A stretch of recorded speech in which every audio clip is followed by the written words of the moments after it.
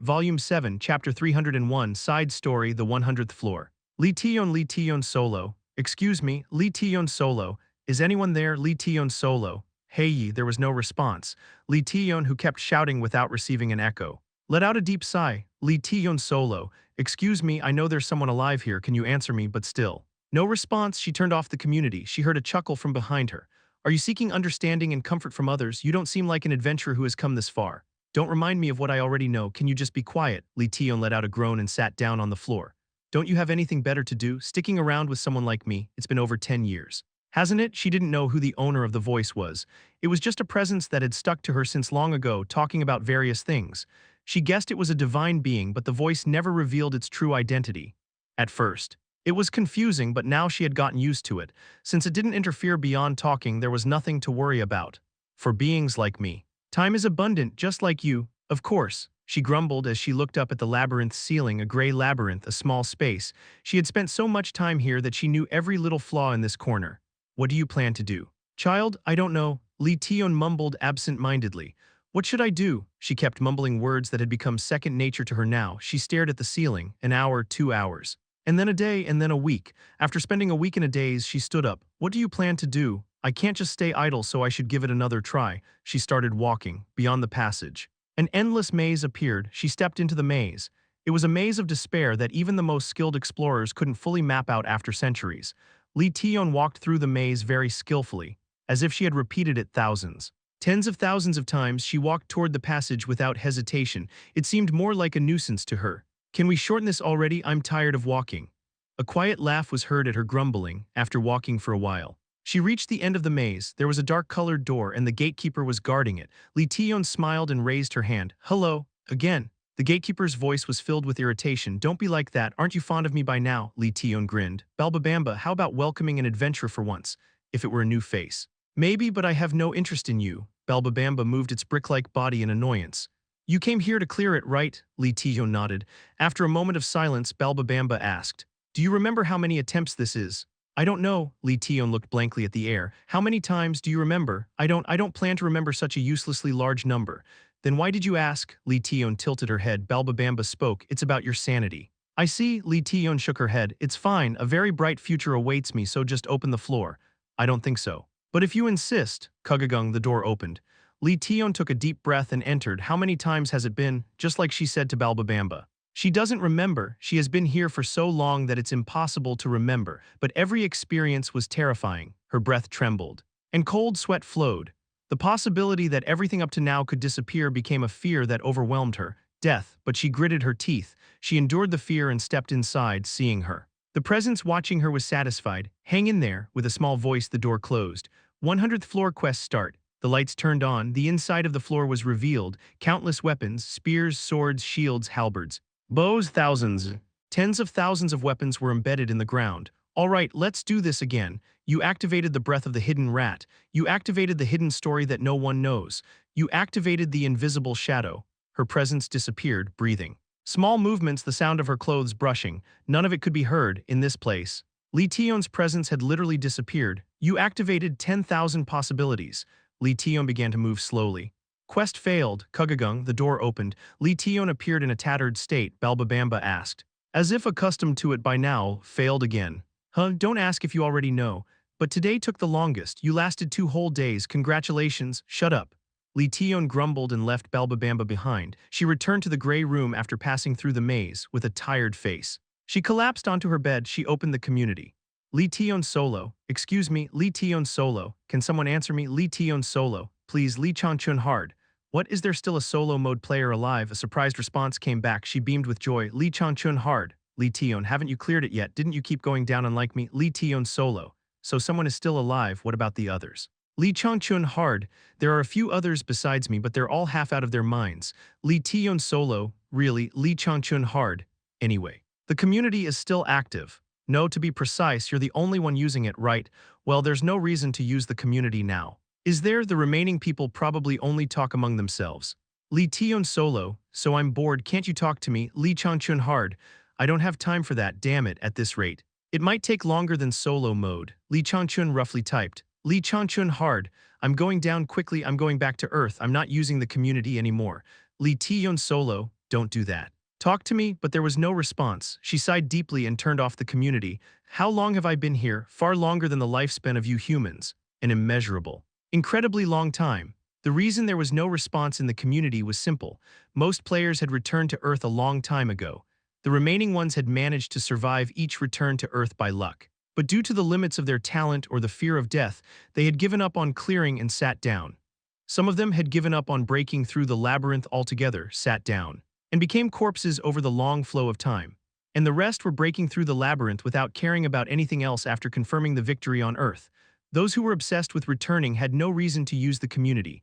They would focus solely on breaking through the labyrinth as safely as possible. She sighed and closed her eyes.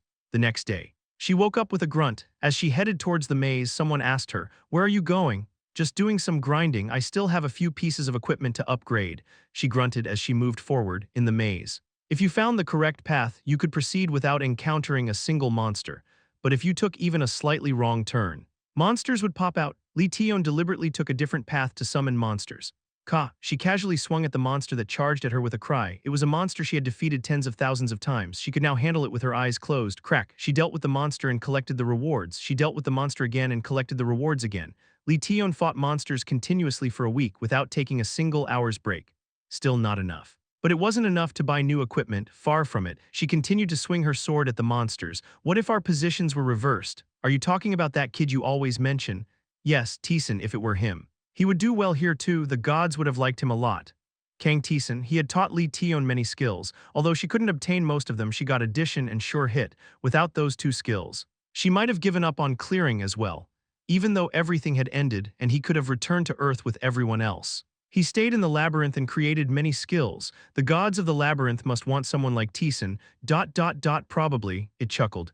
If what you said is true. The gods here would like him very much. They would favor him and try to make him their apostle. They might even bestow something beyond that. Unlike me. Lee Tion grumbled. The gods despised her. They groaned inside every time she passed by. She could understand. She wasn't what they wanted, but she couldn't help but be annoyed. Do you think I wanted to come in here? She gritted her teeth and stabbed her sword down. Crunch. The monster was crushed and smashed, she still sometimes thought. What if she had been in easy mode? And what if Taesan had been in solo mode? If that had been the case, it would have been perfect. She could have left the responsibility to Taesan by being in easy mode and just tried to survive normally. She had thought about it hundreds of thousands of times since entering the labyrinth, but it was a meaningless story. They had already made their choices. Survive and return, years ago. Maybe decades ago, it was what Taesan said to her as he left the labyrinth. She gritted her teeth. She had fought monsters for a year with the gold she gathered. She barely managed to get new equipment. She collapsed onto her bed to relieve the accumulated fatigue. She was extremely tired. How great it would be if she could open her eyes and be back on Earth, she mumbled. Is Earth happy now? They had closed the crack in the sky during the last return. All that was left was to restore civilization. Many people had died. But those who survived gained superhuman strength. Among them were quite a few technicians. If people around the world worked together, they could restore civilization quickly. Maybe they had already returned to the previous state of Earth. They haven't all died, have they? They didn't know the lifespan of those who entered the labyrinth, because the moment they entered, they surpassed the human lifespan, but it didn't seem like their lifespan had ended. They must be alive on Earth. When she cleared the 100th floor, everyone would welcome her back. They might scold her for taking so long or tell her to hurry up, but in the end, everyone would greet her with smiles. Under a developed civilization, they could live a peaceful life again. It must be. It had to be. The hope that was barely keeping her shattered mind together was all she had. Lee Tion curled up like a child, and the unnamed presence quietly watched over her. The next day, she challenged the 100th floor again. As always, she failed. Congratulations, you lasted 3 days this time at this rate. You might clear it in a few decades. Shut up. Lee Tion grumbled as she returned to her bed. Her expression wasn't bad. Perhaps because she had changed one piece of equipment, she lasted longer than before at this rate. She would surely clear it one day. She heard laughter. The gods and wizards dislike you very much. What they want is not a clear like yours. What the gods and wizards wanted was a challenge from a great person. A fight for life and steps towards becoming stronger. But Lee Tion was not like that. She only sought safe methods. They want to use the labyrinth system to gain power beyond their calculations, but you are different. The laughter grew thicker. You find loopholes in quest conditions through countless attempts and discover errors in the floors. Child, you are a parasite in the labyrinth system. A parasite in the system. If there was one word to describe Lee Tion, that would be it. Lee Tion showed no signs of denial. I don't deny it, but it's frustrating for me too. You know they should have made it so people couldn't exploit the system. That's not wrong either. With a voice mixed with laughter, it said, "The gods judge you as a parasite and dislike you very much, but I am different, I like you rather. I judge them to be foolish." Lee Tion lay in bed listening calmly. "You are incredible." The voice was filled with undisguised admiration. "This place was created by gods, wizards, and transcendent beings. No adventurer who found this place ever found loopholes and reached the 100th floor by parasitizing the system. There were some who cleared the labyrinth, but Lee Tion was the only one who reached the 100th floor in such a way. You are the only one with the potential to clear it with an abnormal method. From my perspective, you are much more valuable than a clumsy adventurer." "What does it matter? No one recognizes me," she grumbled. The voice laughed. She kept repeating, "Challenging the 100th floor." Changing equipment she thought was insufficient. Hundreds of attempts turned into thousands. Her equipment became perfect with no room for improvement, so she began to purchase countless consumable items. She bought potions and items in such large quantities that even the shop owner couldn't keep track. After repeating and moving forward countless times, boom, 100th floor clear. A reward is given. She reached the end. "This is absurd," Balbabamba chuckled.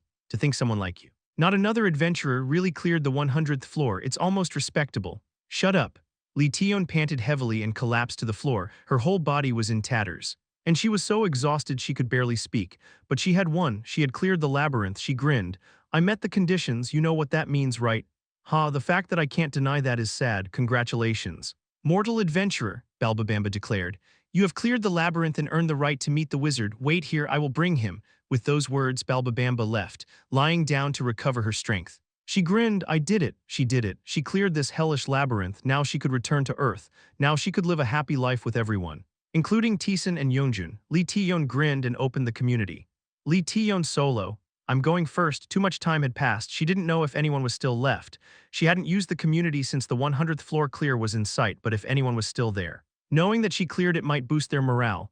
"Congratulations, child." "Thank you." Lee Tion was so happy, her gratitude even extended to the voice. "Thank you for everything." The voice had spoken to her. Without it, she might have truly gone mad. "What? I had a pleasant experience too. Now you will return to Earth."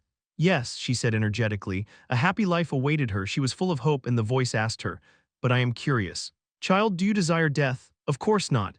Lee Tion shook her head. She didn't want to die. That's why she endured countless years, the desire to give up hundreds of times, and arrived here. Then, "Child, do you want to clear the labyrinth again from the beginning?"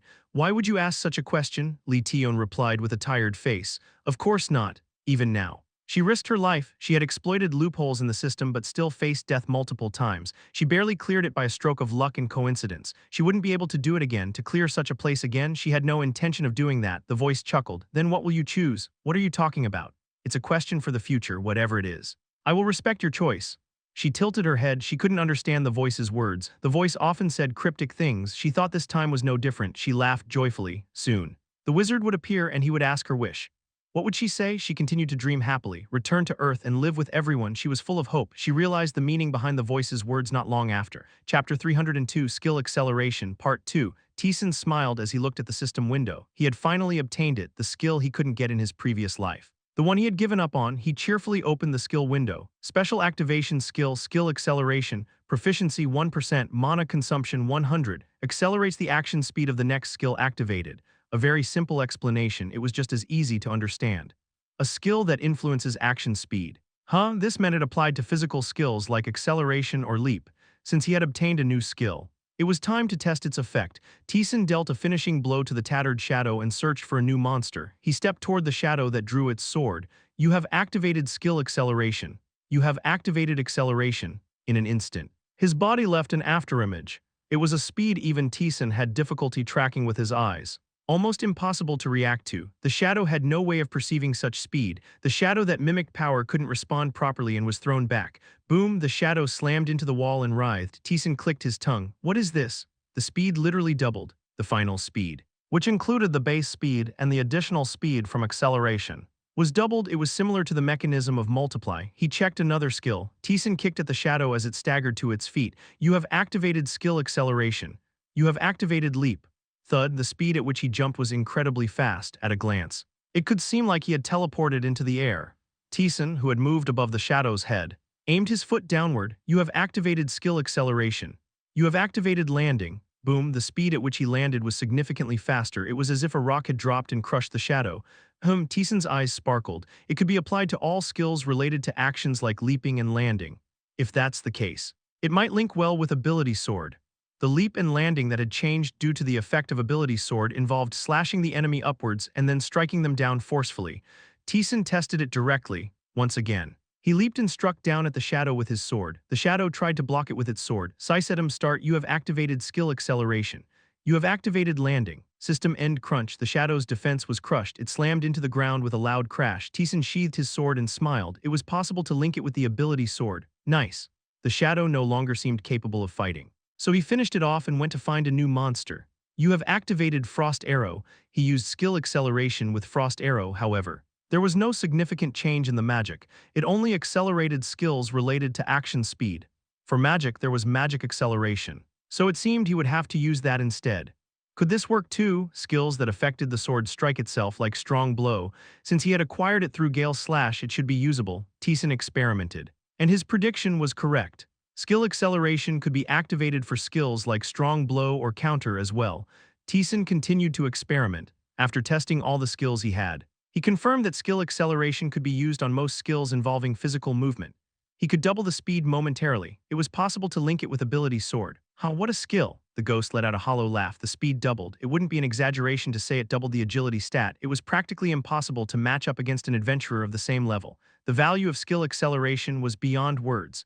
In terms of advantages, it was on par with multiply or absolute judgment, but it's not a skill without drawbacks. You have activated skill acceleration.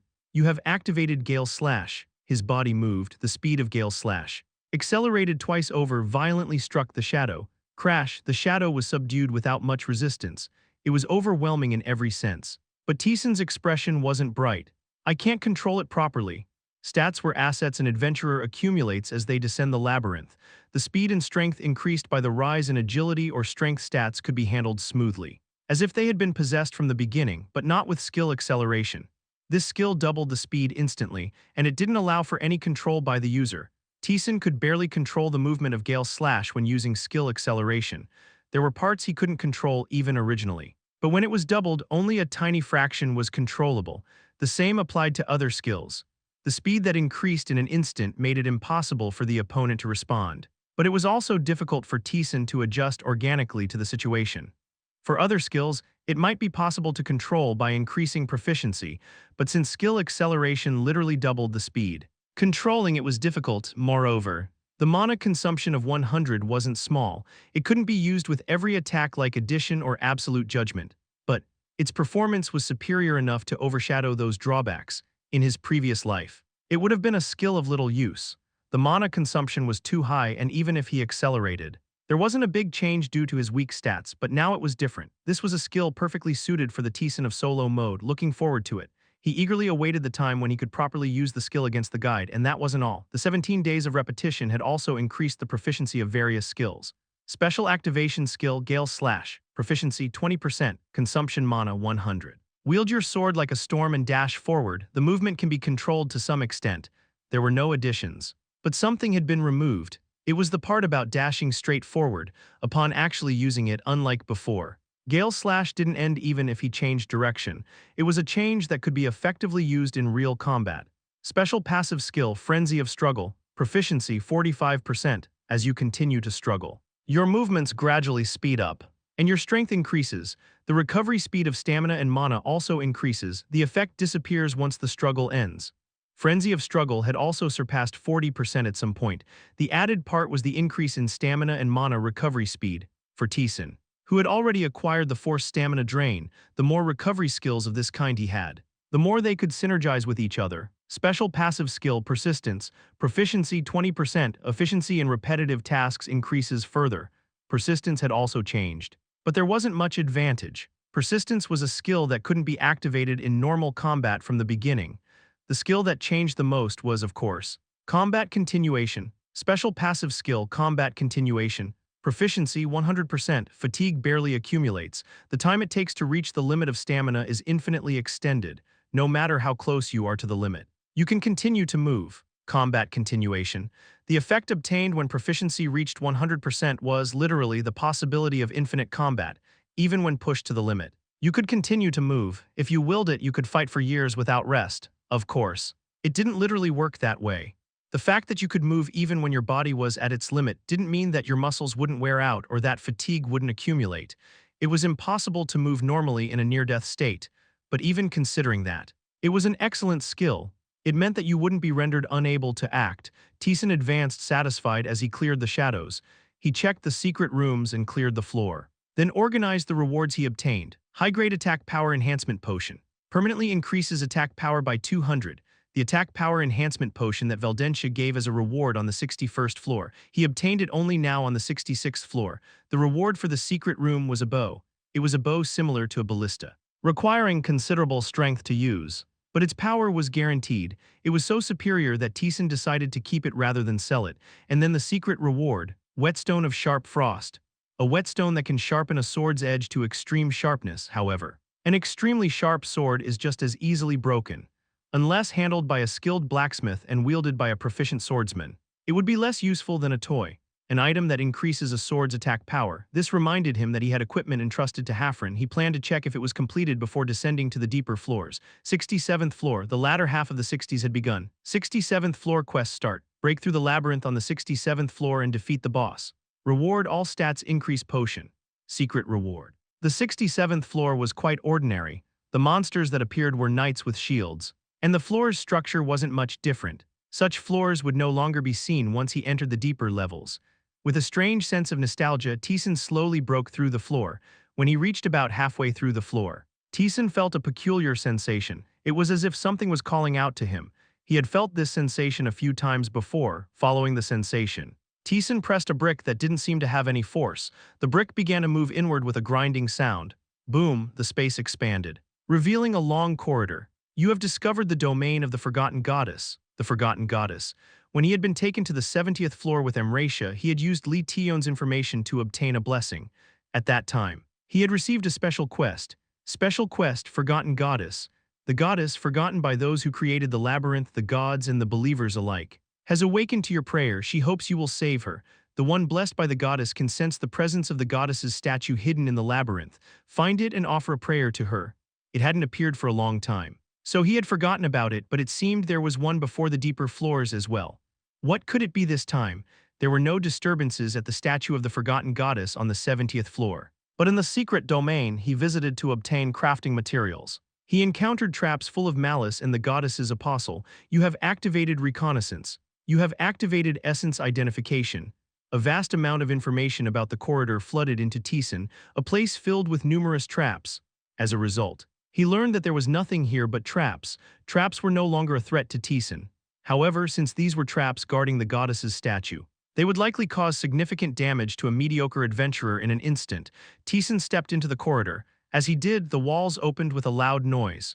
Boom, the ceiling opened, and the floor collapsed. Beyond the expanded walls, he could see countless bombs, arrows, and flames. Taesan spoke. Begone, you have activated denial declaration. Boom, the bombs exploded before they could reach Taesan. The trajectories of the arrows twisted, and the flames withdrew on their own. Dozens of traps vanished with just a single word. Taesan nodded in approval. It's quite useful. He had obtained the power of words through soul ascension while staying with the witch. He had learned how to use it properly and understand its effects. Language spells were a power that projected one's will onto the world, against things like traps that moved according to design rather than intent. They exhibited near-absolute power. The traps that had just attacked Taesan were by no means light. The bombs could shake mountains, the arrows had the strength to cut through waves, and the flames had the power to dry up a riverbed. They were traps that even Taesan would have to respond to seriously, but there was no master of that power, so they could be solved very simply with a language spell. Chapter 3, 367th floor. The power without an owner could not reach Taesan, to put it extremely. Such traps could never pose a threat to Taesan, and that wasn't limited to traps alone. Even if a natural disaster occurred where the sea rose to swallow the continent, a volcano erupted to overturn the world, or the earth cracked open to drag everything into the abyss. Like in Hafren's world, when it's not an intentional action by the world itself but just a natural phenomenon, it could be calmed down with just a word. The power of words. The ability to project one's will onto the world held such meaning. Taesan advanced once again. As he did, the walls opened up, and countless traps sprung forth. Clear. You have activated the declaration of negation. Kugagung, the traps were crushed under Taesan's will and disappeared. The ghost whistled. That's overwhelming. Even the ghost was amazed. There was no particular consumption of power for Taesan, the only cost for using the power of words. His mental strength also seemed unaffected. So, This is what the immortals or transcendents have, truly astonishing. That's probably why they created such a place. That's true. Taesan continued forward and discovered a statue of a goddess. He sat before it and offered a prayer. You have prayed to the forgotten goddess. You have received the blessing of the will of the nameless goddess. Divine blessing, will of the nameless goddess. It is the blessing of the goddess. You will become stronger and more resolute, making it difficult even for the great ones to subdue you. However, it is still a very weak state to be considered a true divine blessing. The blessing of will, Taesan tested it by using his power of words to summon flames. As a result, his headache was noticeably reduced compared to before he received the blessing. Taesan, having obtained the blessing he needed, smiled in satisfaction. This made it 3 blessings from the goddess. Next is the deep layer. Just as Taesan thought this and was about to leave, a system window appeared before his eyes. Your repeated prayers have restored some of the goddess's divinity. Special quest initiated. The goddess who was forgotten by all, even by herself, has regained some of her divinity through your repeated prayers. However, she is still too weak to be considered a true deity and cannot exert any significant influence on the world. The goddess, with a childlike consciousness, desires to recover her power. Condition: find those who worship the forgotten goddess and restore her faith. Reward: complete divine blessing. So this is how it is. Taesan's eyes gleamed, repeated prayers through them. The goddess found herself and sought to regain her power. It seemed that the quest would progress in that manner. Taesan checked the quest conditions. Someone who worships the forgotten goddess. The goddess had said she was forgotten by both mortals and gods. It seemed impossible that anyone would worship such a goddess. The ghost spoke. It seems like a quest you can't do anything about for now. It looks like it will proceed once the conditions are met. In the end, it's the deep layer. First, he had to reach the deep layer. It wasn't far. He was on the 67th floor. Just 4 floors away from reaching the deep layer. Taesan set the quest aside in his mind and stepped outside again. He advanced by defeating the knights. He searched for secret rooms, organizing and confirming there were no hidden elements. Taesan continued to conquer the 67th floor in this manner, and when everything was settled, leaving only the boss, a quest window appeared. Special quest initiated. Return to Earth. In a few days you will return to the land you abandoned. Cooperate with others to expand your territory. Then, after overcoming trials, return to the labyrinth. Rewards will be determined based on your achievements. This quest cannot be refused. The Return to Earth quest. Taesan recalled how long each return quest had taken in his previous life and understood. It's faster. What's faster? The return time. There have been 4 returns so far. During those 4 times, they had gathered people, collecting everyone within the country. The speed at which the return quest started hadn't differed much from his previous life. Because of that, Taesan could predict and prepare in advance. However, the 5th return in his previous life had been significantly delayed compared to the previous ones. Although they didn't know the reason, they speculated it was because the quest was on a world scale. But now, the 5th return quest had appeared much faster than in his previous life. Various variables different from his previous life seemed to have accelerated the return to Earth. Taesan opened the community. As expected, the community was incredibly noisy. Not only Koreans but also Japanese, French, and Americans were all talking, making it hard to read anything properly. Lee Taeyeon has invited you to a conversation. When Taesan accepted the invitation, there were familiar faces in the conversation. Lee Taeyeon solo. Taesan: hello, Kim Hweyeon hard. My head hurts, isn't it too early? Amelia Aaron solo. Hello, Taesan casually responded to the quiet greetings. The same people who had gathered before were all present. Kim Hweyeon hard. It seems everyone is here. So let's discuss what we should do. Oliver Kahn hard. Even so, we have too little information. The quest so far had taken place within a single country. Predicting how the quest would unfold wasn't difficult, but now, it was a world-scale quest. Predicting the duration and scope was nearly impossible. Kim Hweyeon hard. Still, we need to consider all possibilities. That's the only way we can prepare.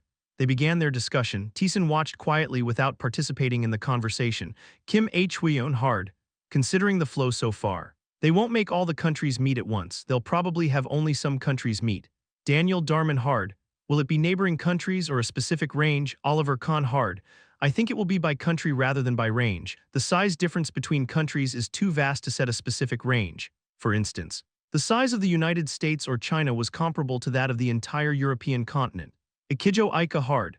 The quests so far have centered around specific regions rather than size. Won't it be the same this time? Kim Hweyeon hard. If that's the case, the countries that Korea might encounter were clear. Kim Hweyeon hard. We will likely meet Japan. Ikijo Aika hard. Probably so. Please take care of me. The atmosphere was not bad. Kim Hweyeon had already had some discussions with Japanese players.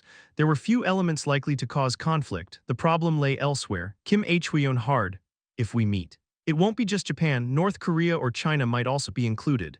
Ikijo Ika hard, the possibility is high. Jiam Yoongjun hard, has a Chinese player ever used an external community? Not even once. Right? Kim Hweon hard. No. There were designated communities where people from specific countries could communicate, as well as communities where everyone from all countries could talk. And communities that could only be used by people from that particular country. China's community was very active. They exchanged information and talked among themselves, but they never stepped outside their community. Oliver Kahn hard.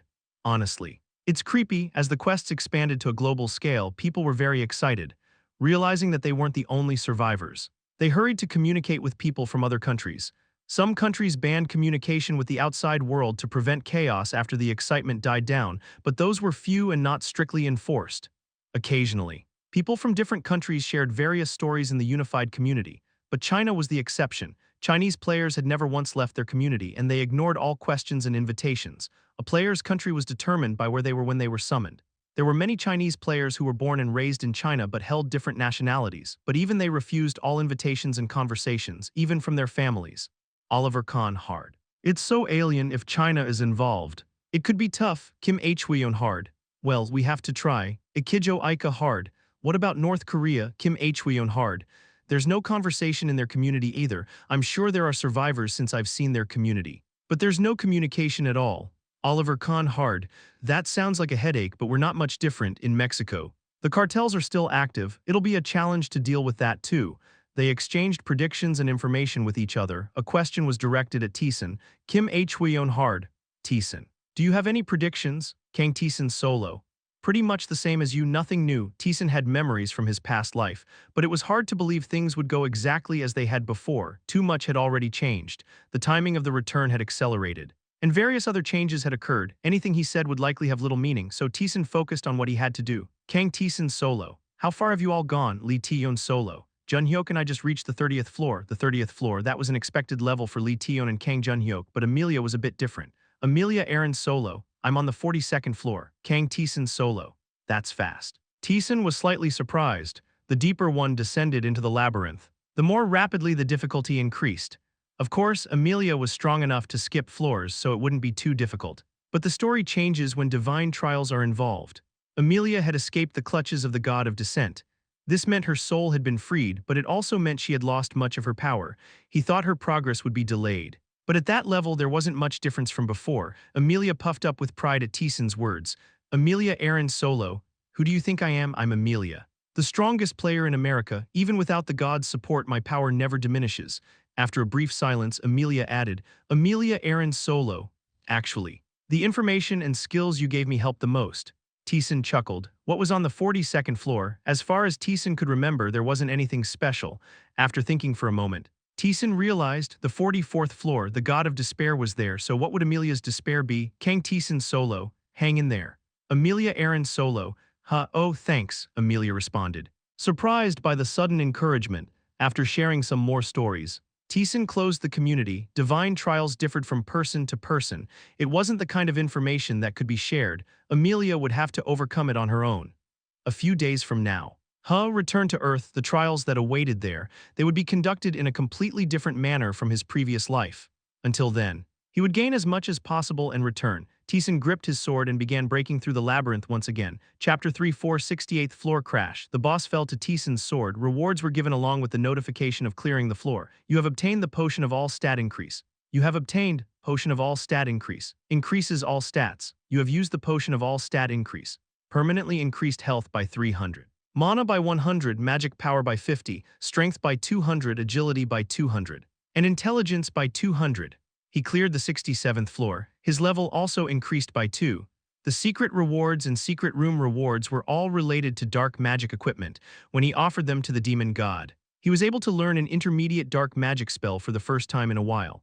Intermediate dark magic, Sabnak's pitch black thread, mana consumption 500, base magic power consumption 150, proficiency 1%, summons the pitch black thread formed by Sabnak's power, although it's a thread that can slice through the world. It's currently deteriorated to the level where it can only slice through the earth. Without hesitation, Taesan immediately descended. The return to Earth quest was only noted to begin in a few days. Without specifying exactly when, until then, his plan was to descend as quickly as possible. 68th floor quest start. Conquer the labyrinth of the 68th floor and defeat the boss. Reward bracelet enchanted by crimson blood. Secret reward, System ND. The 68th floor was not significantly different from the 67th, as there was nothing particularly unusual. Taesan quickly cleared the labyrinth. He proceeded towards the boss while dealing with the monsters and raising his proficiency. At some point, the regular floor monsters became insignificant opponents. So Taesan focused more on increasing his proficiency. As a result, upon reaching the 68th floor, several skills showed changes due to proficiency increases. Top-class skill, Arak Martial Technique, proficiency 40%, a technique for handling weapons and the body, as it became fairly skilled. There's no longer any loss in the transmission of power, and it can slightly adjust the values of attack power and defense. One of the skills that changed was the Arak Martial Technique. It was an incredibly difficult skill to increase in proficiency. Taesan had obtained it as soon as he entered the labyrinth, but it had only now reached 40%.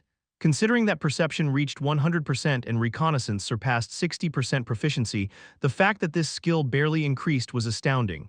However, the changes upon proficiency increase were equally significant. When the Arak Martial Technique reached 40%, an additional effect was added, allowing adjustments to attack and defense values.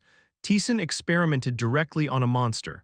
The method of handling the Arak weapon technique that changed with proficiency naturally settled into his mind. So there were no problems. The 68th floor's monsters were dinosaur-like creatures resembling Tyrannosaurus. Taesan focused his energy and swung his sword at a charging monster. Kea, you dealt 5581 damage to the guardian of the deep lair. The monster screamed and was flung away. Taesan observed the damage window and assessed the change in damage. His current attack power was about 49-0. The recent attack was purely based on attack power without any fluctuations. Aside from using the Arak weapon technique, yet the damage displayed was 5581, around a 10% variance, a 10% increase in attack and defense. Taesan chuckled. The proficiency was only at 40%. Yet it increased attack and defense by 10%. Indeed, the Arak weapon technique was a skill of a different caliber. With something like this, I was able to deal 35,000 damage. And that was with a casual, not even serious attack. Even though Taesan had reached the early depths and defeated the leading figures of the guides, he still wasn't confident he could overcome Anjar. Beloved goddess. Levinov, Anjar was descending the labyrinth in search of that goddess. In his past life, he had never found the goddess. At least that's what Lee Tion had known, but this time, Taesan had informed him of the goddess's location. The 78th floor, the library of all things, the 24th secret room. As he was nearing that place, he was growing curious whether Anjar had achieved his goal and how he would act after meeting the goddess. Special activation skill, Breathless Attack. Mana consumption 2, proficiency 81%, allows movements that disregard breathing during battle. It lasts for about 3 minutes, allowing full power movements, though small. The proficiency of Breathless Attack had also significantly increased, and the sensory enhancement skill had reached 100% proficiency as well. Special passive skill, Sensory Enhancement. Proficiency 100%, enhances senses. You can perceive killing intent or blind spots. It increases your ability to sense the unseen. It allows you to observe a certain range of space centered around yourself. The content itself hadn't changed from when it was at 80%. But upon reaching 100%, a new skill had emerged. Special passive skill, Sensory Synchronization. Proficiency 1%, your senses synchronize with a certain range around you. You cannot yet grasp a very wide area. A certain range, specifically. Within a room of the labyrinth centered around Taesan, it was as if everything was directly sensed, touched, and detected, all within his senses. Until now, there had been several skills that allowed him to observe his surroundings. But sensory synchronization was much more direct. It felt as if the very range where his body could reach had expanded.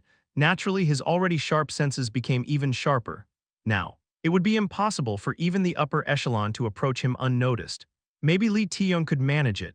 Her skills included many evasion techniques. Some of them were not inferior to Taesan's main skills, although Taesan often sparred with Lee Tion in his previous life. He had never been able to find her when she deliberately hid herself.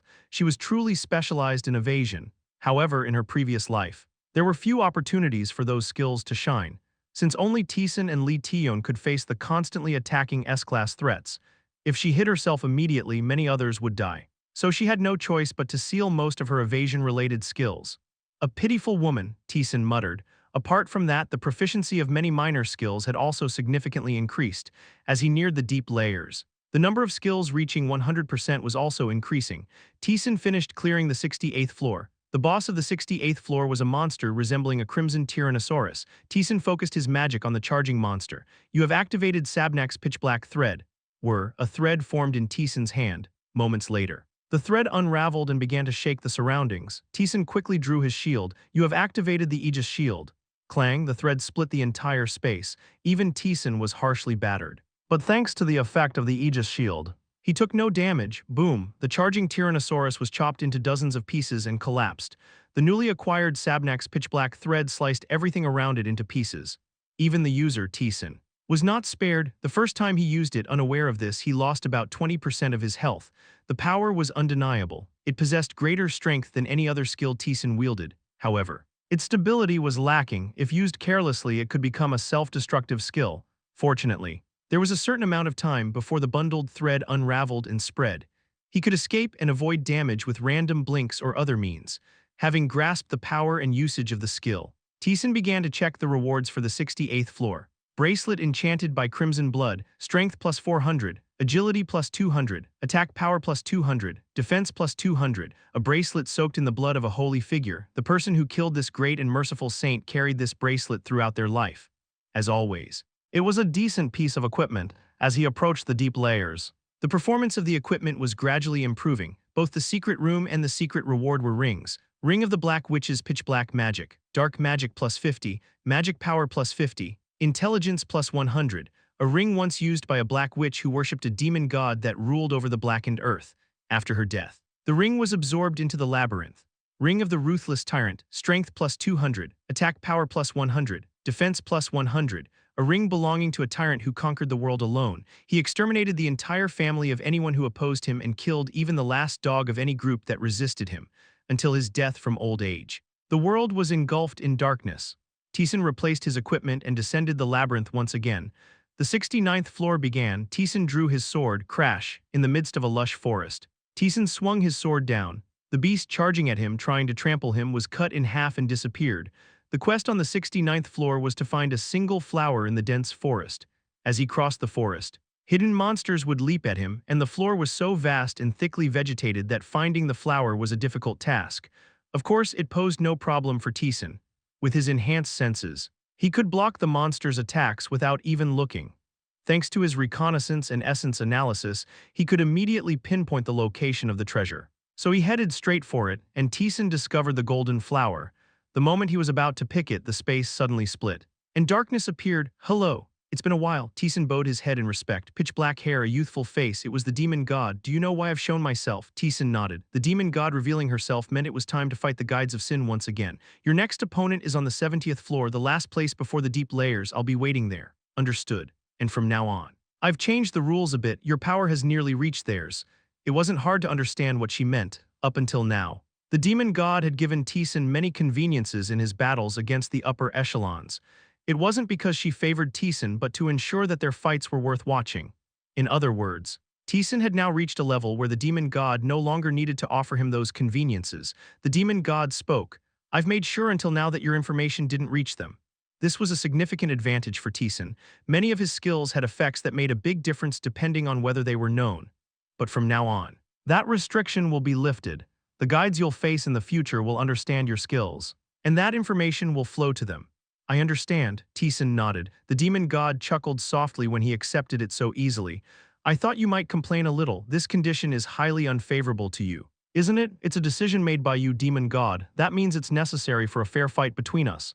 If that's the case, Taesan would simply follow. The demon god smiled in satisfaction. You're returning to your hometown this time. Yes, as always, win and return. I'll be waiting for your victory report. With those words, the demon god vanished. The next leader of the guides he would face, who would the opponent be? There was someone who came to mind. Taesan grasped the golden flower. 69th floor clear. At the same time, a system window appeared, announcing his return to Earth. You will return to Earth in 1 hour. Please finish your preparations.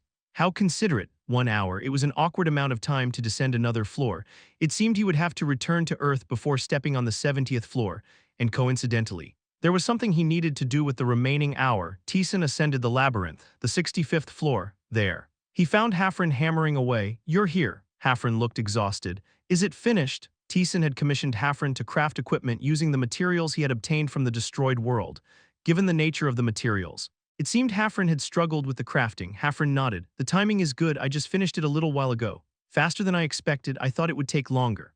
Most of the materials were from my world, but I thought I was going to die. That damn equipment kept rejecting my touch and causing all sorts of trouble. Hafren grumbled. Taesan's eyes gleamed at his words. Equipment that rejected Hafren's touch. It might not be on the level of the pair of rings he made before, but it meant this was equipment that could be used even after reaching the deep layers. Hafren handed Taesan a bracelet. Take it, it's the equipment you wanted. Something that can be controlled by will.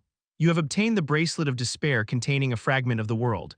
Chapter 305, The Fifth Return Earth, Part 1. Taesan looked at the bracelet, a crimson bracelet. As red as blood, it must be because it contained the blood of the Giant King as a material. He could feel the power embedded within it. It was strong. Although it didn't possess a will like the ring, it had an unwavering power. As if it would move according to its master's will at any moment.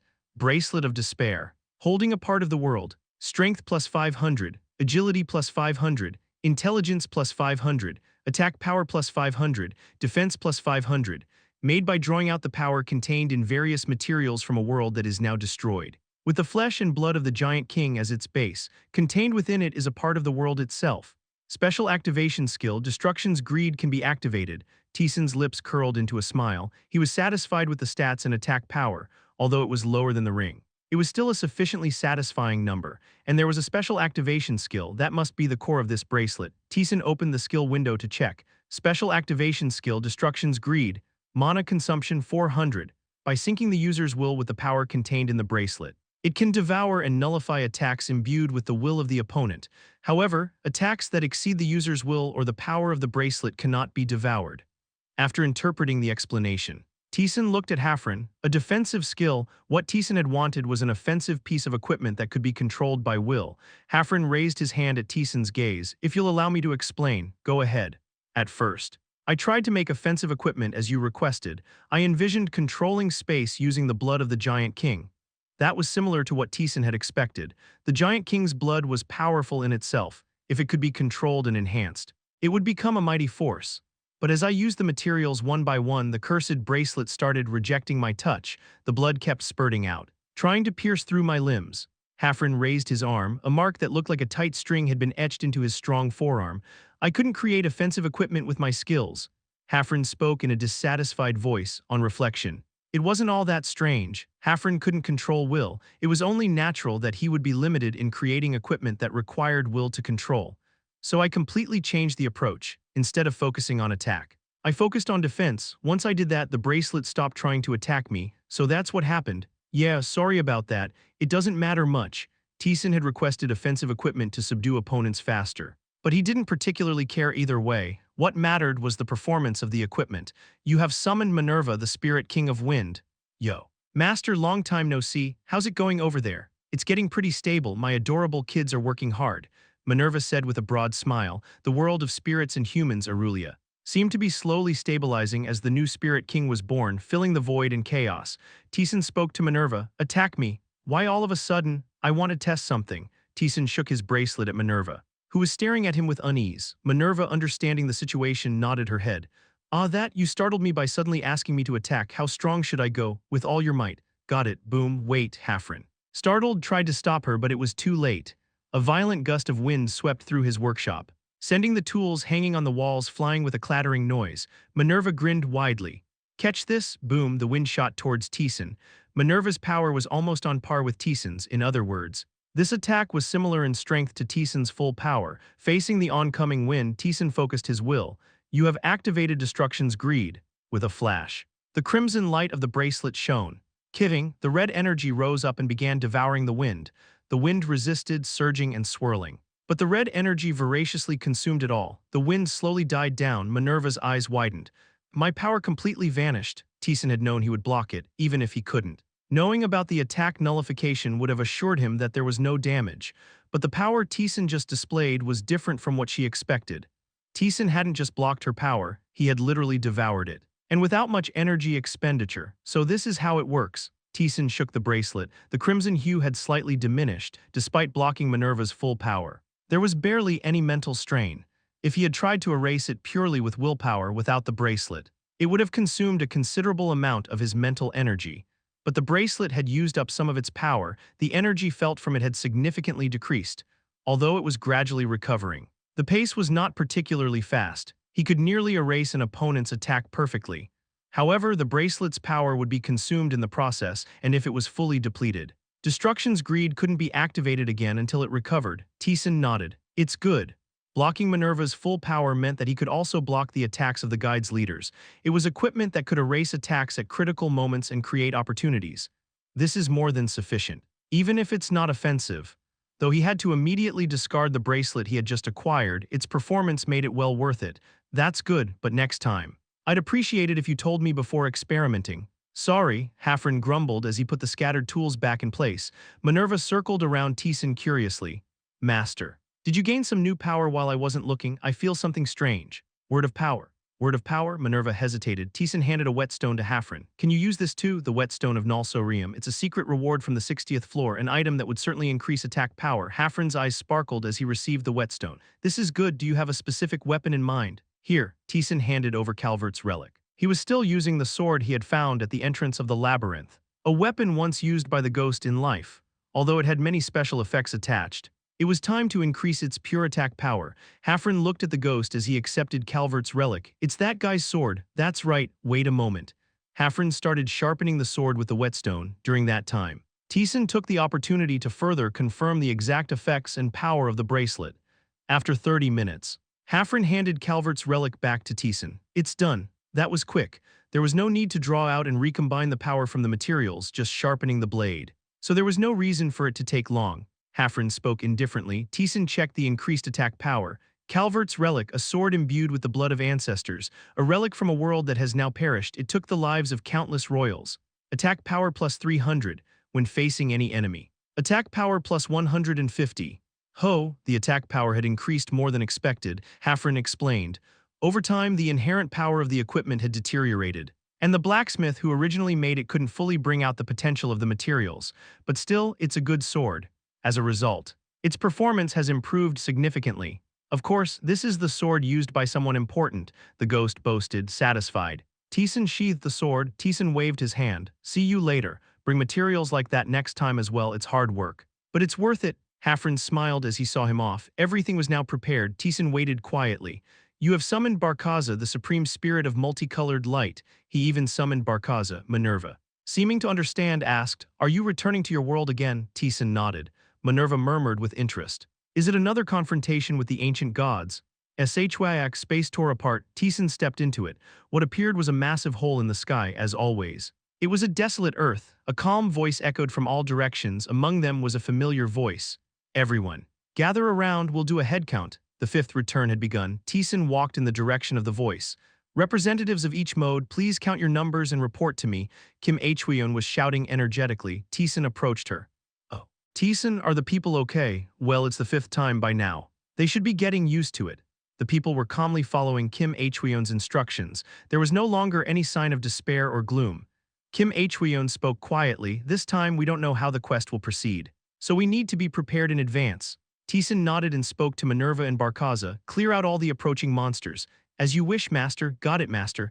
Minerva and Barkaza took off soon. A deafening roar erupted from the surroundings. Taesan looked up at the rift in the sky. From there, monsters were descending to the ground, perhaps because he had obtained the word of power. He could feel the power of the rift more clearly. Taesan chuckled. Ridiculous, because of that. He could understand. The power contained within that rift easily surpassed mortal strength. The rift itself was a monster. I still have a long way to go. But now he could understand the nature of the rift, something he hadn't known in his previous life. He was gradually getting closer to their power. Taesan sought out Lee Taeyeon and Kang Junhyuk. After sparring with the two for a while, Kim Hweon, who had finished organizing, approached 40,000 in total. 3,800 hard mode players survived. How many were there after the last return? 46,000, over 4,000 in hard mode. Low casualties. They've all established a solid foundation. Kim Hweon said proudly, after investing much time. They were now descending the labyrinth stably. Unless someone overestimated their own abilities or got careless, there were almost no deaths. Taesan asked. What floor are you on? The late 40s. We're almost on the 50th floor. There, the late 40s. Taesan spoke to Kim Hweon. Be careful. What? In solo mode. The difficulty of the labyrinth changes starting from the base floor. The same might be true in hard mode. Don't let your guard down just because things were going smoothly. At Taesan's words, Kim Hweon nodded with a serious expression. Yes, it wasn't just idle talk, according to Taesan's memory. The difficulty in hard mode also changed from the base floor. A clear wall appeared between those who could advance and those who couldn't, still. There shouldn't be a problem for Kim Hweon or the Korean hard mode players. They had already overcome the attacks of the ancient gods on Earth. However, other places outside of Korea would have a harder time. As the interference of the ancient gods in other countries decreased, some nations might struggle more than in the previous life. The organization was complete. Then, a system window appeared, special quest initiated. This quest is a joint national quest. Designated nations, South Korea, North Korea, Japan. China, all players from the designated nations must gather at one location, overcome all hardships encountered during the assembly and meet with players from other nations. This quest has no time limit. The more influence you exert during encounters with other players, the more points you will receive upon returning to the labyrinth. Chapter 306, The Fifth Return. Earth Part 2. People quickly read through the quest window that appeared. Kim Hweon had a face that looked both happy and ambiguous at the same time. South Korea, China, North Korea. And Japan, but are North Korean players still alive? I thought they were all dead since nothing had been posted on the community. Yoongjun murmured. Kim Hweon frowned. It's not bad, but first of all, Japan was included. She had many conversations and exchanged much information with Akijo Aika, Japan's leader. Naturally, the relationship with Japan became close, but China was also included, a country that completely ignored other players as if they weren't their allies. Fortunately this time, the destination is clear. The place they had to go was Baekdu Mountain, located between China and North Korea. It wasn't too far. But there was another issue. How will they cross over from Japan? If the destination was Baekdu Mountain, Japan had no choice but to cross to the mainland. The problem was that Japan was an island nation, meaning they had to cross the sea, and the sea was teeming with monsters. Kim Hweon pressed her forehead, looking troubled. I've discussed it, but what will happen if the quest progressed? It was likely to be centered around the continent rather than Japan. So they had previously discussed having Japanese players cross over to Korea by sea, but how long it would take and whether it could actually succeed was unknown. Taesan spoke up. I can go and help them. Mr. Taesan, Kim Hweon, who was momentarily flustered, soon realized something. Come to think of it, Minerva said she could split the sea. The players in Jeju Island had been persistently talking about it. Minerva had split the sea. They claimed she had godlike powers, but even those who worshipped Taesan as a god didn't quite believe it. Splitting the sea, it was almost like a divine miracle. Taesan nodded. I can do it.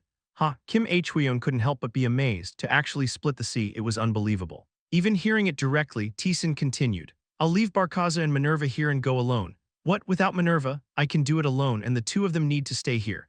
You never know what tricks the high gods might pull, but Minerva and Barkaza could handle it if a monster that the two couldn't stop descended. Taesan, heading towards Japan, would feel the shockwave of that power. He would be able to deal with it adequately. You said they're gathering in Fukuoka, right? Just manage people while you rest. Thank you. Mr. Taesan. As soon as those words left his mouth, Taesan's body disappeared. Kim Hweon let out a hollow laugh, even as the strongest in hard mode. She couldn't track his movement. His strength was truly monstrous. Let's go, Taesan stepped outside. You have activated the skill acceleration. You have activated the skill leap, with a thunderous sound. His body soared into the sky. Phew.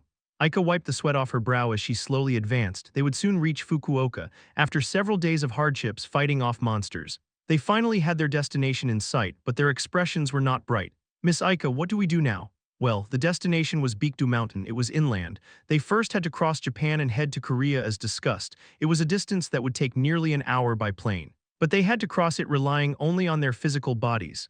What do we do? Swimming was out of the question. The deep sea was home to monsters if they tried to swim across. Most would not make it alive. Damn island nation, Aika sighed deeply. Should we try building a ship? A sturdy and strong ship that could carry all these people? Aika didn't know, but in a past life, Japanese players had indeed crossed over to the mainland that way. The fifth return in the past life had a fairly long interval. By then, the players had gained enough strength to deal with the sea monsters without any issues. Moreover, this quest had no time limit. Although there were a few ships in Fukuoka that hadn't been destroyed, there wasn't enough fuel left to carry over 400,000 players. In the end, they had to chop down trees and melt iron to build several huge ships, and then they sailed toward the mainland. The sea monsters that tried to attack the ships were defeated by the hard mode players. It had taken about half a year, even though they had become superhumans. Building ships from scratch wasn't an easy task, but they had no other option. Aika groaned as she spoke. Let's think about it after we reach the port. We'll slowly proceed after assessing the remaining ships and the situation in the sea once Understood, people nodded grimly. They headed toward their destination. Ready for the hardships ahead, the sea, someone murmured. In the distance, the sea began to come into view. Their destination was Beekdu Mountain, but first, they had to reach the port. Huh, one of the men leading the way suddenly widened his eyes. Is that a person? Huh, at his words, Ika turned her head as she focused her gaze. She saw someone near the beach. Huh, wait, who is it? Was there a player who arrived first? They rushed towards the figure, surprised, when Ika confirmed who it was. Her eyes widened. Mr. Taesan, Kang Taesan, the solo mode player from South Korea. He was standing on the beach. You've arrived. I've been waiting for days. Why are you here? Mr. Taesan, I came to help, Taesan answered briefly. Ika asked in astonishment. Did you cross the sea alone? Taesan nodded. Ika couldn't help but express her amazement. He had crossed the sea with his own power alone. She could grasp the extent of Taesan's strength. The Japanese players, who realized Taesan's true identity belatedly, felt not only reverence but also gratitude. He had crossed the dangerous sea alone to help them. Thank you. Mr. Taesan, Ika expressed her sincere gratitude. With hope in her eyes, she spoke. With Mr. Taesan here, we could cross the sea much faster. While Taesan dealt with the sea monsters, they could build a ship and cross to Korea without any interference from the monsters. If everything went according to plan, the time required to construct the ship could be drastically reduced. It was quite possible they could reach Korea within 3 months. No, but Taesan said. We're crossing right now, get ready. Pardon, right now? Ika was flustered. Crossing right now? There was no way that was possible. A memory flashed through her mind. Just as she was about to deny it, Japanese and Korean players often communicated through the community, since the distance was close and the cultures were similar. They shared a lot of comfort in these desperate times, and most of what the Korean players talked about was Taesan. There was also a story that was so exaggerated she had dismissed it. The story that Taesan could split the sea. Taesan stared at the horizon, the rolling waves. He felt no will within them. They were merely natural phenomena. If that's the case, Taesan spoke with intent. You have activated the declaration of severance. Huh, Ika's pupils widened. The people who had been quietly murmuring fell silent. The sea. Ika looked at the sea as if bewitched. It wasn't just her, everyone else was the same. The surface of the sea in front of them was splitting, beyond the horizon. Down to the deep, deep ocean floor, it was splitting, creating a path for them. Fish flopped and jumped into view. No one could speak. They just stared blankly at the split sea. In the silence, Taesan took a step. Let's go. Oh, the Japanese players hesitated as they stepped onto the sea floor. They flinched as they looked at the walls of water split beside them. It felt as if the walls would collapse at any moment and the sea would swallow them whole. I never imagined I'd see the bottom of the sea like this. Ika murmured blankly, parting the sea to create a path. It was literally a divine miracle, and the one who performed it was Taesan. Is this really the power of a human? Ika quietly marveled. She knew of Taesan's power, the momentum he showed at the end. Effortlessly trampling Amelia was beyond her reach, but this was beyond that, splitting the sea, which stretched from Korea to Japan. What on earth? She knew that the Korean players worshipped Taesan as a god. She also knew that Taesan had such overwhelming power that he could be mistaken for a god. But this was beyond what she had imagined. Taesan's power was beyond comprehension. The shock was even greater for the other Japanese players who were experiencing Taesan's power for the first time. While they had seen Taesan's power when he defeated Amelia, only a few had witnessed it firsthand. The Korean players in the community worshipped Taesan and bragged about his power, but they naturally assumed there was some exaggeration. But that wasn't the case. If anything, it was an understatement. Rumble, monsters beyond the sea waved their tentacles to attack. But Taesan waved his hand. You have activated Decarabia's twisted vegetation. Boom, roots rose from the bottom of the sea. They pierced and crushed the monsters, encircling and protecting the tens of thousands of players. Lord Taesan. Their reverence turned towards Taesan. Those seeking someone to rely on began to believe in him. Your proficiency in divinity has increased by 1%. They arrived in Korea in just a few hours, considering it had taken them several days to reach Fukuoka while dealing with monsters. The speed was unbelievably fast. They stumbled as they set foot on Korean soil. Taesan led them up to Seoul in just one day, the time it took for the Japanese players to cross the sea and arrive in Seoul. It was natural that Kim Hweon's eyes widened when she saw them. You've already arrived, though she was flustered. She guided the Japanese players to their resting place. They followed Kim Hweon's instructions in a daze. A while later, as they barely recovered from the shock, they shouted, Lord Taesan. He's a god, he's really a god, they began shouting fervently. Those who already believed in Taesan as a god among the Koreans joined in, and they all started offering prayers of worship. Your proficiency in divinity has increased by 1%. Your proficiency in divinity has increased by 1%. It keeps going up, Taesan murmured. The number of Japanese players was 10 times that of the Koreans. The speed of divinity's increase had accelerated as more people worshipped him. It was quite possible that his proficiency in divinity would exceed 60% in this return. Even Minerva, who was clearing out the monsters, spoke in astonishment. I'm surprised too. Master, where did you get that word of power? It's not something permitted to mortals. Minerva was the spirit king. She knew a lot of information that mortals didn't. It was only natural for her to have questions about the word of power that Taesan possessed. Well, Taesan didn't know either, to understand it. He first had to figure out what soul ascension was, but even the immortal Green Witch couldn't provide an answer. He wouldn't realize it until he had descended deep into the labyrinth. Meanwhile, Ikika regained her composure and began to converse with Kim Hweon. She was the leader of Japan. She couldn't afford to be in awe forever. There are 450,000 surviving players in Japan. 110,000 are in hard mode. That's 10 times our number. Kim Hweon clicked her tongue. She had heard it before. But it was still a lot. Ikika gave a wry smile. It's nothing to be proud of. The situation in Korea was unique. Because of Taesan's presence, those called the High Gods focused their attention on Korea. In fact, the gap between Korea's hard mode players and Japan's hard mode players was quite significant. Then now, yes, Kim Hweon nodded, the biggest problem remains. This quest was a joint national quest. Every player from the designated countries had to gather in one place, and they had to meet with China's players, who had never once responded from Baekdu Mountain. How many survivors are there in China? How many had survived? What was their atmosphere like, and were they hostile towards other countries? There was no way to know, but still, they had to proceed. 2 days later, after the conversations and some exchanges among the people were over, they headed towards Baekdu Mountain. Chapter 307, The Fifth Return. Earth Part 3. People caught their breath as they crossed the devastated border. Someone murmured, perhaps to lighten the tense atmosphere. So this is how I finally set foot on North Korean soil.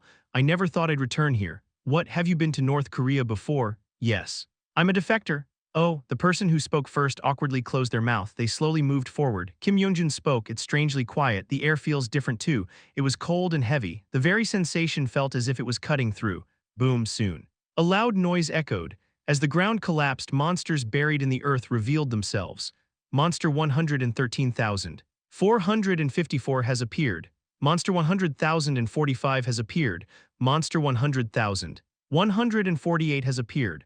Early 6-digit monsters. Several C-class monsters appeared. Taesan took a step back. Minerva, Barkaza, stay back. Understood. Okay. The two retreated according to Taesan's command. Taesan spoke to the people who were flustered. I don't intend to interfere. Try to coordinate while dealing with the monsters.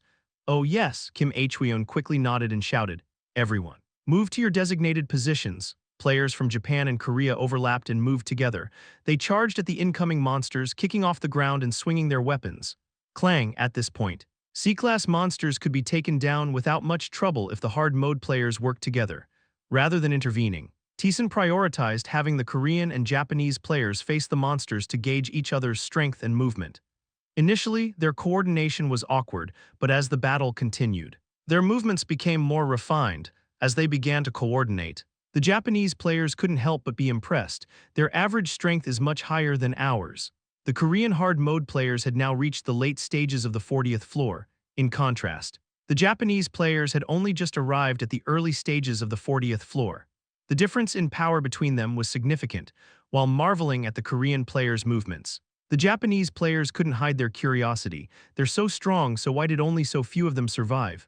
At one player's question, Kim Hweon averted her gaze with a vague expression. Her gaze ended at Taesan. Taesan shook his head. Kim Hweon casually changed the subject. There was some internal conflict. The Japanese player nodded as if understanding. No matter how strong the players were, if their opponents were other players, it wouldn't matter. Japan, too, had lost many people due to conflicts between players. So they didn't find Kim Hweon's words strange. Is this enough? Yes, Taesan responded to Kim Hweon's quiet question. He couldn't tell everyone about the downfall of Earth and the story of the labyrinth, even if he did. It would be much later. They were able to defeat the appearing monsters without any casualties. They moved forward without any sacrifices, however. Their pace slowed considerably. It was because too many monsters kept appearing. Why are there so many? Crack. Lee Taeyeon, who had single-handedly defeated a C-class monster, clicked her tongue. After walking for a few minutes, monsters appeared. And after defeating them, more monsters appeared after a few minutes of walking. It seemed endless. It was as if all humans had been killed by the monsters, and the situation had spiraled out of control. Are we sure there are still living people here, according to the community? There are, but I don't sense any presence at all. Are they hiding? Taesan gazed at the horizon. You have activated reconnaissance. You have activated Larage territory detection. The detection linked to reconnaissance brought in information from the surroundings. Taesan sensed the presence of players gathered in the distance. Minerva, bring them here. No matter how many times I see it. It's amazing. How do you use the word of power? Minerva clicked her tongue and waved her hand. A gust of wind exploded, sending something flying beyond their line of sight. Wow! Dozens of people were sent flying right in front of them. The people who had been staring blankly at something were suddenly startled by the appearance of these airborne individuals. What the hell? Who are they? About 30 people suddenly flew into Minerva's grasp. They looked scruffy. While the players from Korea and Japan hadn't exactly been keeping up appearances, at least they had managed to trim their hair and wash their faces to maintain some level of cleanliness. However, the people who appeared looked filthy. With unkempt hair completely covering their faces, Kim Hweon asked cautiously, "By any chance, are you North Korean players?" Realizing the situation belatedly. Those who noticed the numerous people surrounding them panicked and grabbed their weapons. "Get up, we're under attack. We're not enemies," Kim Hweon shouted urgently. However, the people who appeared to be North Korean players did not lower their guard. Instead, their hostility only intensified. "Get lost, don't come any closer. If you do, we'll kill you," they shouted fiercely. It was as if they were afraid of human contact itself. As Kim Hweon hesitated, unable to approach due to their strong resistance, Taesan moved. "Let's calm down and talk first." Kang Taesan's non-lethal attack. All 30 players collapsed without being able to resist. Taesan dusted off his hands.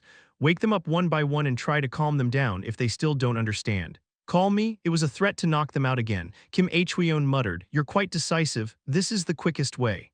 On the previous Earth, people who had cleared the labyrinth and returned, dreaming of a happy future, all went mad, denying reality. Initially, they tried to persuade them with words, but they didn't listen. It was quicker to knock them out first, cool their overheated heads, and then have them accept reality, though it seemed violent. It was a method born from countless experiences. The group hastily moved forward, taking the unconscious North Korean players with them. When the players awoke, they slowly explained the situation. Some went berserk, while others accepted it. Those who went berserk were knocked out by Taesan again and again until they finally listened, and the story that came out of them was enough to shock everyone. At first, the North Korean players had worked together to survive. The situation was too extreme to think about minor issues, but as the situation settled down and they gained some leeway, they soon reached one conclusion: who would become the leader, who would lead the people. They directly confronted the contradictions inherent in North Korea's hereditary system. The people split extremely.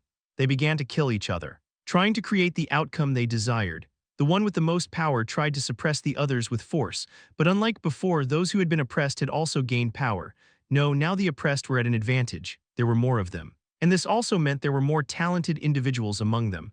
Those who had been crushed under oppression and rules rose up. As if they were ready to burn everything to the ground, they didn't stop. They saw each other as enemies, trying to kill one another like monsters. And so the oppressed became the new rulers of North Korea. They killed all those who had oppressed them, but the chaos didn't end there. Those who became the rulers began to oppress others. Just as they had been oppressed, power drove people mad. Those who seized power amidst chaos and battle now wanted to wield that power. They started killing each other again, even after they returned to the labyrinth. It was the same. Their fight continued even in the labyrinth. Far more people were killed by fellow players than by monsters as they descended the labyrinth. By the time things had settled down, they had already split into dozens of groups, none of which saw the others as allies. Once they returned to Earth, these splintered groups killed and fought each other. Heading north first, the only ones left were 30 hard-mode players who didn't belong to any group. Their story left everyone speechless. It was possible. They thought human greed knew no bounds, but hearing the story directly from those who experienced it sent a chill through their hearts. China was a country with many similarities to North Korea. What would China's situation be like right now? Let's keep moving. They swallowed nervously and moved forward. The 30 North Korean hard-mode players demonstrated the power they had used to survive the chaotic situation. Now united, they perfectly coordinated to defeat the monsters. They continued to move forward. A week later, they arrived at Baekdu Mountain. Wow, people couldn't help but marvel at the breathtaking scenery before them, even though the monsters had taken over the earth. Baekdu Mountain had not changed much from before. Kim Hweon murmured, "This was on my bucket list and I've finally fulfilled it this way." Baekdu Mountain was covered in snow. Kim Hweon spoke calmly. "There's a high possibility that this quest will take a long time, so let's set up a shelter first." Unlike in the city, where they had been so far, they now had to proceed with the quest in a place devoid of any human touch. At the very least, a simple resting place needed to be prepared. People began working hard, cutting down trees and clearing the land. Meanwhile, Lee Taeyeon, Kang Taesan, Kim Hweon, and a few others headed towards Chinji Lake. They intended to survey the surroundings from the highest point to ensure safety. Wow, Kim Hweon let out a small exclamation upon seeing Chinji Lake. The emotions associated with pure beauty, which had been lost long ago, began to resurface.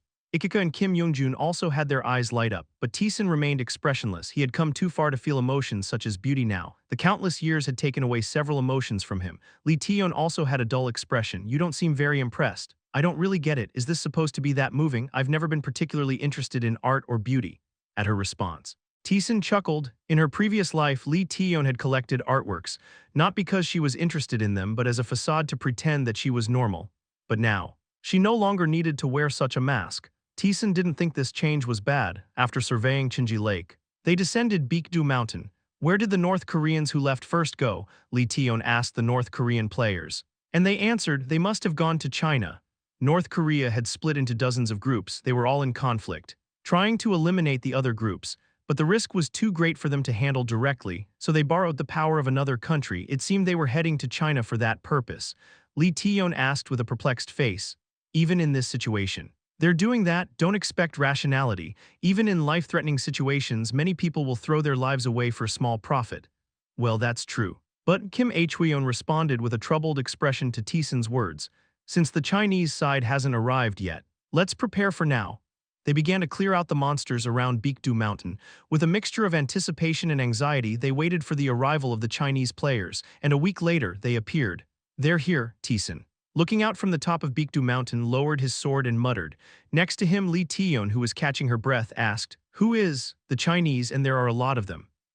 Really? Lee Taeyeon stood up and turned her gaze in the direction Taesan was looking. I can't see them.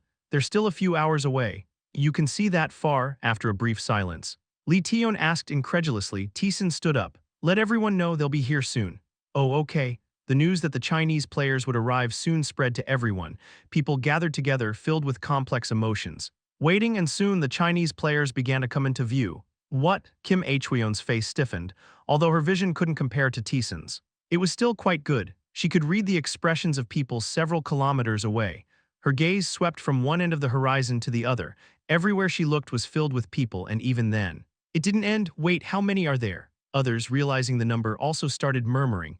Boom, every time they took a step, the ground shook. When monsters arose and rushed at them, they were literally swallowed by the overwhelming numbers, unable to even slow their advance. People stared blankly as they approached. What caught their attention was an enormous, elaborate red palanquin at the front of the group. The palanquin was exceedingly ornate, as if they had gathered all the decorations in this broken world. It was excessively extravagant. It had taken the Chinese players over 2 weeks to reach Baekdu Mountain. The monsters must have blocked the way. But not a speck of dust had settled on the palanquin. Thud, dozens of people were carrying the palanquin. It was a sight akin to the procession of an emperor. A gaunt man standing beside the palanquin shouted loudly, "Behold the dragon's incarnation," he shouted as if he were an attendant following an emperor. The one who possesses the qualities of a supreme ruler. Recognized by heaven and earth, who has conquered vast lands and now rules us, the great and noble emperor has descended upon this place. All people, bow your heads and worship the emperor's majesty. Chapter 308, The Fifth Return, Earth, Part 4. Emperor, Kim Hweon asked skeptically. An emperor, it was an exceedingly anachronistic term.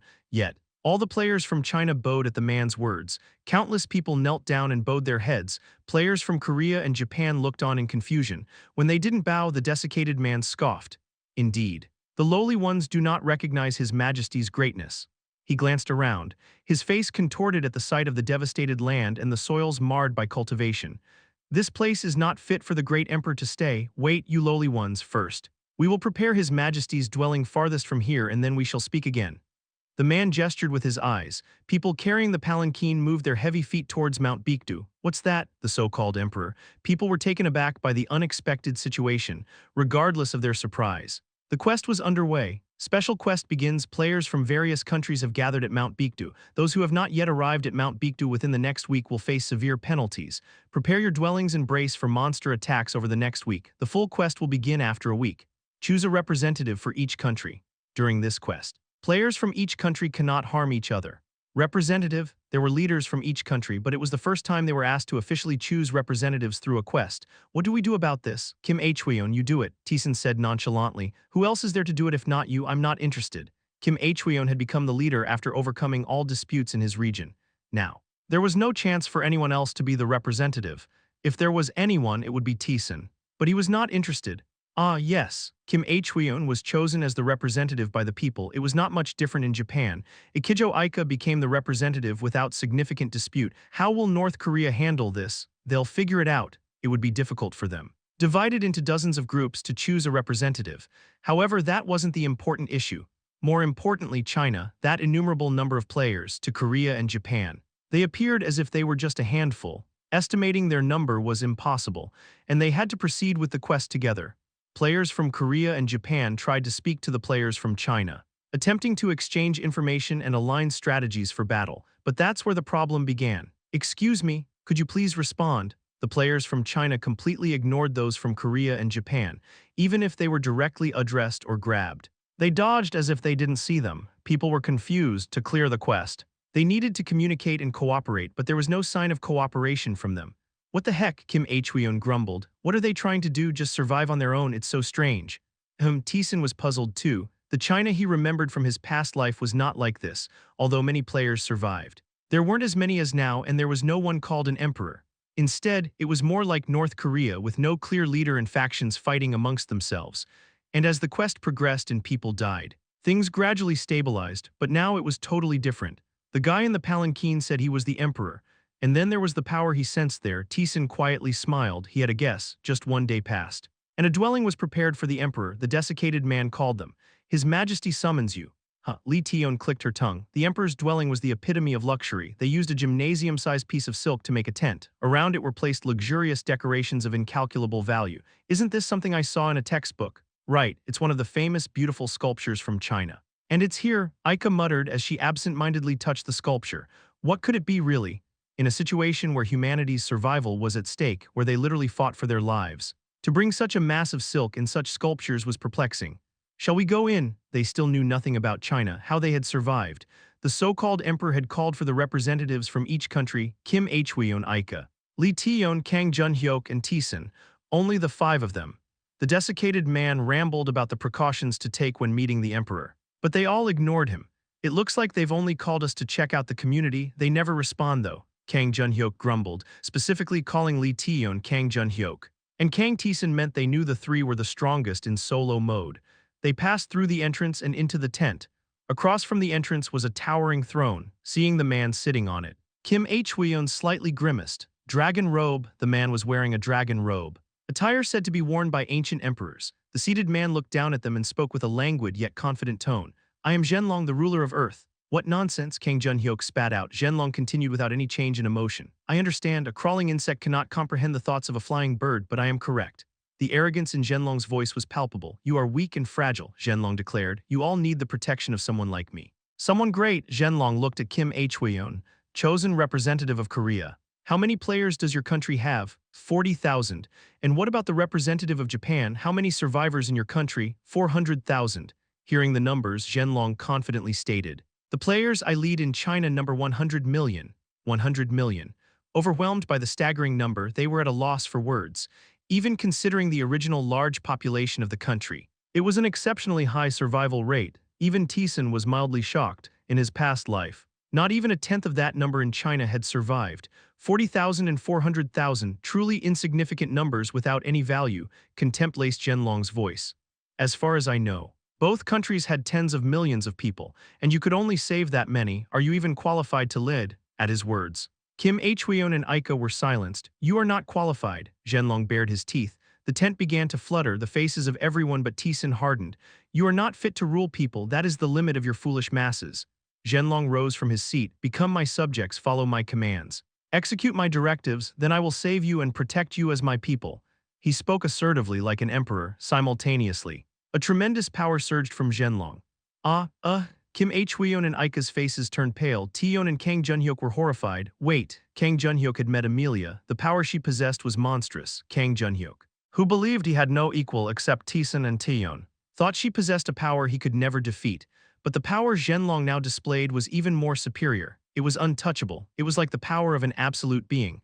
The power emitted grew even stronger. Taeyeon and Kang Jun-hyuk gritted their teeth and endured. But Kim Hweon and Ika began to bend under the pressure. Zhenlong stated calmly, accept it, foolish ones, that is the best choice you can make. Kim Hweon's lips trembled. It felt like she was being crushed by an overwhelming presence, but she bit her lip. As she remained silent, Zhenlong frowned. About to increase his power. Thought it was something serious, but it was just this. A quiet murmur was heard. For the first time, Zhenlong's eyes wavered. Taesan looked at him with a calm gaze, as if he were merely taking a stroll. What? Zhenlong was flustered. Even though Taesan was right beside him, he had not been aware of his presence. Taesan looked at Zhenlong and said, "Interesting. So you are Taesan, the one who claims to have ventured deeper into solo mode than anyone else." Zhenlong showed his teeth. "But you're still human, you cannot reach me." Zhenlong's power exploded. All the pressure was directed at Taesan. It was a concentration of tremendous power. Pressing down on life itself, Taesan quietly smiled. A very slight power emanated from him. Whoosh, Kim Hweon gasped. The force waves collided, breaking Zhenlong's pressure. "You!" Zhenlong's eyes shook wildly. Unaware of the circumstances, Kim Hweon and Aika gasped for air and looked on blankly. After a moment of silence, Zhenlong spoke. "The fun is ruined. Get lost. I'll listen to your response later." He seemed no longer interested in responding, descended from his throne and headed out of the tent. As he left, Taesan asked with a smile, "I heard the players from North Korea went to meet you." The groups, divided into dozens, had moved north to join China. "Where did they go?" Zhenlong left without a response. Taesan helped Kim Hweon and Aika to their feet. "Are you okay?" "Ah, yes." Kim Hweon struggled to rise. "Thank you." "Mr. Taesan." "Ah, thank you, brother," Kang Junhyuk asked with a hardened face. "What was that?" "It's too strong." "Isn't it? Isn't that like around floor 50? Taeyeon and Kang Junhyuk were perplexed. While Kim Hweon and Aika only felt immense pressure, the two, who were tackling solo mode, directly sensed Zhenlong's power. Is there anyone else who has descended to that level? Zhenlong's power was too strong. Even Taeyeon and Kang Junhyuk couldn't find a way to counter such power. Taesan shook off the intensity and said, "Didn't you feel it?" What are you talking about? If you didn't feel it, that's good enough," Taesan muttered to himself from the moment he met Zhenlong. He had sensed a massive concentration of power in him. That was not something one could simply obtain by descending through the labyrinth, nor was it something one could gain from receiving the attention of a god. Like Amelia, the power Zhenlong possessed was a chaotic mix of various forces. So unstable it seemed like it could explode at any moment, and such a type of power was not typically attainable. When Taesan used essence detection on Zhenlong, he confirmed it, slave of a beast that craves life. Chapter 309, The Fifth Return Earth, Part 5, Damn, inside the luxurious tent. Zhenlong contorted his face in frustration. His plan wasn't supposed to unfold like this. He intended to summon the leaders from Korea and Japan, demonstrate his power, and make even the strongest in Korea submit. He was confident he had that much power. It almost worked, but Taesan had twisted his plan. Did that guy also make a contract with a great being? Zhenlong frowned. A being had descended to him as he ventured deeper into the labyrinth. This being, filled with endless greed, made a contract with Zhenlong, and with that he gained a power of a different dimension. Albeit at a minor cost, he trusted this power and ventured deeper into the labyrinth. Monsters could not stop him, nor could the beings claiming to be guides who appeared along the way. Even those who seemed to be leaders among them stepped back, clicking their tongues at Zhenlong. "Just a slave, leave him be." That was what the leaders had said. "HMPH," Zhenlong scoffed, the ugly jealousy from those not chosen by the gods toward him. Who was chosen? Though they were indeed stronger than Zhenlong, it was only because they had entered the labyrinth earlier, not because he was lacking. He believed there was no one on Earth who could reach him, even when the community was buzzing. His opinion did not change. These lowly humans might have power, but still they couldn't reach him. However, the power shown by Taesan was astounding. How dare such a lowly human? He twisted his lips, unbeknownst to him. A warped aura began to seep out, consuming his mind. Zhenlong exited the tent, looking down at the world below. All the Chinese bowed, starting to praise his majesty. Zhenlong looked on with satisfaction. Indeed, he was a god, he was the absolute. Taesan was undoubtedly strong, but it didn't matter after all. He was just a human. Zhenlong examined the skills he possessed. Life-devouring.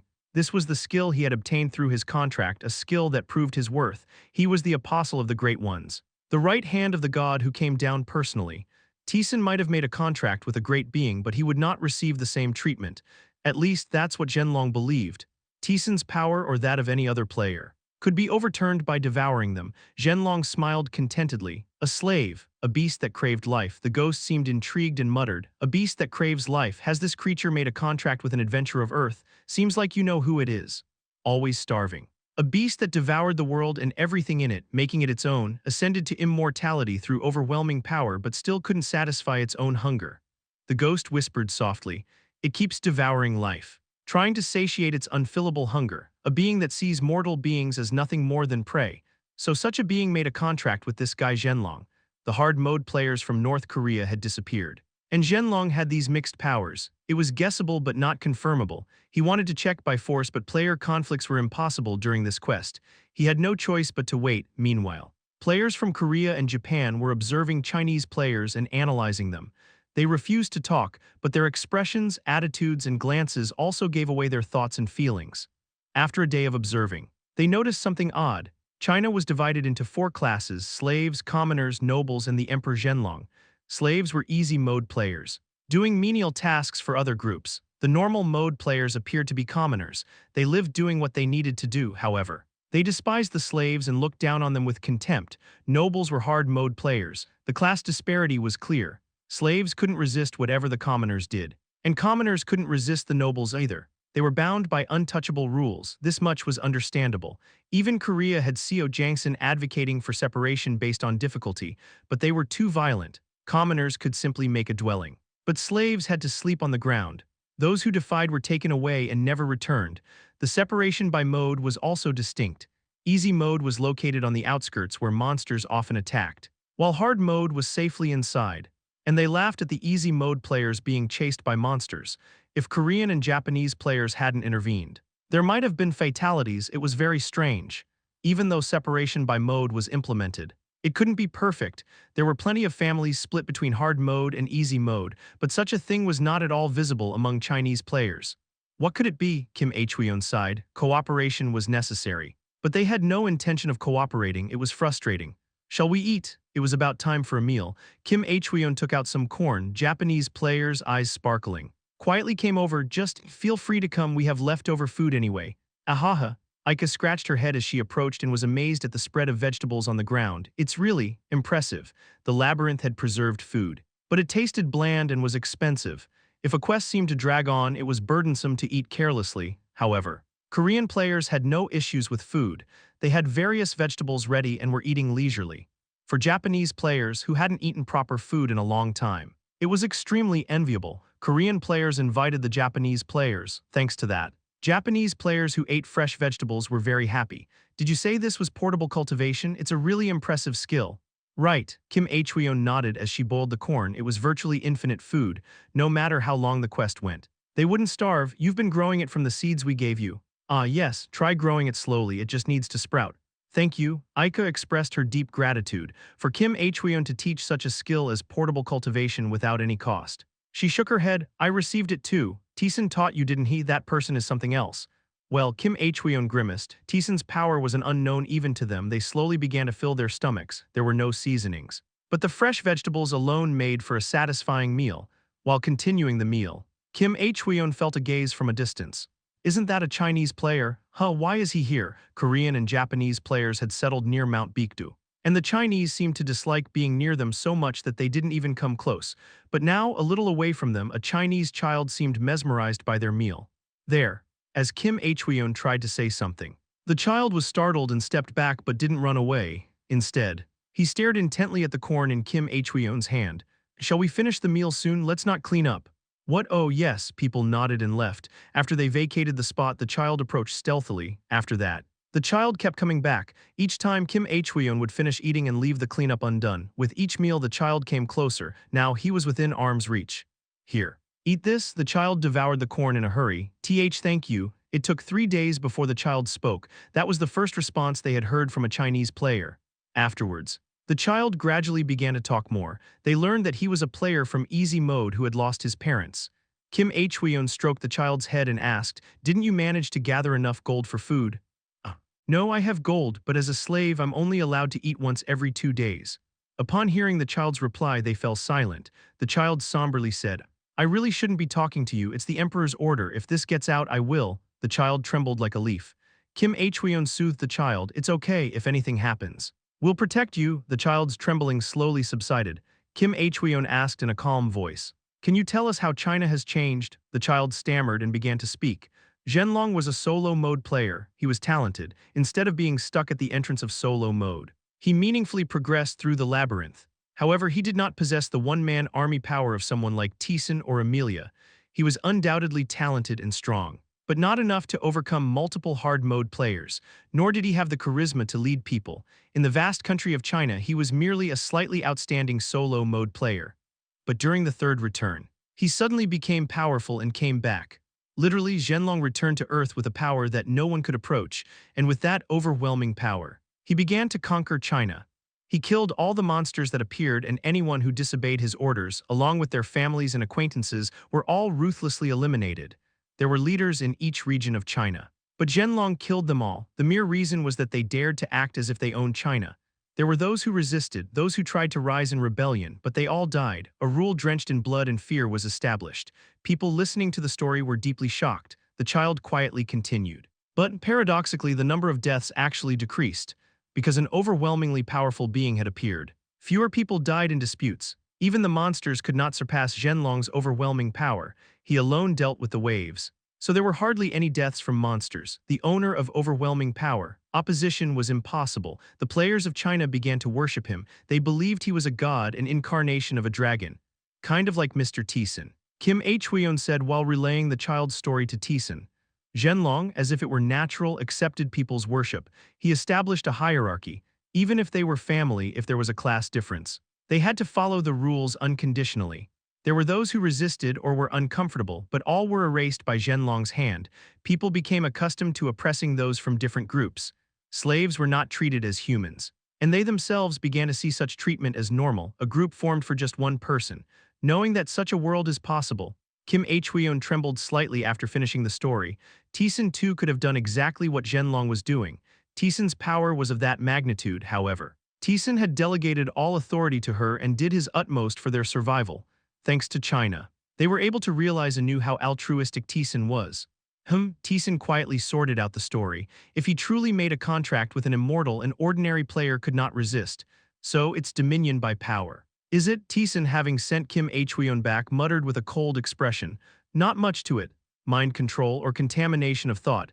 He had expected something along those lines. But it was merely worship by power, trusting such shallow power to rule over people. He could somewhat understand what had happened. Zhenlong, while descending in solo mode, he must have hit his limit. And a beast craving life approached him. Why it had chosen Zhenlong, he couldn't know. The psychology of immortals was not easy to understand, but what's certain was that he traded human lives for power through a contract. A beast craving life, and the mixed, innumerable powers Zhenlong possessed. Kim Hweon mentioned that they couldn't find the North Korean players who went to China. They must have all been killed by Zhenlong, and that's not all. A significant number of dead Chinese players must have been sacrificed to the immortal. Given that it didn't exist in my previous life, did my presence allow the immortal to intervene? The gaze of the high gods was focused on Taesan alone, and to that extent, other countries were able to escape the influence of the high gods. It wouldn't be an exaggeration to say it was the best situation for an immoral immortal seeking life to intervene. Faith. Taesan looked towards Zhenlong's residence in the celestial realm with his divinity. Taesan could see the immense, 100 million-strong belief converging there. The power contained in that belief surpassed the faith Taesan was receiving, but the power of faith was wavering aimlessly. Zhenlong was not the vessel to receive that faith. That faith was a power without a master. Zhenlong was receiving worship by power, if there were someone stronger than Zhenlong. That object of worship could change. Is it worth a try? Chapter 310, The Fifth Return. Earth, Part 6. Time passed without any particular events. Players from Korea and Japan tried to communicate with those from China, but except for a few in easy mode from the lower class, they couldn't establish any significant relationships. A week went by and the quest began. Special quest begins for the next week. Monsters will continuously swarm. They won't stop, they won't rest. Protect yourself from the onrushing monsters and defend your territory. Players from Korea and Japan stood firm in their positions, while those from China also took their places in readiness for the monster attacks. There are disgustingly many of them, Kim Hweon exclaimed as she looked at the ranks of people standing. 100 million people could not fight on an ordinary battlefield.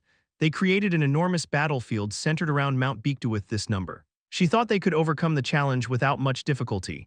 Just as she thought this, monsters appeared. Kugugugung. Yuha, what's that? Faces hardened. Monsters were charging from beyond the horizon, and their numbers were incalculable. Fitting for the 100 million players, a number of monsters they had never seen before. They gritted their teeth. Everyone, get ready, Kim Hweon shouted roughly. Players from Korea took up their weapons in formation, and Taesan was completing his alchemy, keying. A blue light swirled around where the Korean and Japanese players were. enhancing their physical and regenerative abilities overall. Fight within this area if you can. Creating a territory for 100 million to fight in was impossible with Taesan's current abilities, but at least making one for Korea and Japan to fight in was doable. Ah, yes, thank you. Taesan, the people thanked Taesan as they prepared for the charging monsters. Unlike the Korean and Japanese players preparing for the monster attack, all the players from China were bowing towards Zhenlong. Emperor, please protect us in front of the battlefield. Zhenlong stood with a haughty expression. Ugly monsters are approaching. Zhenlong's soft voice spread across the entire battlefield. Behold my power. Power began to seep out from Zhenlong. People held their breath as they watched him. Zhenlong bared his teeth. This is the power of an absolute being. Boom, the power exploded from Zhenlong. An overwhelming force surged towards the monsters. Quang, it exploded as if a meteor had struck. Hundreds of monsters were blown apart at once. No matter how outstanding the players were, they couldn't match this overwhelming manifestation of power. The Chinese people were astonished and exclaimed loudly, even as monsters charged. They bowed their heads and chanted Zhenlong's name. They accepted his worship as if it were due. Worship me, you lowly creatures. He deliberately appeared near the territories of Korea and Japan. He showed them his power. To make them worship him, Taesan was definitely strong. His power might even be superior to his current self, but when it came to destructive power, it was a different story. In the case of a regular player, they were strong in a one but could not exert great power against many due to the narrow labyrinth's nature and the principle of skill acquisition through experience. And Zhenlong judged that Taesan would be no different. He was strong. Sure, but he thought he could never match him in such a vast battlefield. So he showed a different level of power from the start, a wide-reaching power that could simultaneously knock down hundreds of monsters. Zhenlong unleashed his power again. Kugugugung, hundreds of monsters couldn't even get close and disappeared. The Chinese people were even more astonished. Zhenlong smiled slyly as he looked behind. He saw the reaction of the Korean and Japanese players. And his eyes flickered for a moment. Wow, is there another person as strong as Taesan? They were clearly amazed by Zhenlong's power. The destruction and might he displayed were beyond their reach, but that was it. They showed no more than admiration. Taesan quietly watched Zhenlong wield his power. It's unstable. As expected, the mixed and intertwined power. By absorbing many powers, Zhenlong had inflated his own, but the stability and quality were deplorable. If faced with a suitable opponent, there would be no need to defend against it. That was Zhenlong's limit. He didn't realize it himself, but by walking the wrong path, he could no longer grow stronger. And that mixed power would one day escape Zhenlong's control, leading to his ruin, so he's a slave. He merely dispensed lowly power in exchange for lives as sacrifices, an immortal who saw mortals only as prey. Taesan moved forward as he stepped in front of the people. Monsters rushed at him, opening their jaws to devour him. Taesan raised his fist. Quang, a roar erupted. The range of his punch exploded all the monsters within it. The range of power Taesan released was much wider than that of Zhenlong. Seeing this, Zhenlong and the Chinese players were shocked. Then Taesan rolled his foot. You have triggered an earthquake. Grrrung, the ground collapsed, as if the ground itself disappeared. Massive sinkholes appeared beneath the monsters' feet. The monsters floundered as they disappeared deep into the earth. Silence pervaded. Amidst the shock, Taesan moved quietly. Crunch. He crushed a monster's head, swinging his arm wide. The monsters that came into contact were crushed, and even those untouched burst from the impact. The monsters now visible were at most C and B grade. Taesan could handle them just by moving. Wow, overwhelmed by Taesan's formidable power. Players from Korea and Japan also advanced with cheers. Taesan literally possessed godlike power, and such a being was protecting them. Energized, they began to desperately defeat the monsters. Players from China joined the battle belatedly. For the Emperor, however, their cries lacked strength. Zhenlong too defeated monsters with a stern face. His power was certainly tremendous, but beside him was Taesan. I'll return now, you handle the rest. Yes. 10 hours later as night fell, Zhenlong left the battlefield. With a stern face he walked towards Mount Baekdu. Even at night the monsters did not stop appearing. Players, exhausted, took turns defeating them, and Taesan never left the battlefield, continually crushing the monsters. The next day, Zhenlong reappeared. He was noticeably stronger than the day before. His intermingled power had grown but had become more unstable. Did he manipulate it again? He fought beside Taesan with this enhanced power. Yet, he still couldn't match him. You have activated Starlight Arrow. You have activated Magic Separation. You have activated Magic Acceleration.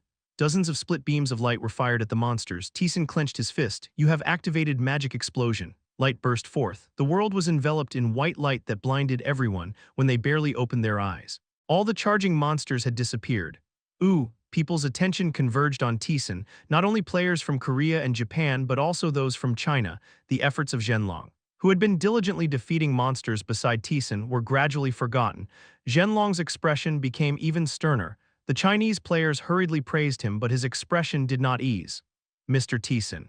Are you all right? Kim Hweon looked at Taesan with awe. Taesan had been fighting non-stop for 2 days now.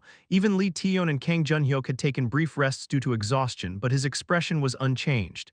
There aren't any strong monsters anyway, Taesan replied. They were just C or B grades at this level. He could literally fight for years. Huh, Kim Hweon gasped in astonishment. Taesan continued to fight. He moved around the entire battlefield, blocking where necessary and saving lives. But Zhenlong took breaks in between. His power was mixed and intertwined. Once used, it took time for the power to stabilize. A being they believed was a god had appeared. Much stronger and absolute, people's faith began to waver. Aha! A Chinese easy mode player, a serf, let out a despair-filled moan. Right in front of him, a monster was rampaging. Other serfs tried to block it. But as easy mode players, they had no chance against a C grade. All they could do was serve as meat shields. Gasping, he moved desperately. It wasn't just him. All those fighting on the front lines were serfs in China. The class disparity was distinct. Naturally, the dangerous tasks were the serfs' responsibility. Serfs fought on the front lines, blocking the monsters' movements, while the nobles joined the battle later.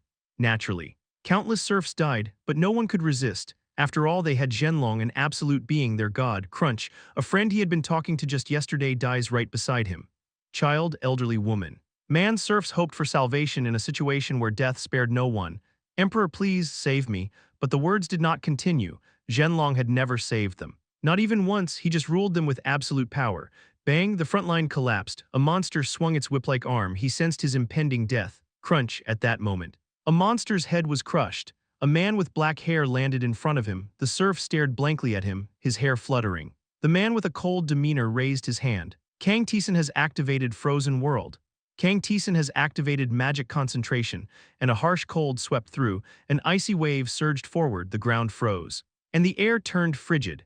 The serf groaned. All the monsters charging at him froze solid. Hundreds of monsters he couldn't have stopped on his own, not even one. The man who had dealt with the monsters immediately moved on. The serfs, who had narrowly escaped death, struggled to their feet. Kang Taesan, they knew the man's name too. Zhenlong had prohibited conversations with people from other countries. But they couldn't control people watching the community. They had seen many discuss the strength of someone called Taesan, a strong man, but they thought he couldn't reach Zhenlong. Such was the absolute power Zhenlong had shown. But the serf was about to touch the ice that had frozen the front lines when he recoiled in shock, even without touching it. The tips of his fingers froze. Getting any closer would mean his entire body would freeze, costing him his life, even with his meager power. He could tell that Taesan's power surpassed Zhenlong's. Zhenlong didn't save them, he just ruled with power, but Taesan saved them, and his power was also above Zhenlong's. The object of their faith began to waver. Chapter 311, The Fifth Return. Earth Part 7, monsters continued to appear. Their numbers were increasing and growing stronger. The number of people dying was rising, and the battlefield was slowly being pushed back. And Taesan, still at the forefront, was crushing the monsters. Kyung, he stomped his foot, the earth collapsed, and the bodies of the monsters fell underground. He swung his sword to chop them up and then stomped his foot again. You have activated acceleration. You have activated skill acceleration. Qua like a ballista. His accelerated body pierces through the monsters. Dozens of monsters vanished with a single strike. Cheers burst from around. Lord Taesan, oh, please protect us. Among those who worshipped Taesan were also players from China. A significant number showed respect and admiration towards him. Your divine power proficiency has increased by 1%. Divine power also began to slowly rise, already. A significant number of Chinese players were worshipping Taesan. Naturally, most of them were easy mode players. Chinese easy mode players were given the status of serfs, living practically like slaves. They worshipped Zhenlong because of his overwhelming power. But Taesan showed even greater power than Zhenlong and protected his followers. Unlike Zhenlong, it was natural that their faith was shifting to him. Serfs talked among themselves about Taesan. The story spread. And even those who had never seen Taesan began to believe in him. And Minerva and Barkaza were also scattered on the battlefield, defeating monsters. The power they showed was monstrous, which strengthened the faith directed towards Taesan. Their master, Zhenlong, watched this trend and gritted his teeth. Pathetic creatures. He wanted to kill them all. But he couldn't. They were still following Zhenlong's orders not to interact with players from other countries. It wasn't a direct violation of the rules, they simply worshipped Taesan. But his anger was boiling. The anger and irritation towards Taesan grew stronger. After defeating the monsters, Zhenlong returned to his abode and called the players. What brings you here, Emperor? Following Zhenlong's command, the hard mode players who came to his abode swallowed their saliva. They were not as strong as Zhenlong's personal guards. The top hard mode players, but they still took pride in their strength. In fact, Zhenlong's personal guards could not easily defeat them. However, they were trembling now. There were rumors among the nobility about people who went to meet Zhenlong and never returned. People said it was just a rumor. They must have died fighting monsters, but fear lingered in their hearts. Zhenlong, sitting on the throne, spoke to them, "Become mine." His power exploded. A dense power engulfed the tent. They tried to run away in fright. But it was useless. They were all buried by Zhenlong's power without any resistance. Gyururuk, a sound as if something was being swallowed, followed. And the power was retracted. The power of the hard mode players he swallowed mixed inside him. Zhenlong shook his head, storing the power. His head felt like it was going to break, ever since a certain point. He felt nauseous every time he swallowed a life. Zhenlong calmed his headache and wielded his power. The power that exploded was significantly stronger than before. With this power, Zhenlong bared his teeth, but still, it did not reach. Kang Taesan has activated Marba's pitch-black wave. The black wave that seemed to swallow the whole world trampled and crushed all the monsters. All eyes turned to Taesan. They burst out in astonishment and cheers right next to them. Zhenlong, who had been smashing dozens of monsters, was completely forgotten. Zhenlong's face hardened. People's faith was gradually shifting to Taesan. And the proficiency of divine power noticeably increased, reaching 60%. Divine power. Proficiency 60%, the power of God, originally meaningless, but as many people's beliefs gathered, it became divine. People's beliefs and faith have become divine, able to exert a meaningful influence on the world. Faster than I thought. He didn't expect it to reach 60% yet, as it had only been 4 days since the quest began. As expected, the number of Chinese players was overwhelmingly high, so the rise was very fast. Kim Hweon, who had been resting, approached Taesan, who was checking his skills. "Mr. Taesan, what are you doing? Checking skills," instead of answering. Taesan raised his hand. Kang, golden light materialized over Taesan's hand. Kim Hweon's eyes widened. What?" The light itself was not surprising. The light of the starlight arrow Taesan showed before seemed bright enough to burn one's eyes. In contrast, the current golden light seemed fragile, as if it would go out soon. Her surprise was for another reason. No activation window. Usually, before using a skill, the activation system window must appear. But now, even though Taesan clearly created golden light that seemed like a skill, no activation window appeared. And Kim Hweon was mesmerized by the golden light, a very weak, tiny light that seemed to go out if covered with a hand. But something swelled up in Kim Hweon's heart as she looked at the light. Pure admiration and a feeling of faith emerged. She wanted to bow and worship the light. There was no compulsion, it was just what her heart wanted. "What is it? I've never seen it before." It wasn't a typical skill. A sensation she had never felt before was coming from the golden light. Taesan responded, "Your faith, strictly speaking. It's not the first time you've seen it." Lakaratas and the demon god also descended on Earth. However, Kim Hweon was too weak to properly feel their divinity. So she thought it was something new. What is that?" Kim Hweon, not understanding, was about to ask again but closed her mouth. "People's faith, you catch on fast." Kim Hweon chuckled sarcastically. "It's hard to believe. Was that originally possible? It would normally be impossible. But I'm an exception." He had gained divine power by defeating a god's angel in Vekveta. That's why he was able to receive people's faith and gather that power together. Otherwise, like Zhenlong, the power of people's faith would have been scattered without direction. What could he do with this golden light then? Taesan looked at Kim Hweon. Her face looked tired as she trembled slightly from muscle fatigue. "Did you come here to rest?" Yes, I'm a bit exhausted." She massaged her arms. Kim Hweon and other Korean solo and hard mode players had been literally fighting monsters with all their might. They must have come to rest after reaching their physical limits. "Just stay still for a moment." Taesan sent the golden light towards her. A faint pillar of light enveloped her entire body. "What are you doing now?" Kim Hweon's eyes widened. Her dark complexion began to turn pinkish. The trembling muscles stopped shaking. Her exhausted mind regained vitality. Energy returned. And the stamina she had lost in battle was restored. Kim Hweon was very bewildered. No way. This physical and mental fatigue were almost impossible to recover without leveling up or drinking water from the labyrinth's fountain. Taesan watched her transformation with interest. A recovery of stamina and fatigue. It seems not everything has recovered.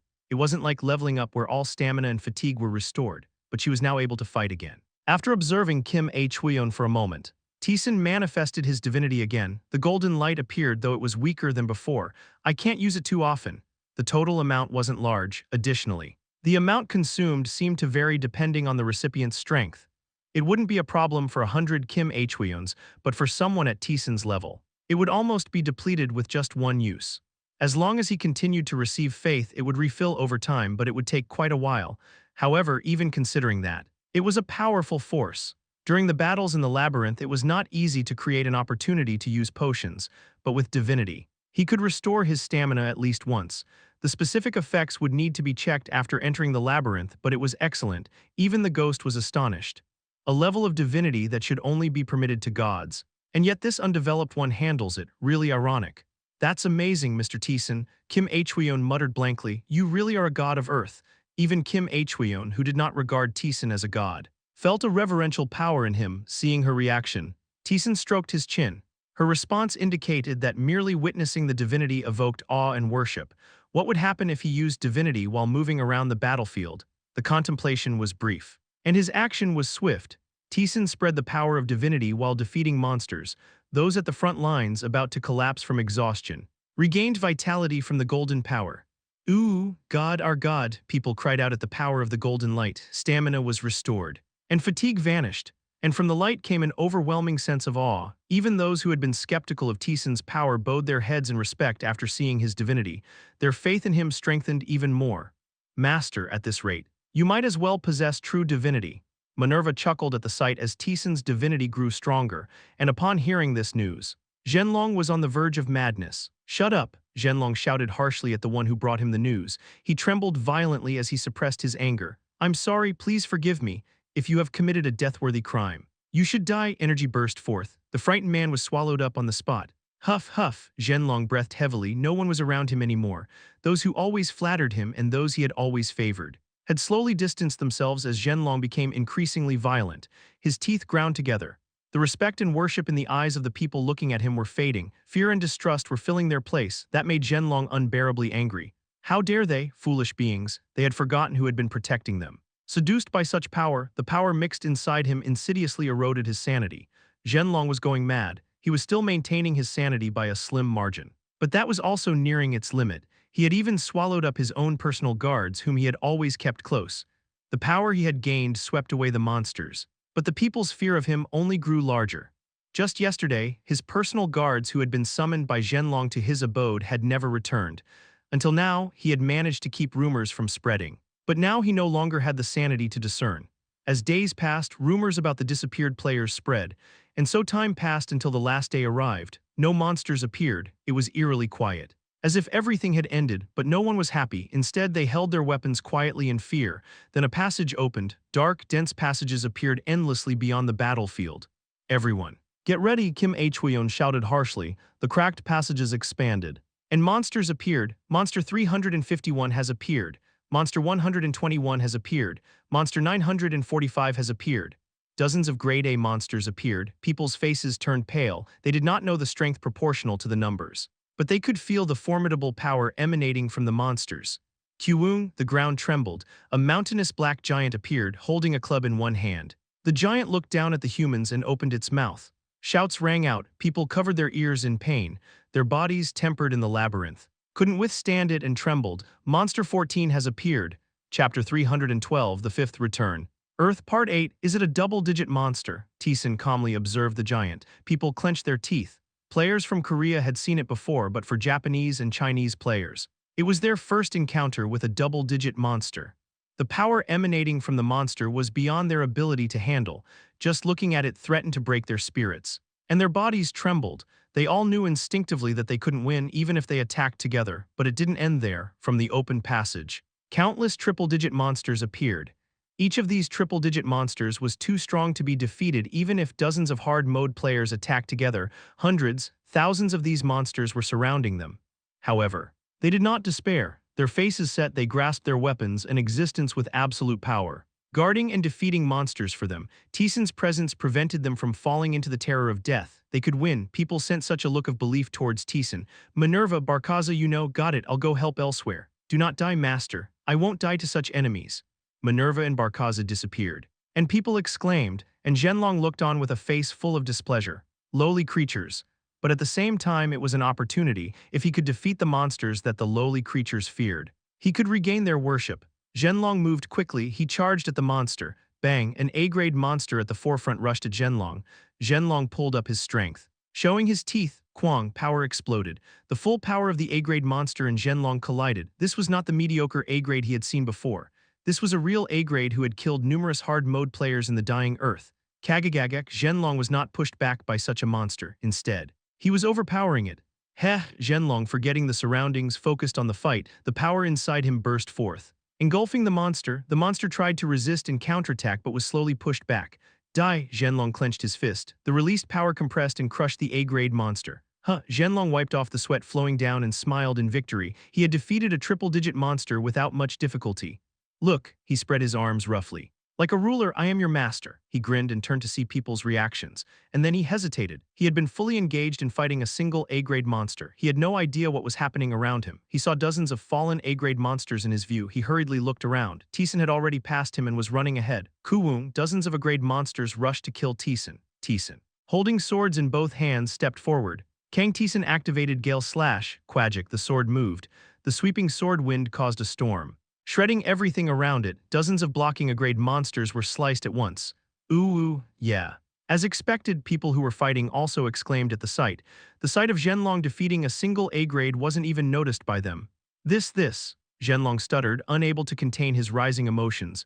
Meanwhile, Taesan had reached right in front of the giant, and the giant roared.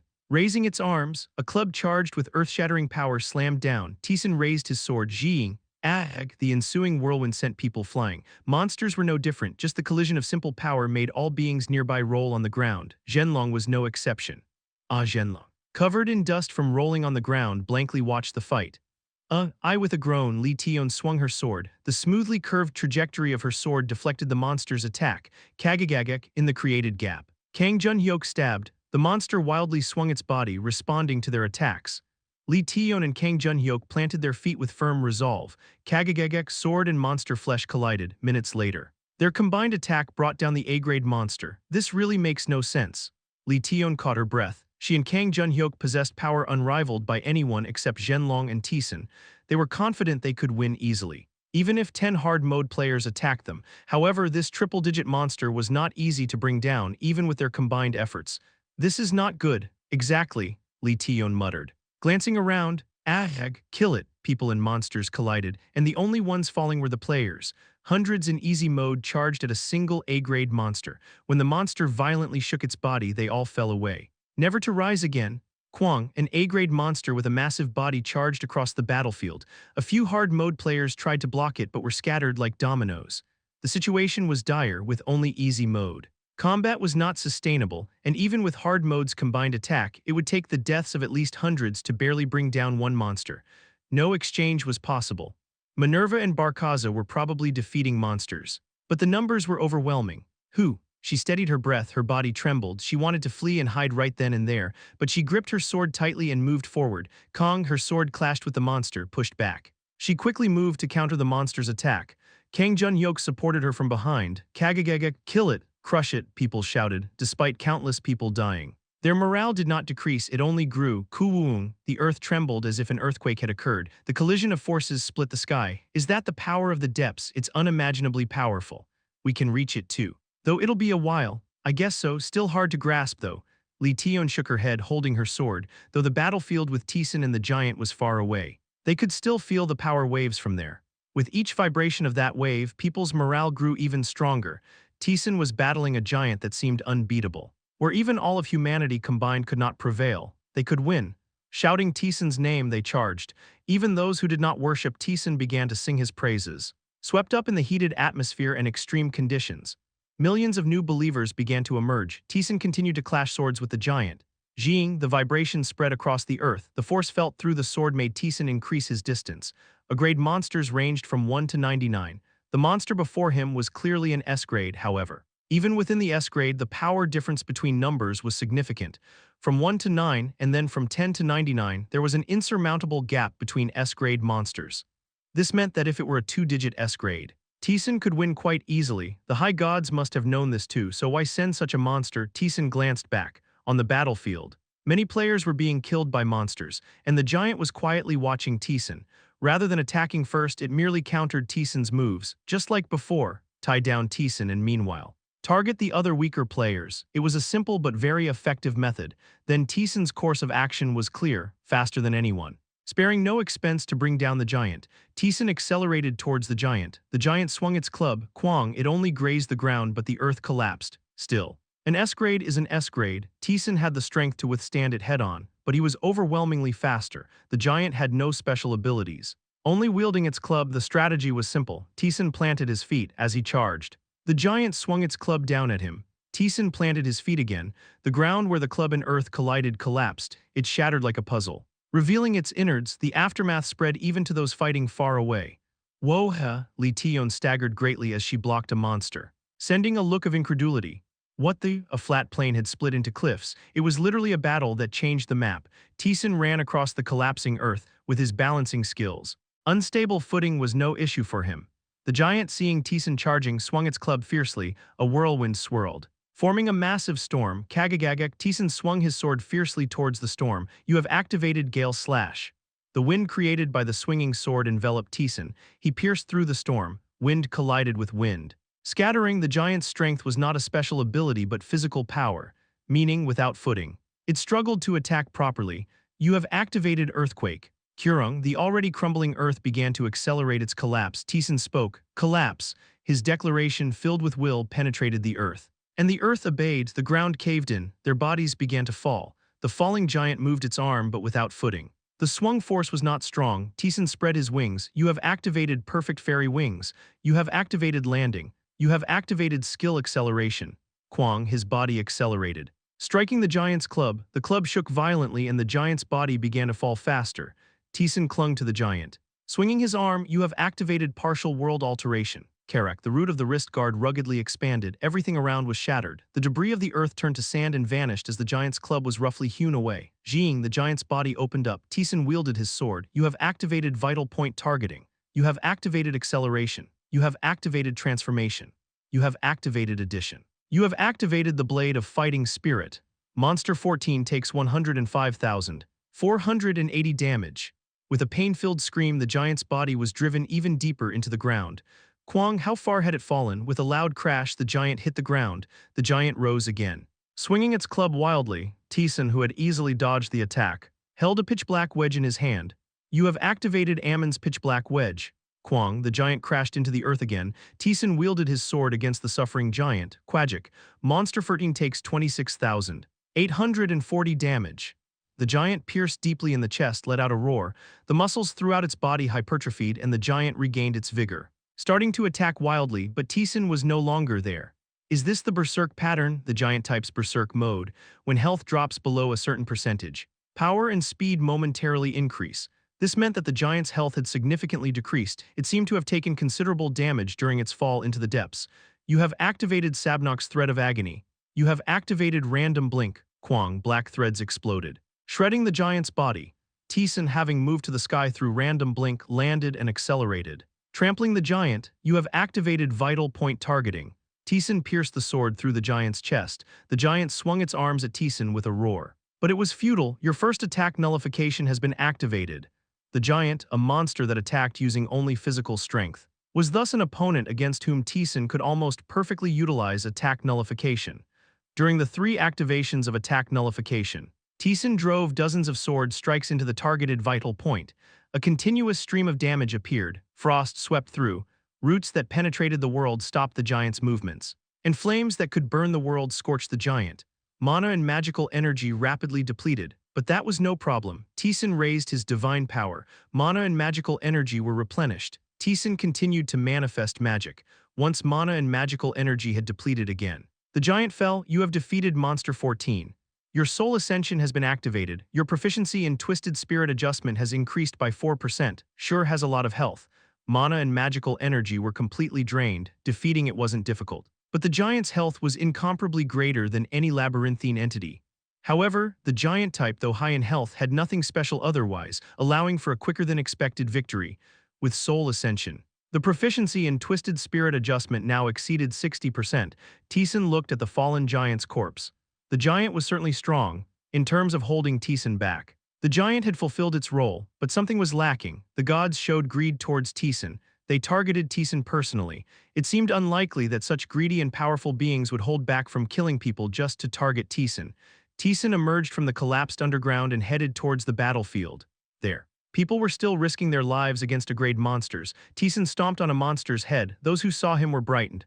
Lord Taesan, You have triumphed. Instead of responding, Taesan moved, with Taesan joining. The monsters quickly perished. People also shouted his name as they fought against the creatures. After some time, special quest cleared. The quest completion window appeared. They had won. The people cheered joyfully. We won. Hurrah! They looked at Taesan with eyes filled with joy. Lord Taesan, thank you, the Great One. Everyone praised Taesan. Even players from China were loudly calling his name.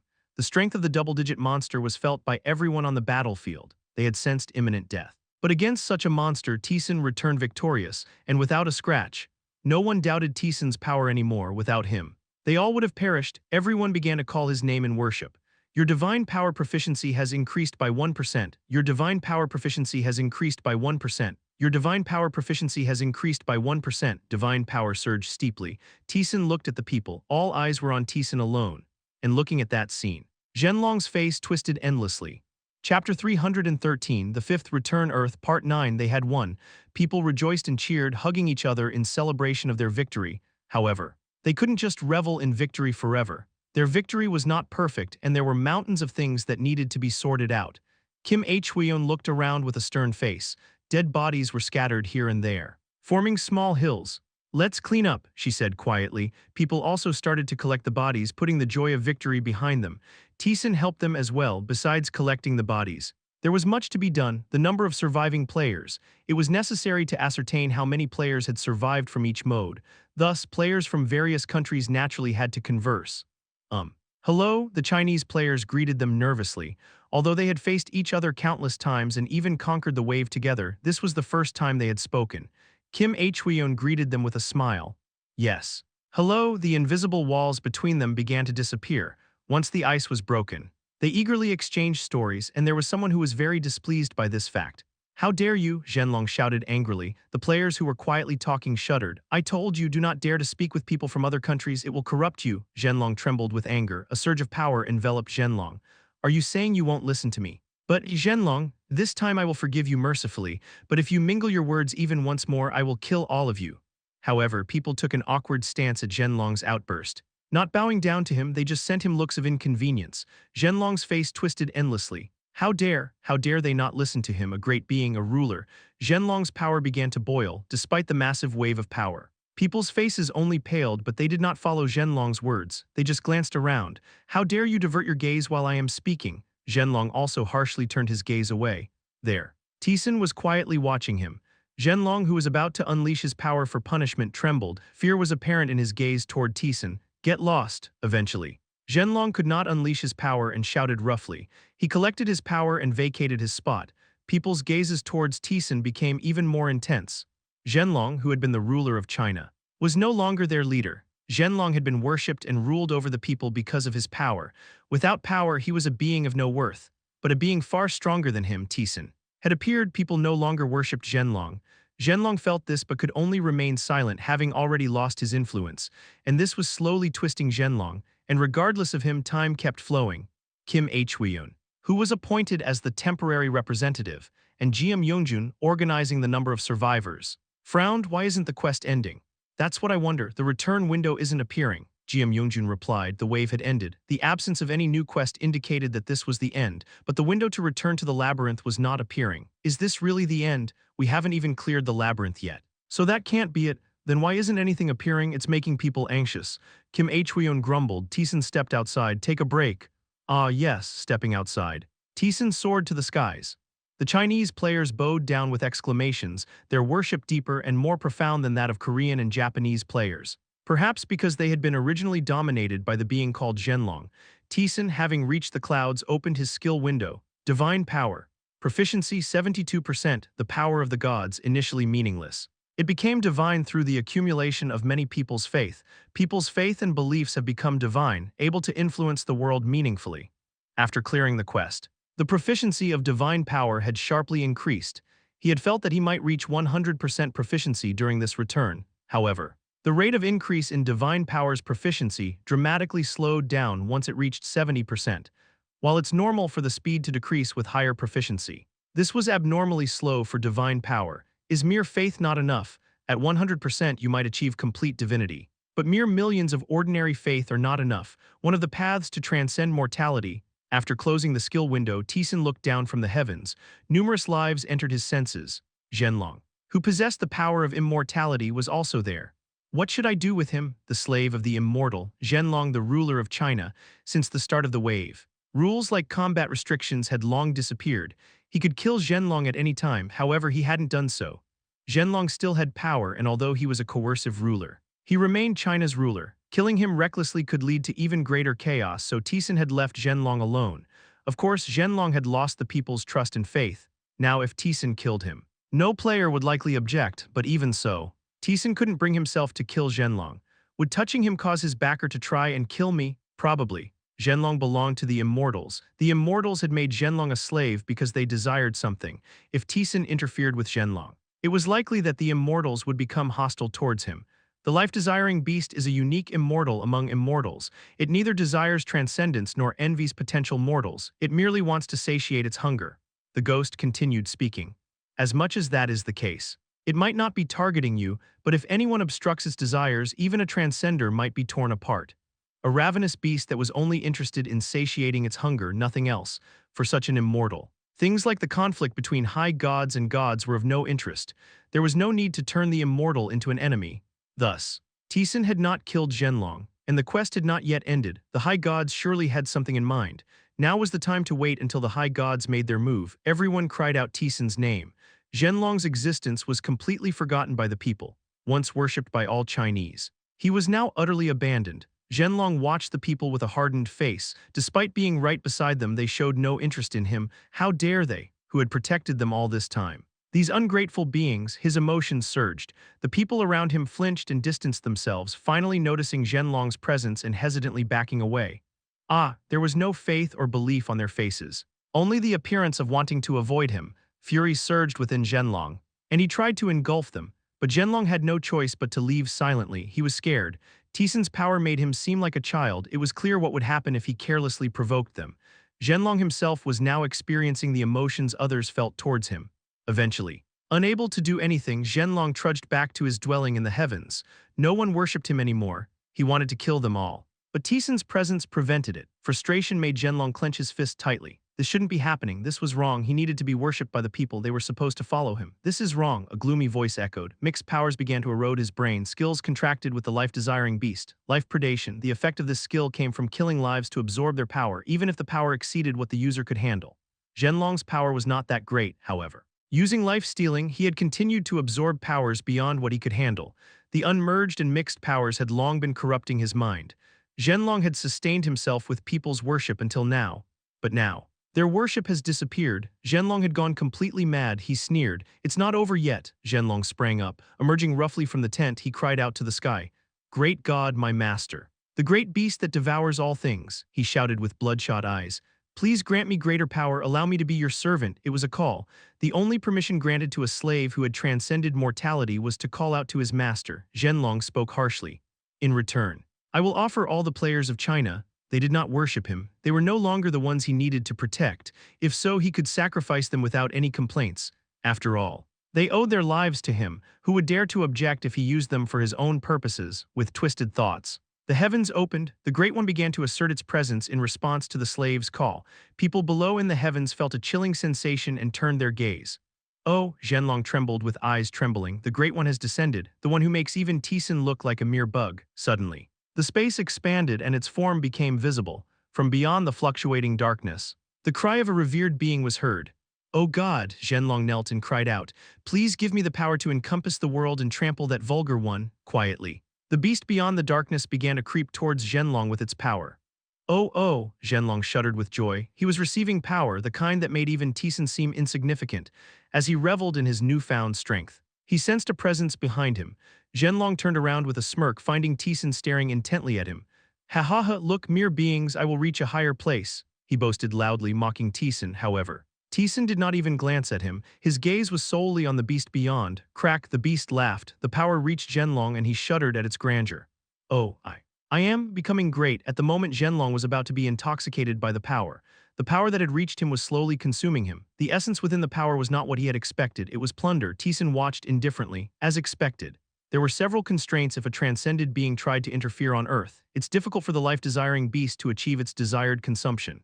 Thus, they made mortals their slaves. They made a contract with a slave to grant them the power to devour life. Whether the slave was consumed by the power was irrelevant. The slave's only job was to devour many lives and satiate the beast's hunger. To the life-desiring beast, Zhenlong was neither more nor less. Wait, wait! Realizing this, Zhenlong frantically tried to retreat. But the beast's power firmly held him. Zhenlong cried out with a terrified face. Don't do this, the beast quietly devoured Zhenlong. The lives he had devoured, the power he had accumulated while descending into the labyrinth, all of it was about to become food for the beast. Zhenlong howled, this couldn't be happening. He, who had once been the master of all of China, was becoming nothing. Despair and fear overwhelmed him. His already distorted mind became even more shattered. No longer human, it reached Zhenlong. Even as everything was being taken from him. Zhenlong trembled momentarily. Pure darkness began to erode inside him. It asked if he wanted power. Zhenlong couldn't muster a response. Even one placed in such a dire situation could not utter yes due to the pure fear that was consuming him. At the moment of acceptance, it felt as if his very existence would disappear. But he was already broken. With no ego or reason left, Zhenlong unknowingly answered the question. Kuung, at that moment. A massive force struck the beast that was about to devour Zhenlong. The repelled beast howled fiercely. A roar that shook all things and crumbled the world itself covered the power. Crack, but it was crushed. The immortal's power distorted and vanished as if it had no value. With the cries of a beast robbed of its prey. The life-desiring beast was chased away. Taesan stomped his foot. You have activated acceleration. You have activated skill acceleration. Using all sorts of skills. Taesan attacked Zhenlong. At the moment Taesan's sword aimed for Zhenlong's neck. Crack. A massive curtain of darkness blocked Taesan's sword. Taesan stepped back, clicking his tongue. Still not possible. Zhenlong's body began to twist. Taesan drew his sword. Zhenlong was a slave to the immortal. He was already a twisted and broken being. Taesan thought if the high gods were targeting something, it would be Zhenlong. And indeed it was so.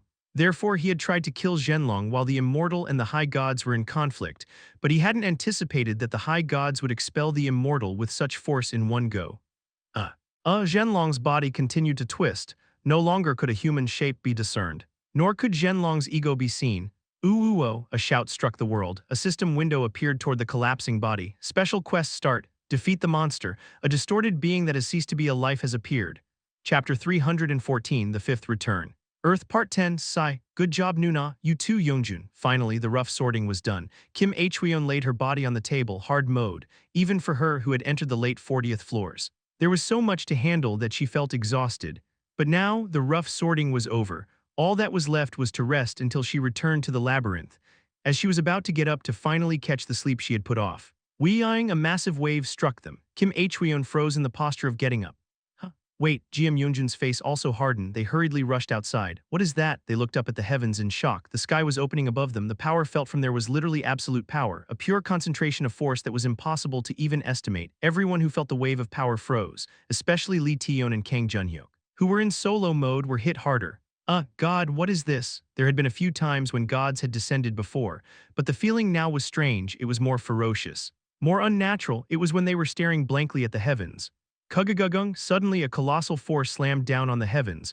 The collision of forces distorted space, causing people to scream and collapse.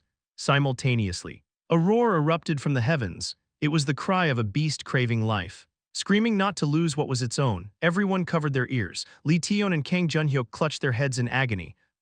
Lee Taeyeon covered her mouth, even though they weren't the target. Their minds felt shaken. Kuung, as if the roaring entity was pushed back, the sky that had opened in the heavens began to close, and then the mutation began. Ooh, a roar struck the world, a twisted, distorted being began to swell and cover the heavens. What is that? Kim Hweon screamed. She thought everything was over. She couldn't keep up with the sudden events. Fortunately, the system window informed them of the situation. Special quest initiated. Defeat the monster. A special quest. It wasn't over yet, they murmured among themselves. Coming to a conclusion, does that mean we have to defeat that thing? At someone's mumble. Everyone looked up at the twisted monster in the heavens, a monster so broken that its form couldn't be properly recognized.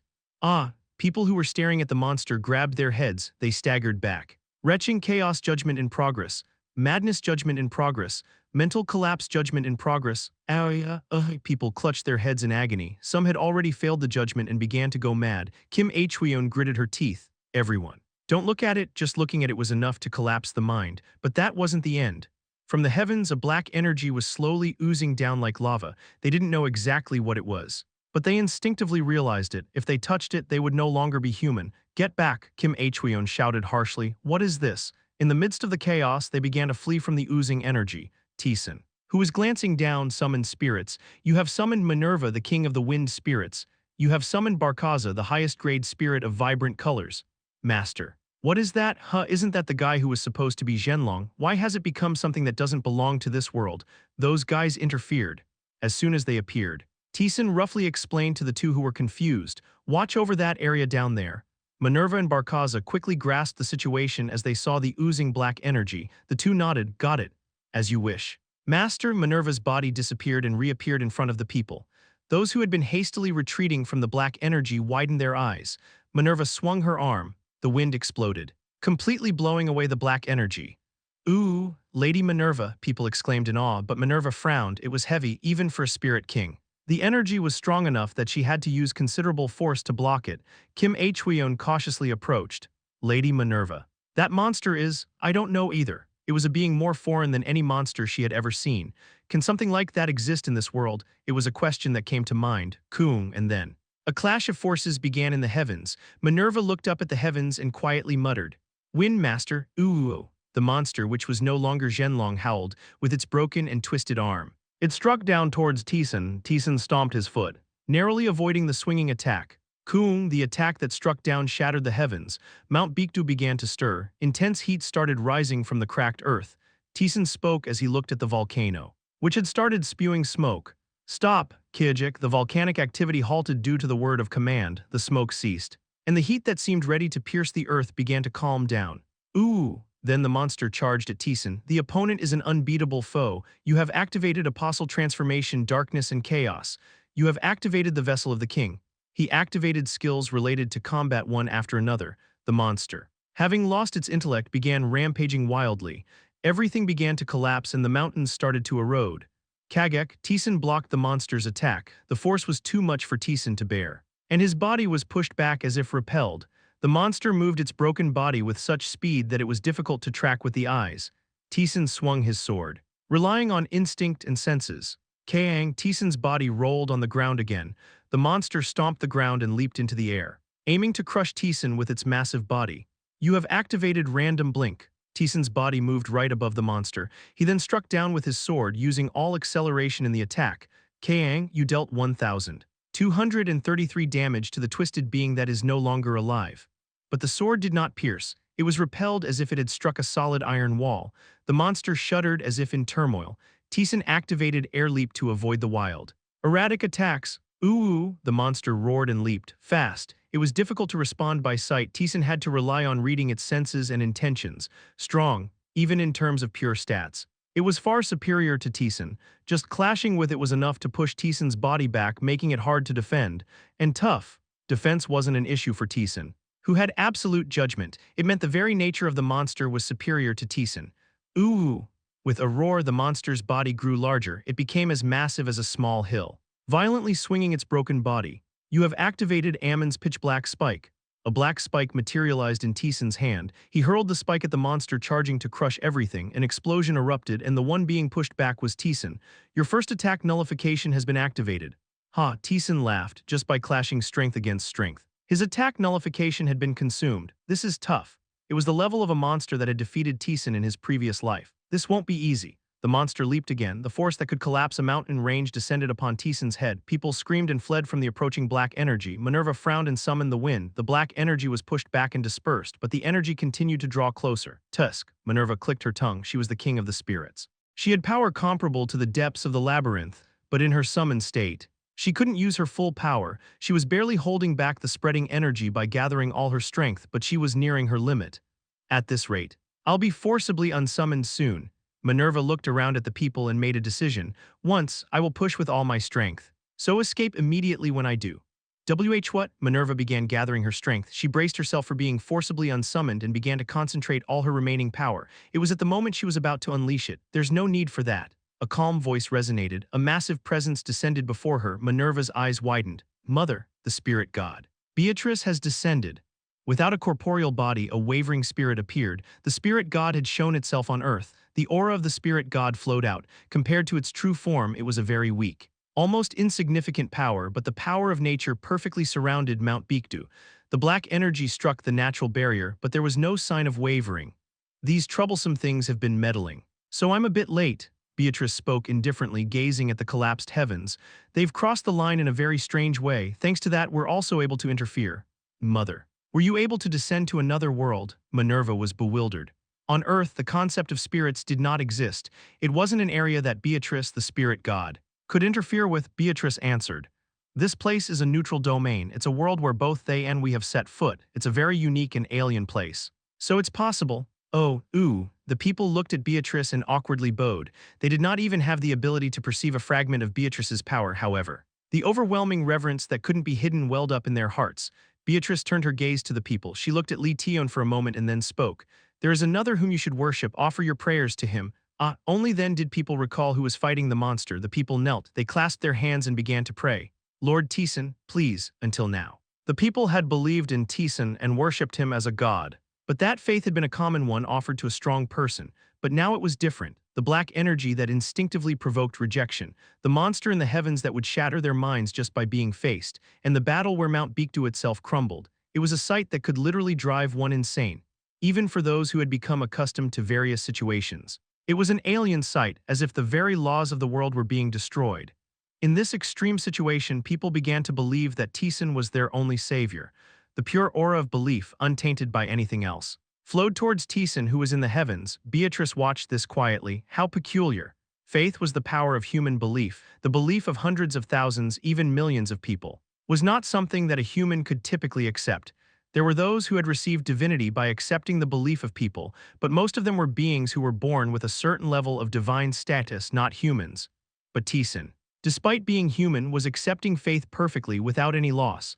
The spirit god was the god of spirits. She had existed in this world since the time when the concept of spirits first appeared.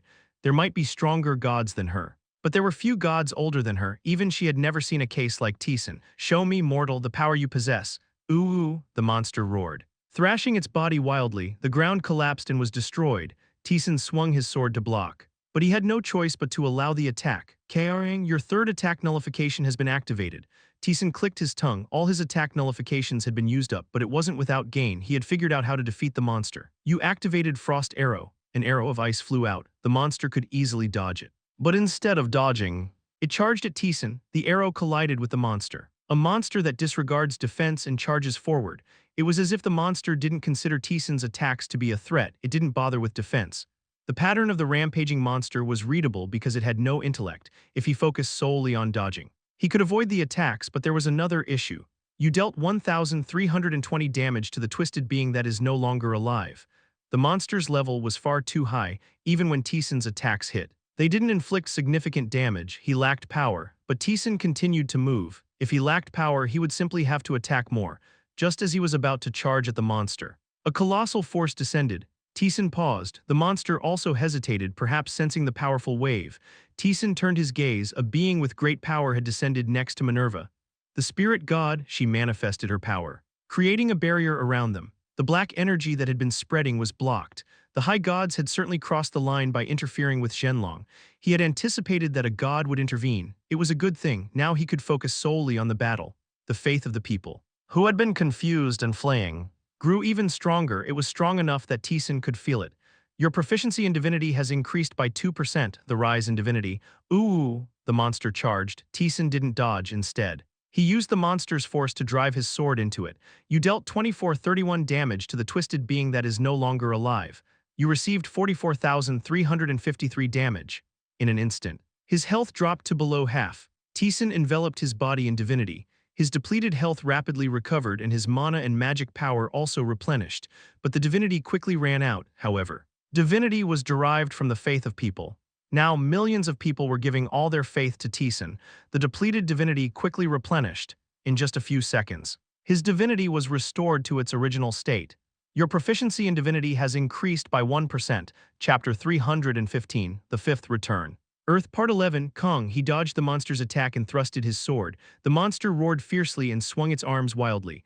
The monster was faster and stronger than Taesan. It was impossible to perfectly evade its attacks, but it didn't matter the moment his health dropped. It instantly recovered in a flash of golden light. Taesan strengthened his stance and slashed with his dual swords. The monster was slightly pushed back by the impact, dealt 3631 damage to the twisted being that is no longer alive.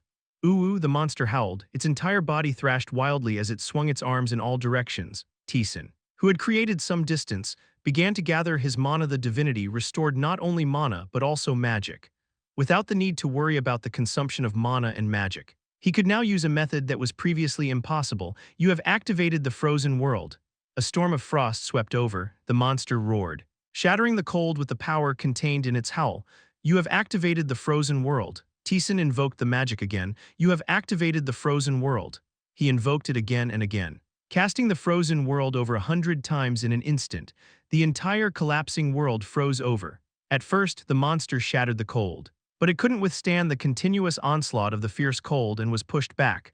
The frozen world was an intermediate magic, even for Taesan. Using it like this would quickly deplete his mana. Taesan summoned his divinity. The depleted mana was restored once again. Frost surged as light exploded. A pitch-black wave engulfed the monster, and roots sprouted. The black tendrils tore through the earth, carving wounds into the monster's body. Mana and magic were quickly depleted and then replenished again. You have activated the twisted vegetation of Decarabia. The passage to the demon was opened, pouring all his magic. He summoned the roots of the demon to descend upon the world. Kugugugugung, the roots pierced through the earth, shooting up and towering into the sky.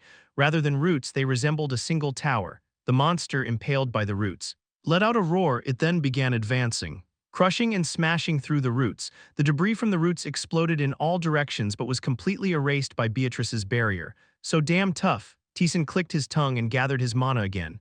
Ooh, and the people were watching. Darkness, light and cold surged together at the same time. A bright golden light filled their vision. People's faith deepened. Even Beatrice watched with interest. Is this the divinity wielded by a mortal? The spirit god was the god of spirits. Originally, it was a being that possessed divinity, not one formed by faith. Thus, the sight of a mortal wielding divinity fueled by people's faith was intriguing to the spirit god.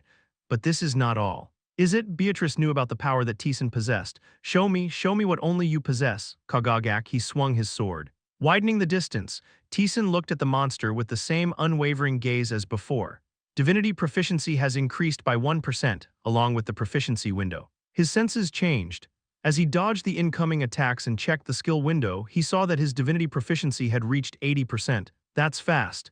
He thought it would only reach that level by the next return, but it was already at 80%. The changed senses taught Taesan how to wield divinity. Taesan gathered his divinity. The golden light that radiated from his entire body began to burn everything around like the sun. Ooh, the monster's entire body ignited. The response was more intense than any reaction the monster had shown so far. Dealt 1631 damage to the twisted being that is no longer alive. Dealt 2251 damage to the twisted being that is no longer alive. Dealt 1978 damage to the twisted being that is no longer alive. The reaction was real. As the damage inflicted was considerable, the monster, writhing in pain, lunged at him. Taesan dodged the monster charging to crush him and swung his divinity. Cheek. The monster reacted violently when it came into contact with the golden light. Divinity was the power of a god, and the monster was a being that had received the power of an ancient god. The opposing forces burned the monster's body. So, I can use divinity not just for recovery but for attacks as well. Something like that. It's not just that. As Taesan learned to wield divinity more intricately and diversely, fighting the monster became easier. But the monster still showed no signs of falling, even though its entire body was burning. The monster's movements didn't slow down at all. It's not that I can't break through. The ever-increasing divinity was also gradually consuming Taesan, as if to say that no more was allowed. As if to say that this was the limit a mortal could handle, it slowly began to swallow Taesan's consciousness. It was powerful, but the limitations were clear. He had to finish this before the divinity completely consumed him. Then, Taesan focused his power. He began to gather the power of the ancient god. A deep, dark force that consumed everything began to flow out from Taesan. Ooh-oh. The monster, which had been charging with a roar, hesitated. The black force contained a power that could instill fear even in the mindless monster. At the same time, Taesan gathered his divinity. Until now, he had only been able to use the combined power of divinity and the black force in a limited manner. In reality, it was like a self-destruct device, a double-edged sword that could put Taesan himself in danger. But now, Taesan had learned to wield divinity properly. Divinity enveloped the black force that had surged out. The mixed forces turned ashen and began to explode. Taesan gathered even more divinity. The divinity was consumed and replenished repeatedly. The overlapping golden light radiated so brightly that it was hard to keep one's eyes open, balancing the overwhelming divinity with the surging gray force. He imbued it into his sword. The sword, accepting the unbearable power, let out a scream. Taesan stomped his foot. The monster, realizing it too late, let out a roar and charged. Taesan's sword moved. A diagonal slash cleaved through the heavens and earth. The monster's entire body was crushed, dealt number at damage to the twisted being that is no longer alive. Ooh, a howl filled with pain erupted. Taesan gripped his sword and charged again. Whoa, what is that? Minerva gasped. Taesan was wielding an incredibly alien power as if it were an extension of his own body. Is that it? Beatrice quietly analyzed the power that Taesan was handling. Divinity, the power of a god, a force that existed within the laws. And the black force. The power of a high god, a force that existed beyond the laws.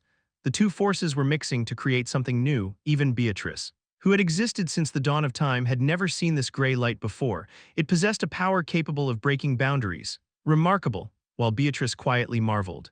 Taesan continued to wield the gray light. Quadyuk, each time the gray light struck, the monster let out a painful groan. Kang, he slammed his sword down. The monster's arm was severed, despite its strength that rivaled a single-digit entity. The monster was being trampled without putting up much of a fight. The gray light that Taesan wielded now held that much power, however. Taesan's expression wasn't bright either. He was continuously consuming divinity to keep the gray light infused into his sword, but despite the amount of divinity, the gray light continued to waver. Like a flame that consumed everything, it was devouring the divinity and growing in size. If the battle dragged on, the uncontrolled gray light would go on a rampage. And when that happened, whether it was the gray light or divinity, the power would consume Taesan. He had to end it before that happened. Taesan stomped his foot, once again.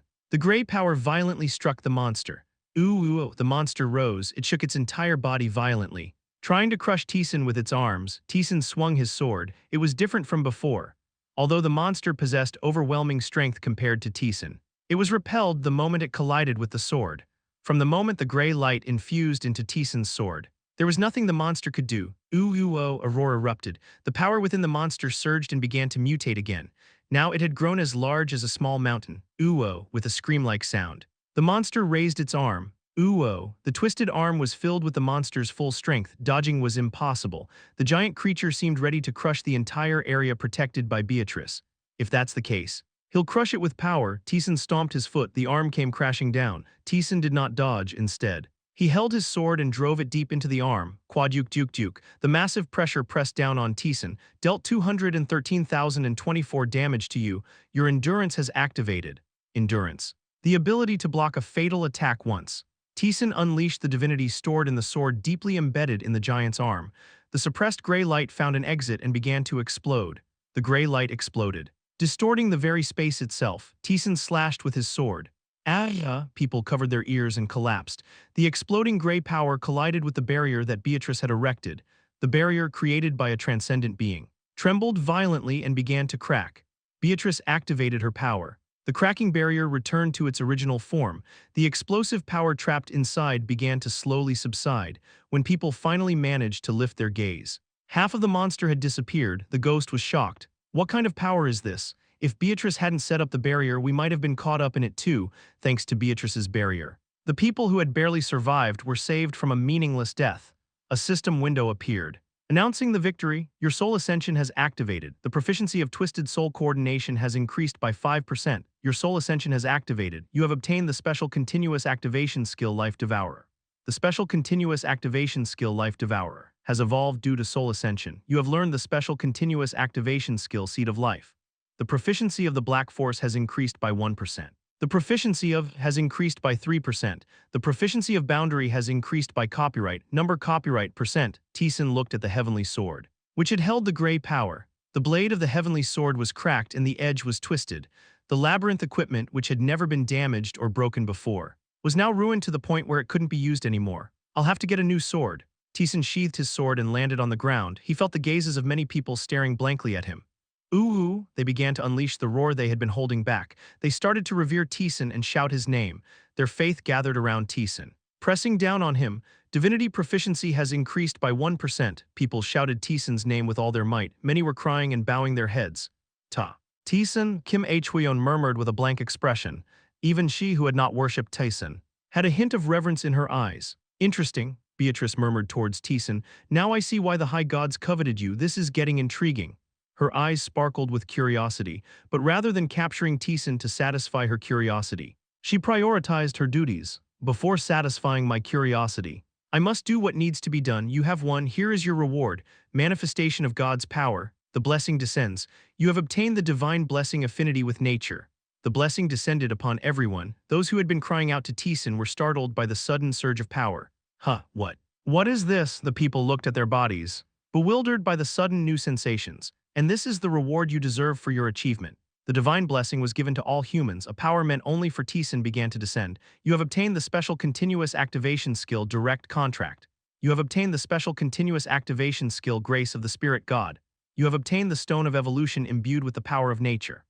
The first to notice the change was Minerva. She widened her eyes and looked around at her body.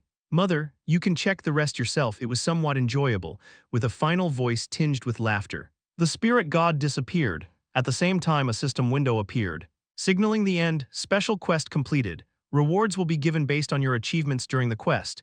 You will return to the labyrinth after 1 day. Chapter 316, The Fifth Return. Earth Part 12, Taesan was experimenting with divinity while managing the ruins of the collapsed world. Divinity. Proficiency 81%, the power of the gods. Originally it had no meaning. But as many people gathered their faith, it became divine. People's faith and beliefs became divine, which could influence the world in various ways. As the proficiency reached 80%, it could be used for more than just healing. Taesan gathered divinity. As the divinity spread out, it formed a domain enveloped in golden light. Sanctuary, the ghost murmured, a domain blessed by the gods. That was what had now spread across the ruins. Minerva, try hitting it. Got it. Minerva, standing in front of the domain, gathered the wind and released it. The golden light struck by the wind remained unshaken. I gave it a decent amount of force. It's sturdy. The creation of a domain.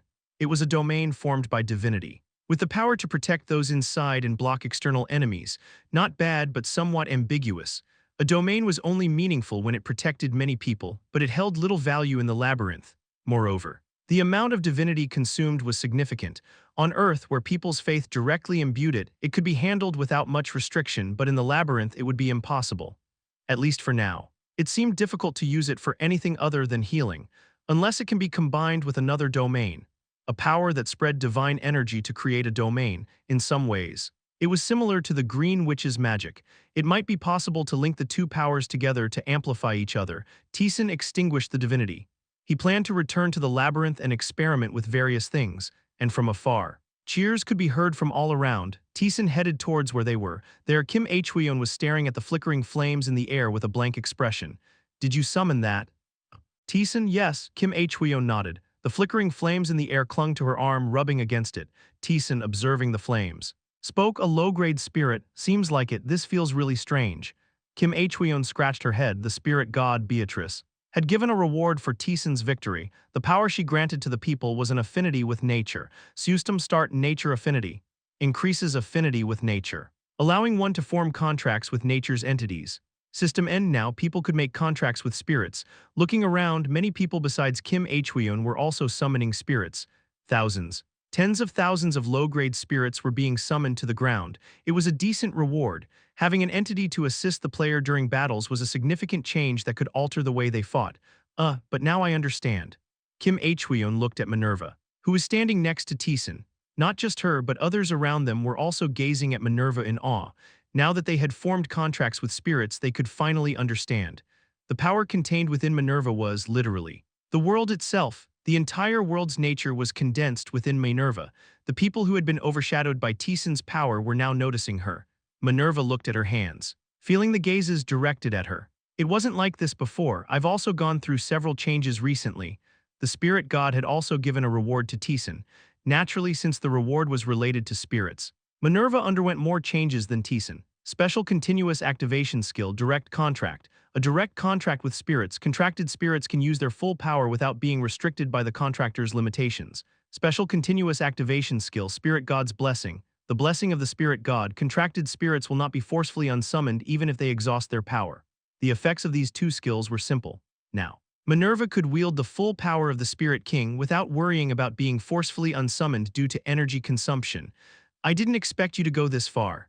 Minerva, now able to wield perfect power, waved her hand. A gentle breeze spread out around her. So no more forced unsummoning. Not exactly. If I take damage beyond a certain threshold, I'll still be unsummoned, but that won't happen easily. Minerva was a Spirit King, despite having power comparable to the deep layers. She hadn't been able to play a significant role due to limitations. Now that Minerva could fully wield her power, it would be a great help to Taesan as well. Taesan took out a stone from his inventory. Stone of evolution imbued with the power of nature. A stone imbued with the power of nature, it enhances the power of spirits by 1 level. Can't you use it? No, I'm the Spirit King. This is the sort of limit that spirits can reach. It's not that it can't be surpassed. But not with that, if not Minerva. There was only one suitable target. Taesan handed the stone to Barkaza. Is this really all right? Barkaza asked in a bewildered tone. This is something our god has personally bestowed. Its value is beyond measure. The evolution of a spirit was something that rarely occurred even in the history of spirits, even if a high-grade spirit worked for hundreds of years. Becoming the top tier was a distant dream, and even after thousands of years of effort, it was nearly impossible to gain the power of a spear and shield. The stone that allowed such a leap in power in an instant, it was literally a reward that only the spirit god could give. Taesan spoke nonchalantly. Just take it, I have no one else to give it to. What a generous master, I'm glad I made the contract. Barkaza chuckled dryly as he accepted the stone. The dark-colored stone crumbled as its power began to seep into Barkaza. Oh, Barkaza let out a quiet groan. The power within him began to evolve to the next level. There's no significant change in appearance. Taesan, watching the process, commented. Barkaza still maintained the form of a golem, but the power contained within him had certainly changed. I have become stronger, but it will still be difficult for me to directly intervene in my master's battles. He wasn't wrong, even though Barkaza had become stronger. Reaching the level of a spear and shield, the opponents Taesan would face in the future would all be powerful beings surpassing even the Spirit Kings. The only consolation is that I am a support spirit, so I can assist Lady Minerva. Barkaza clapped his hands, causing a rainbow-colored light to appear around Minerva when Minerva wielded the wind. Its power was noticeably amplified compared to when she controlled it alone. Not bad. Not bad, really, Master, you're quite peculiar. What Barkaza received was not something that could be given away so easily. In human terms, it was an item that could be worth an entire nation, yet Taesan handed it over as casually as if it were a recovery potion. Barkaza was left speechless. In addition, several skills were acquired, and there were changes in proficiency. Taesan began to check them one by one. Special continuous activation skill, Twisted Soul Tuning. Proficiency 64%. Twisted beings can manipulate their souls with a twist by bearing a very small burden. They can control the soul that resides within them or that they possess.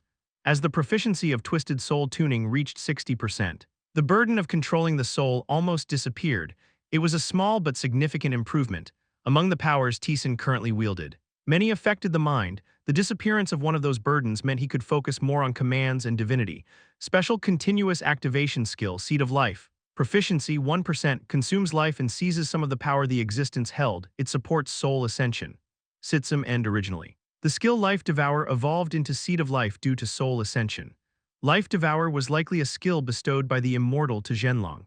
The enhancement of soul ascension was a change that, even without much concern, was a great help. The proficiency of the black skill also rose by 1%. Though it was still minimal, the proficiency of the concept skill increased by 3% and the proficiency of boundary line changed. Boundary line, proficiency, between laws and beyond laws, something in between, draws power from divine and black forces.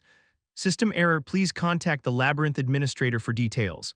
Whether it rose, fell, or how much it increased, nothing could be known.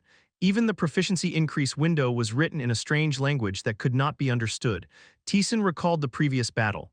Zhenlong, who had been baptized by the divine rite, had a strength comparable to a single-digit monster, even for the current Taesan. It was a difficult opponent that might require fighting for dozens of hours. But the boundary line easily suppressed such an opponent, despite being a force not fully harnessed, as it was forcibly controlled by divinity. After using it a few times, Taesan began to grasp its nature. Boundary line erased the power of the monster itself. There were several skills that erased something. Absolute Judgment that erased defense, and Essence Strike that erased hierarchy were among them, but they all only affected a single concept. Boundary line erased not just defense or hierarchy, but literally everything. It was a power that could affect reality as if it ignored the laws or concepts of the world. If he hadn't seen it wrong when he last overused the boundary line, it had affected the barrier Beatrice had set up. It shook the barrier created by a being with a power that mortal beings could neither touch nor understand. What is this? It was his own power. Yet even he couldn't understand it. It's no wonder the gods are greedy. If he could fully control it, no one in the labyrinth would be able to stop him, but that was impossible. The only reason he managed to control the boundary line this time was that people were directly worshipping him as he fought. Therefore, he could barely suppress the gray power with the ever-increasing divinity. In the labyrinth, where the recovery speed of divinity was limited, such combat would be impossible. Moreover, his weapon was shattered. It was fortunate that he only used the boundary line on the first sword. If he had made a mistake, he could have lost both swords. I've never heard of a weapon breaking in the labyrinth. Even the ghost spoke in disbelief. The risk didn't end there. Divinity was the power of the gods. Taesan, being immortal, was not yet qualified to wield it fully. The more he tried to handle it, the more the divinity attempted to consume him. If mishandled, the divinity could devour him, turning him into a being with no self, driven only by faith like a machine. The black power was no different. Neither was a power that Taesan could handle freely at this time, no matter how powerful. It wasn't something to wield recklessly. It's still far off, I'm not ready yet, Taesan muttered, but there was something that could help him. A pair of rings had changed. The ring dyed in pure white had gained a soul, and an explanation that it assisted with divinity had been added. The change in the ring dyed in black was simple. Its attack power increased by 250, reaching 1,000. The rings that grew stronger as Taesan did would later be a significant help in handling the boundary line. The overall check was complete. The people were busy examining the spirits they had just contracted. Those who were delighted with the newfound power cheered Taesan's name. However, there was no change in divinity. The moment it reached 81%, it hit another wall. Taesan, feeling relaxed, helped Lee Taeyeon and Kang Junhyuk with their training for the remainder of the time, and a day passed. Bonus for defeating monsters plus 1,343. Bonus for defeating the twisted beings that are no longer living plus 2121. Victory bonus plus 675. Settlement complete. 4139p has been awarded. They return to the labyrinth. Chapter 317. Side story: The Earth on the brink of destruction. Lee Taeyeon, that's quite troublesome. Lee Taeyeon muttered gloomily after meeting the wizard. A wish as the reward for conquering the labyrinth. She had been agonizing over what to wish for. Should she wish to revive all the dead, or should she turn back time to create a world where the monsters couldn't invade? But now she learned that she couldn't make a wish without fully conquering the labyrinth.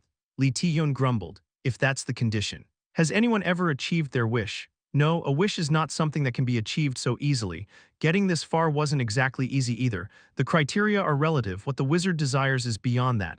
Well, whatever. Lee Taeyeon shook her head, her hair softly swaying. Being able to return to Earth is enough for me. Finally, she could leave this dreadful place. She smiled contentedly. Create the path. Understood. Woong, a space opened beyond it. A familiar scent wafted through. She took a deep breath. It was Earth. She gazed into the space beyond with a dazed look. At last, she murmured with a voice full of excitement and looked at Balbamba. You've always been talkative and annoying. But after all this time, I've grown fond of you. Farewell. Take care. I also had a good time. You were the first adventurer to descend the labyrinth like this. Thank you as well. It was nothing. The voice spoke quietly. I enjoyed it too. It was a fulfilling time. Since it's the last time, let me ask again, who are you? Who was the voice? She knew it was a transcendent being, even though she couldn't sense its true power. Despite spending countless moments right beside it, she kept asking out of curiosity. But the voice never gave an answer. The voice chuckled softly. You'll know when the time comes. Soon. It was a cryptic statement, but in the end, Lee Taeyeon pursed her lips, knowing its identity would remain a secret. You're stingy. The voice stifled a laugh. Then let me give you a gift. Light appeared before her. The light solidified, forming a single orb. You have obtained an orb that holds something. What is this? You'll know when the time comes. Thank you. An orb she couldn't discern even with her keen observation, given that it was handed directly to her. It couldn't be a worthless item. Lee Taeyeon gratefully accepted it. Then, farewell, I won't be coming back. She had no intention of returning to the labyrinth. To come back to this hellish place was a horrific thought, but the voice only laughed quietly.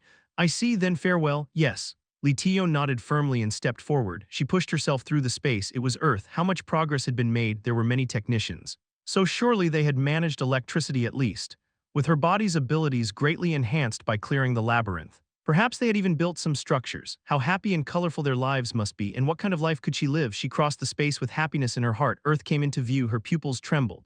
What appeared were half-collapsed buildings, a world shrouded in gray. Have I been summoned to a forsaken land? Her voice quivered. Yes, that must be it. There weren't many survivors. The land ravaged by the monster invasion couldn't possibly have been fully restored. This place must be one of those. She wanted to believe that, but the cruel world revealed the truth to her. No, above the sky, a gigantic rift that had swallowed the sun. Why? Lee Taeyeon's eyes shook. They had surely closed that rift. They had won, surely. They had, but what was this? Something had gone terribly wrong. Nausea surged up to her throat. Gasp, she barely managed to exhale. The cold sweat running down her cheeks made her feel the chill in the air. Oh, a new returnee? Footsteps echoed. A familiar face appeared. It's been a while. Hasn't it? Who? Oh, Lee Taeyeon. Yeonjeong, a hard mode player, someone she knew. Lee Taeyeon barely managed to look at Yeonjeong, untrimmed beard, messy hair, dry skin, something about that appearance. Doesn't it look just like the appearance of a survivor living in a world on the brink of destruction? Joy flickered in Yeonjeong's eyes when he saw her. He shouted loudly, "Hey, everyone. Come over, look who's returned," at Yeonjeong's words. The murmuring crowd approached. "Who's here?" "Oh, Taeyeon, huh, for real?" The eyes of the gathered people lit up. They began to chatter excitedly. "Wow, Lee Taeyeon actually cleared solo mode, and this quickly too. This might actually give us some room to breathe." Lee Taeyeon blankly looked at them, their unkempt hair, their dirty skin. They all looked the same as Yeonjeong. She parted her dry lips. "Why do you all look like that?" Yeonjeong's face stiffened. Only then did the others realize it too. They understood what Lee Taeyeon had hoped for upon her return. Yeonjeong scratched his head. Taeyeon. Calm down and listen." "Ha ha ha, I get it. This is a hidden camera prank, right?" Yeonjeong tried to explain slowly, but Lee Taeyeon smiled brightly. She raised her arms. "Right, it doesn't make sense. We won. So why does Earth look like this? You're just trying to surprise me, aren't you?" "No," Yeonjeong shook his head somberly. "We believed that too when we returned to Earth, but what greeted us was a ruined Earth, Taeyeon. We were deceived by the monsters." "Don't lie to me," Lee Taeyeon shouted angrily. "That's impossible. We won. We claimed victory. We survived." Her eyes were filled with nothing but denial. "Isn't that right? We won. We went through that hellish time. We barely made it through that damned labyrinth to get here. This can't be right. It can't end like this." Her cry was like the tantrum of a 3-year-old child, devoid of logic or reason, but no one could argue against her. Yeonjeong opened his mouth gloomily. "That's how it is, Taeyeon." "Ha. Ha ha." A soft laugh escaped from Lee Taeyeon's mouth, then it abruptly stopped. "You're all fakes." "What? The final trial, that's what this is." "Right, a trial in this form. Fine, I'll overcome it." Lee Taeyeon drew her sword. People gasped in shock. "Damn, this is bad. Someone stop her." "Who?" At those words, silence spread. There was no problem if it was a hard mode player. All of them were hard mode players here. They could easily subdue her. But Lee Taeyeon was a solo mode player. There was only one person who could subdue her. "Is Taesan here?" "Yeah. He came back a few hours ago. I'll go get him right away." He rushed off and the others clicked their tongues. They knew he ran off because he didn't want to deal with Lee Taeyeon. Taeyeon, why don't you calm down for a bit?" "Don't make me laugh," she smirked darkly. "They were all fakes. There's no way Earth would look like this. This was a trial created by the labyrinth, a trial that must be overcome." A murderous aura began to creep up from her. The half-destroyed buildings groaned as they crumbled, and the faces of the people paled. "Wait, what is this? Oh no, I don't think we even have time." Lee Taeyeon gripped her sword tightly at that moment. A tired voice rang out, "You're back." Lee Taeyeon's pupils dilated, the murderous aura emanating from her dissipated and the people exhaled in relief. "Phew, I thought I was going to die." "Taesan, we need your help. I was wondering why you were calling me so frantically." "So it's her, makes sense." Sharp features. He looked somewhat indifferent. With a weary face, he gazed at Lee Taeyeon. "It's been a while. Taesan, sorry. But this is Earth. This is how things are now.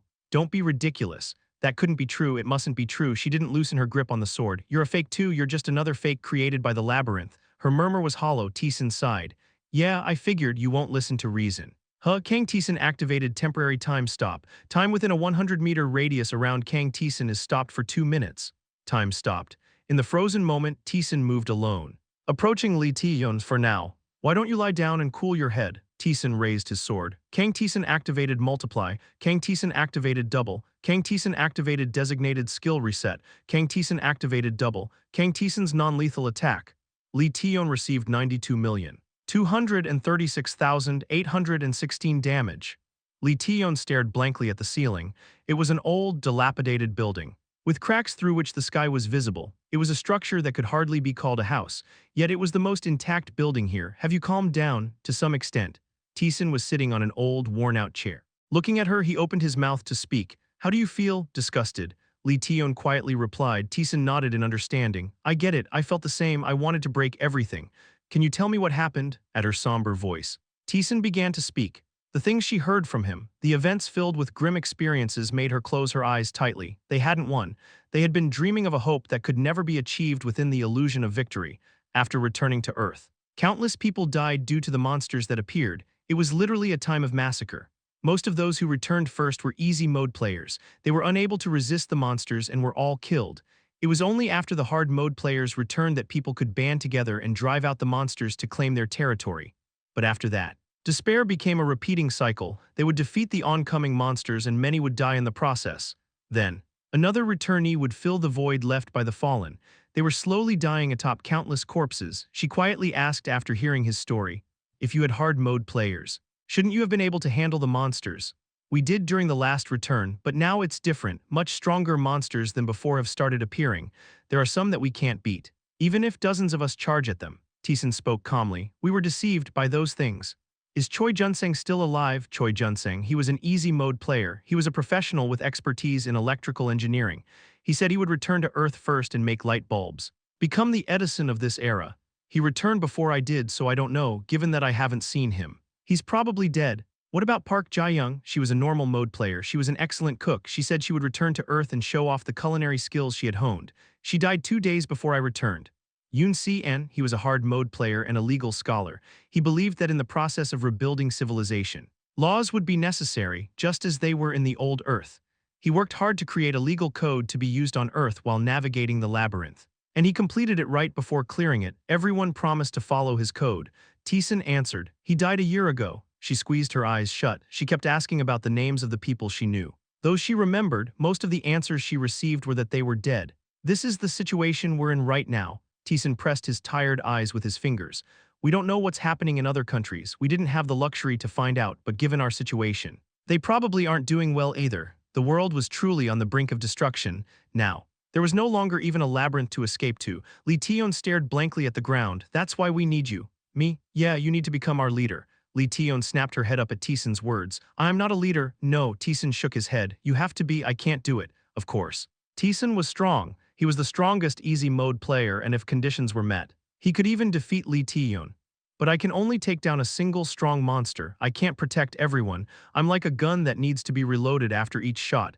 In a situation like this, someone purely strong like you has to be the leader. Taesan spoke in a low voice. I don't know how strong you are now, but since you cleared solo mode, you must be far stronger than when we last met. The last time they met was during the final Earth return quest. It was ages ago. Even back then, Lee Taeyeon was incredibly strong. Now, after clearing solo mode, she must have become significantly stronger. Lee Taeyeon's voice trembled, become the leader, take responsibility for people's lives. It was impossible. She was already struggling to protect herself. How could she bear the responsibility for others' lives as well? Her mind couldn't handle it, but Taesan's next word stopped her from refusing. I know it's hard for you. I know you've been rejecting this until now, but we don't even have the luxury to struggle anymore. Lee Taeyeon, Taesan smiled bitterly. His expression made Lee Taeyeon close her mouth. Despite being in easy mode, he had always been confident, even in desperate situations. He never feared and always found a way to overcome. But now, Taesan's face was utterly exhausted. That expression made it impossible for Lee Taeyeon to refuse. I won't ask you to decide right now. Take some time to cool your head first. Do we even have time? They were on the brink of destruction. There was no way they had the luxury for someone of Lee Taeyeon's level to rest. I know you're frustrated, but I don't want to push you too hard. The monsters, it's like they're toying with us. They're giving us some breathing room. The current level of monsters can be handled by me and the others. Taesan left the room, the door closed with a creak, left alone. She stared blankly at the closed door. She did nothing, just staring at the sky through the cracks. Everything felt empty, reality didn't feel real. A day passed like that. And she suddenly snapped back to her senses. She looked at the rift beyond the broken ceiling. She couldn't feel it before, but now that she had enough experience and power from descending the labyrinth, she understood the power emanating from it was beyond her comprehension. Beings on par with the gods of the labyrinth, they could not be defeated. To fight them only led to undeniable death. Her body began to tremble. Earth was not a safe place. Monsters still existed, and she had to fight for her life. Her teeth chattered, her entire body shook as her mind wavered. Death, it was standing right before her, just as she was about to fall into panic. The door opened, a young girl cautiously entered. Lee Taeyeon, snapping out of her daze, blankly stared at the girl, Kim Minji. You remember me, Kim Minji, a normal mode player. She was a bright and friendly girl with whom Lee Taeyeon had formed a good relationship. The girl spoke with a bright face.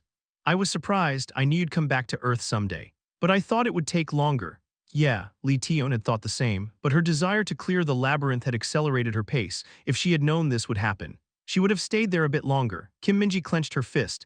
Now that you're here, we can expand our territory, we'll defeat the monsters and live like we used to, she spoke with determination. Lee Taeyeon asked in a trembling voice.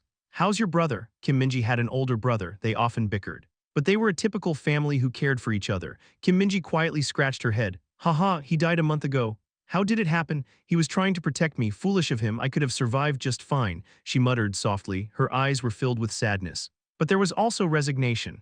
Lee Taeyeon realized it, these people didn't even have the luxury to grieve for their lost loved ones. It's the life my brother saved, I can't just let it go to waste, and now you're here. Taeyeon, bright, hope-filled eyes turned to Lee Taeyeon. Taeyeon, who cleared solo mode, must be much stronger than before, right? And within those eyes was also desperation. Please protect us, Taeyeon, fear of death. Anxiety about the monsters, this young girl, Kim Minji, was entrusting her future to her. Lee Taeyeon felt suffocated. Should I run away? She quietly muttered to herself in the room after Kim Minji left. It might be impossible to escape from a godlike being. But such beings couldn't easily descend to the surface. If she was alone, she could hide anywhere. She was confident in that. Even the self-proclaimed guides, the adventurers descending the labyrinth, and the NPCs, none of them could find her if she decided to hide. She had the skills to do so. Ha ha ha. A hollow laugh escaped her lips. It was a meaningless thought. The voices of hundreds of people beyond the cramped room continued to reach her ears. Taeyeon is here. Now we don't have to die meaninglessly. We can survive. The voices were filled with longing and hope for Lee Taeyeon. They were relying on her even if she didn't want to hear it. Her enhanced body captured every emotion contained in those voices. Her lips dried up. Run away, abandon their hopes, turn her back on their expectations, ignore the cries of those who would die cursing her, and the despair they would feel as she disappeared. Just to survive alone, she couldn't do it. She couldn't become that shameless person. Every path was blocked. Nausea welled up. She barely covered her mouth. Her head spun. Even the mental strength she had honed in the long years of the labyrinth seemed like it would shatter if touched. No. It had never been honed in the first place. She was merely holding onto her worn-out mind, which had reached its limit long ago. She groped around with her hand. If she didn't grab onto something, she felt she would truly go mad. Grasp. Her hand caught something small. It was a dull, blackened stone. On the outside, it was just an ordinary stone. But within it was the power to turn back time. A Ouroboros stone, a labyrinth item that could turn back time once. At first, she was overjoyed, thinking she could go back to the past, but soon she had no choice but to be disappointed. The Ouroboros stone could only turn back time to just before the invasion of the earth by the high gods. Even after checking with Balbamba and the transcendent being who had been watching her, it was impossible to avoid the fate of entering the labyrinth. Was this what it meant? The voice had asked her. Do you seek death? Lee Taeyeon had answered no. Then the voice asked again, do you want to clear the labyrinth once more? Lee Taeyeon had said she didn't want that either. She still hadn't come to conclusion. But she couldn't abandon the people who believed in her and relied on her. Lee Taeyeon struggled to her feet and stepped outside. The people waiting were startled and looked at her. Taeyeon, in 2 hours. Monsters will swarm. At her quiet words, the people were shocked. Lee Taeyeon continued. There will be about 23 of them can be handled by hard mode players. But the remaining 2 can't. Taesan and I will have to deal with them.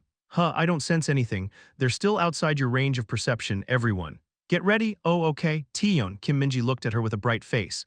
Lee Taeyeon deliberately ignored her gaze and drew her sword. First, survive and protect the people, and in the very end. If there was no more room to escape, what would she choose then? Even she didn't know.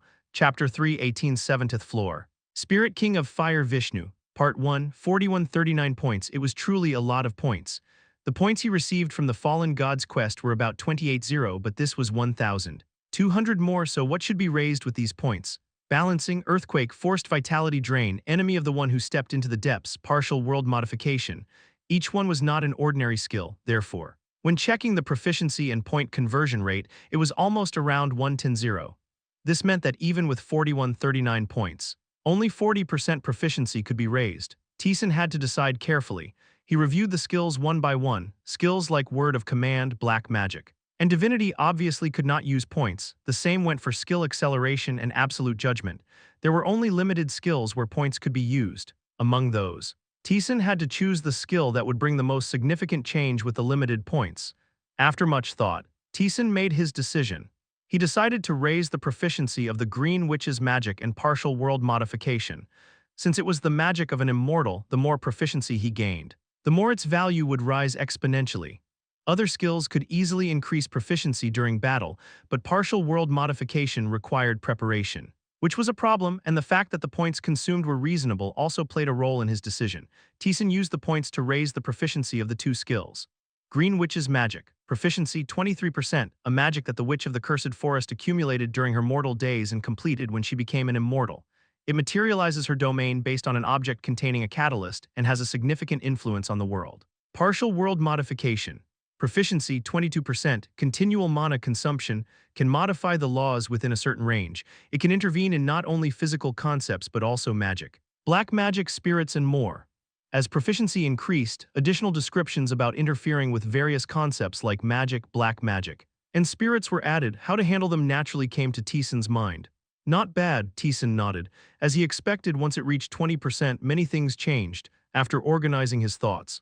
Taesan didn't descend further into the labyrinth. Instead, he turned back. He went to see Hafren. Hafren welcomed Taesan. "You've come back quickly. What is it this time? Can you repair a broken weapon?" "Repair?" Hafren asked back as if it was an absurd question. Instead of answering, Taesan handed over the supreme sword. "What is this?" Hafren hesitantly took the supreme sword. The supreme sword was severely damaged. The blade was completely corroded and its shape was distorted, making it unusable as a sword. Its attack power had dropped to single digits. Reflecting its ruined appearance, it had turned into equipment that could no longer be used. "What did you do?" Hafren looked at Taesan with a face full of confusion. "The materials and equipment that come from this place, made by wizards and gods, contain their power. Mortal beings can never corrupt or destroy them." "That's what happened," Taesan replied calmly. Hafren frowned. "This gives me a headache and it's troublesome." "So, can you do it?" "I told you, the equipment in the labyrinth contains the power of gods. Mortals cannot touch it." Hafren examined the supreme sword closely. "Unless it's a few entities like me, who have been granted permission by wizards, it's impossible. To sum up, it's possible to restore it to some extent." "That's good to hear. However, since it's just a restoration, its performance will be lower than before. You'll also need quite a lot of materials. Do you have them?" Yes, Taesan opened his inventory. The materials he had collected while descending through the labyrinth fell out one by one. "You sure have a lot. Wait here for a moment." "Good grief. Repairing equipment, this is a first for me." He took the supreme sword and the materials and began hammering away. Taesan watched the process, though he didn't understand it. After a series of incomprehensible actions, Hafren handed the sword back to Taesan.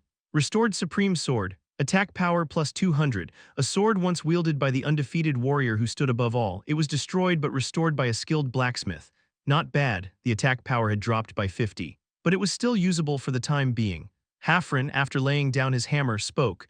"If you want a proper weapon, bring me better materials, by the way. To wield enough power to destroy a weapon like this." Curiosity spread across Hafren's face. "Can you show me? How did you do it?" "Sorry, but that's impossible. It's too dangerous."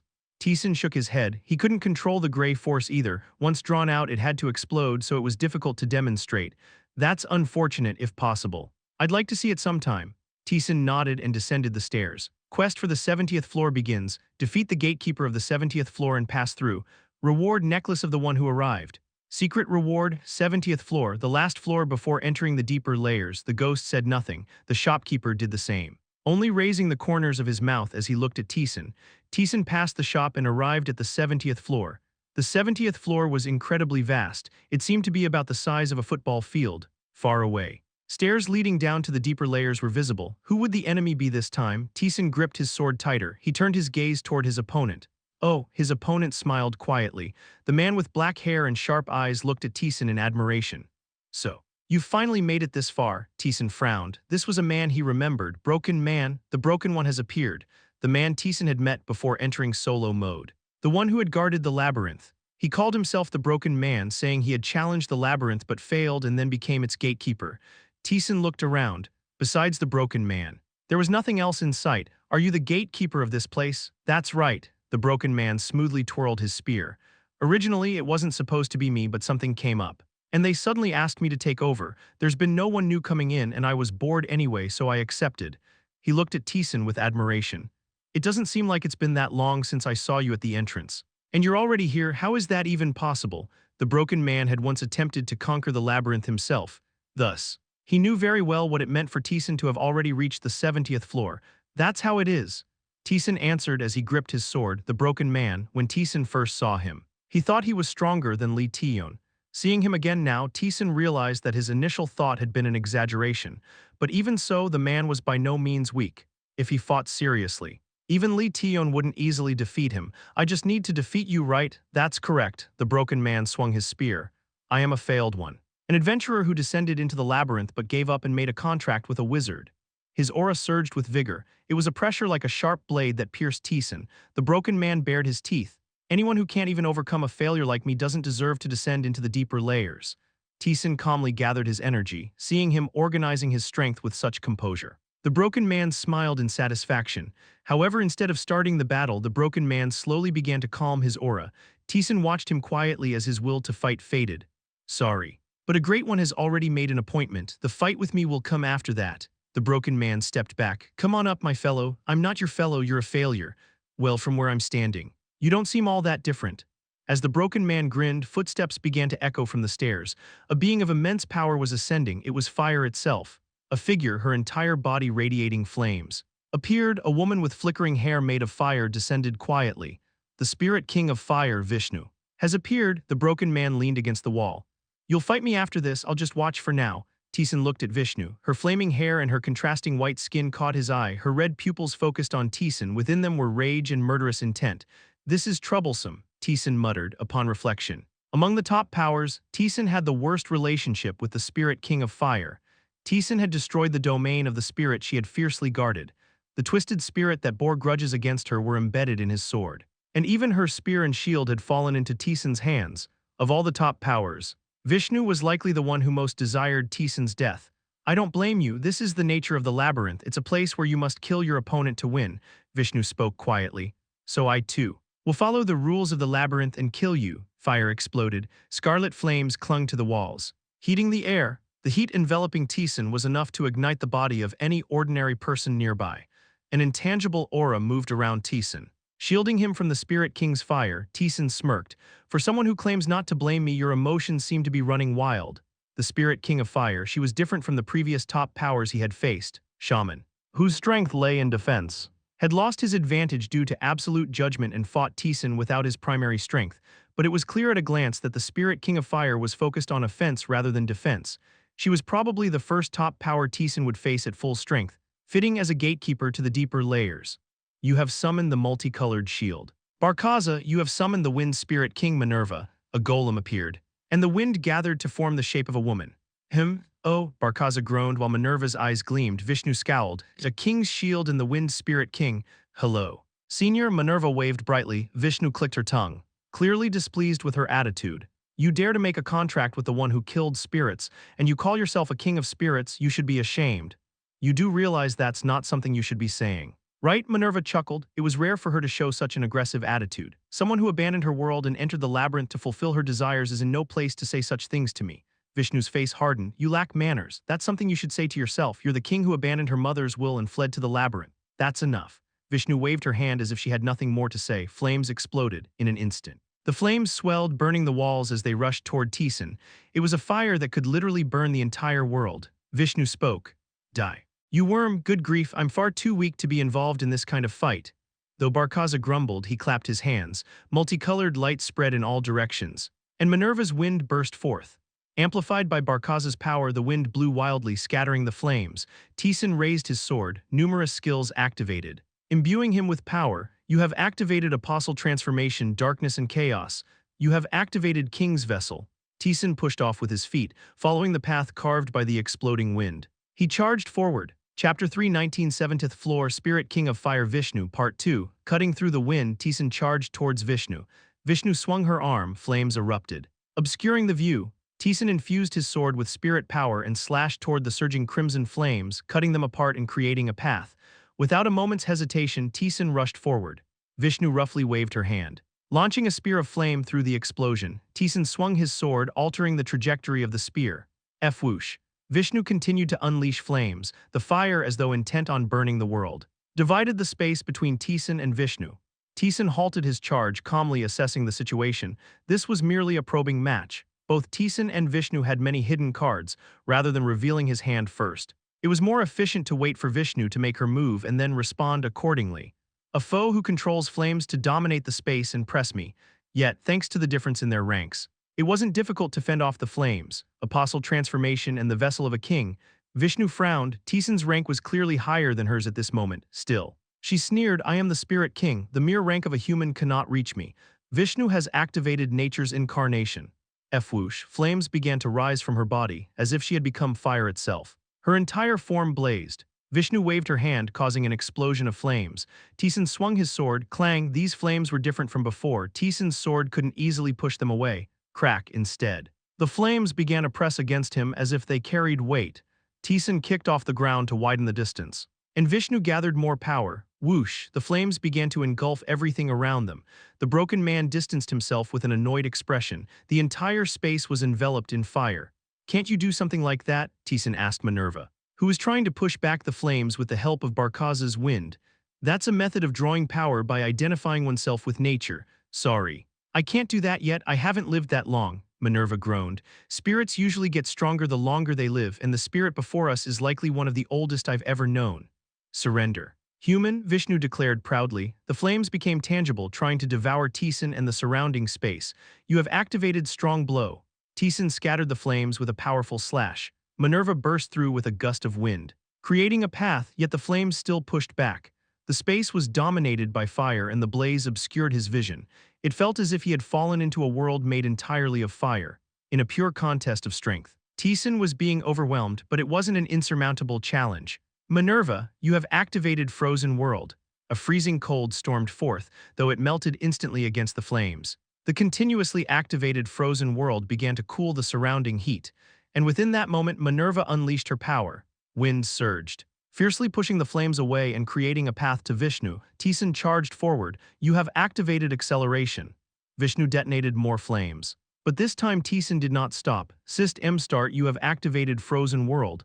You have activated Magic Focus. System End shatter, frost spread ahead, cutting through the weakened flames as Taesan brought his sword down toward Vishnu.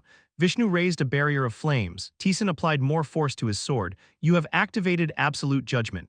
The moment his sword touched the barrier, it disappeared. Vishnu's pupils widened. Taesan swung his sword fiercely. Just as he was about to cleave her head, Vishnu's body vanished. Vishnu has activated Shoes of Spatial Transference. Humph, Vishnu landed far away, sending a cold glare his way. So that's why Shaman lost. You have a skill that ignores defenses, huh? She had suspected as much, given that Shaman who boasted unparalleled defenses had been defeated so quickly. It was inevitable, but for her barrier to disappear without any resistance at all.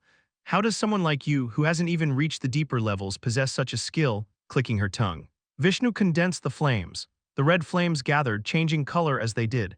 There was no reason for Taesan to simply watch, so he immediately leaped, intending to pierce Vishnu's chest with his sword. Vishnu has activated Shoes of Spatial Transference, but once again, Vishnu's body disappeared far into the distance. Taesan frowned. No cooldown, the exploration is over. Your power isn't all that special, while undeniably powerful and formidable. Its foundation lay within the labyrinth system. Unlike the spirit kings or dragons, Taesan didn't fully command his own power. In that case, overwhelming force would be enough. Witness. The condensed flames had turned white. This is the world granted to the spirit king, my world. The white flames exploded, consuming the space. Vishnu has activated King's World. The space warped, the very laws of the world twisted, and the air changed. Taesan instinctively realized this place, the 70th floor of the labyrinth, had now become Vishnu's world. Your opponent is an unwinnable enemy, Vishnu calmly stated. Perish. Flames rushed toward him. Your first attack nullification has activated. The nullification was consumed, taking advantage of the gap. Taesan swiftly gathered demonic energy. You have activated Marba's pitch-black wave. The demonic energy surged, a pitch-black wave capable of swallowing everything, rushed toward the flames. Vishnu frowned and snapped her fingers. You've got quite the arsenal. The flames opened their jaws and swallowed the pitch-black wave. The wave dissipated instantly, like fire trying to rise in water, vanishing without a trace. Vishnu's entire body momentarily became flame and disappeared, sensing danger. Taesan swung his sword fiercely to his left. You've got good instincts. Vishnu descended next to Taesan and grabbed his sword.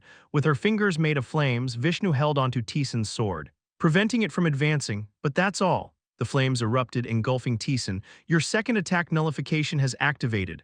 Second, you have multiple skills of that level. Vishnu was baffled. Minerva hastily gathered wind, but with a simple wave of Vishnu's hand, it dissipated. You are of no consequence anymore, young spirit king. Minerva's entire form trembled. She began to lose her shape, quivering uncontrollably. This is the domain of flames I created. No other force of nature can exert its power here. Eek! Minerva tumbled to the ground, the wind that had surrounded her body slowly being consumed by the flames. Surrender, mortal. The flames filled the entire world. This is the power of a king. After using the King's World skill, Vishnu became monstrously powerful. Taesan, who had been evenly matched with her earlier, was now being overwhelmed in an instant, and Taesan understood what had caused this shift. Dominance of the domain. The space of the 70th floor itself had become hers. It was similar to Taesan's partial world transformation. She had turned a certain range of the area into her world, imposing her laws onto it. Vishnu was the spirit king, and spirits are beings of nature. She had forcibly imposed her world onto this realm, twisting nature and turning it into her domain. Taesan gathered his rank to push away the encroaching flames. It was only natural that he was being pushed back. This entire space was her domain. Everything was determined by her laws and will. Without his absolute protection, he wouldn't have been able to withstand the depletion of his health. Taesan silently moved his body, focusing on evasion and defense rather than counterattacking. You have activated mental acceleration. Unless he could conquer this domain, victory was impossible, so how could he conquer it? To maintain King's world where she overlaid her world onto the labyrinth created by the gods must require a significant cost. There had to be a time limit. But how long it would last was unknown. Simply waiting for that time to pass was clearly not an optimal strategy. Even hiding wouldn't work. The space itself was her domain. So there was nowhere to escape. Word of command was also ineffective. It worked well against attacks without will. But not in this case. The boundary line was his final card. He couldn't reveal it just yet. What he needed was the most optimal method to counter her. A way to exploit her abilities while maintaining an advantage without suffering losses. He endured the surging flames with the Aegis shield. As soon as its duration ended, he used random blink to escape. But the flames surged once again. Gathering his rank, Taesan spoke as he swung his sword. Minerva. Yes, despite being relentlessly pushed back by the flames. Minerva and Barkaza managed to hold on. Taesan addressed her. Can you buy me some time? How much? A few minutes. A few minutes? Minerva gave a bitter smile. She didn't want to admit it. But the Fire Spirit King was clearly stronger than her. The young Minerva couldn't handle nature's incarnation combined with King's world, making it difficult to hold on. Still, Minerva spoke confidently. That's enough, leave it to me, Barkaza. As the king commands, a burst of rainbow light and wind exploded forth. Vishnu gazed indifferently at the charging Minerva. You're making a foolish last stand.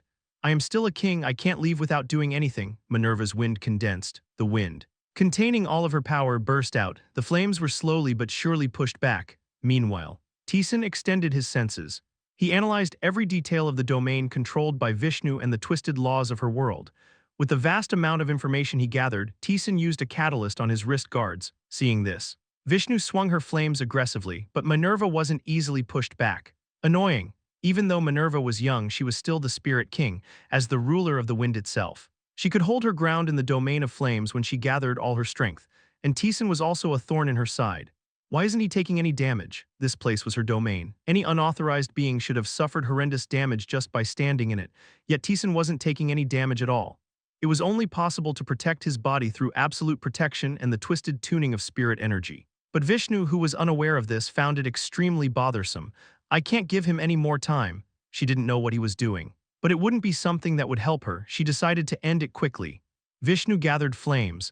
The fire that had been spreading as if it would burn the world suddenly surged, sweeping over everything like a storm.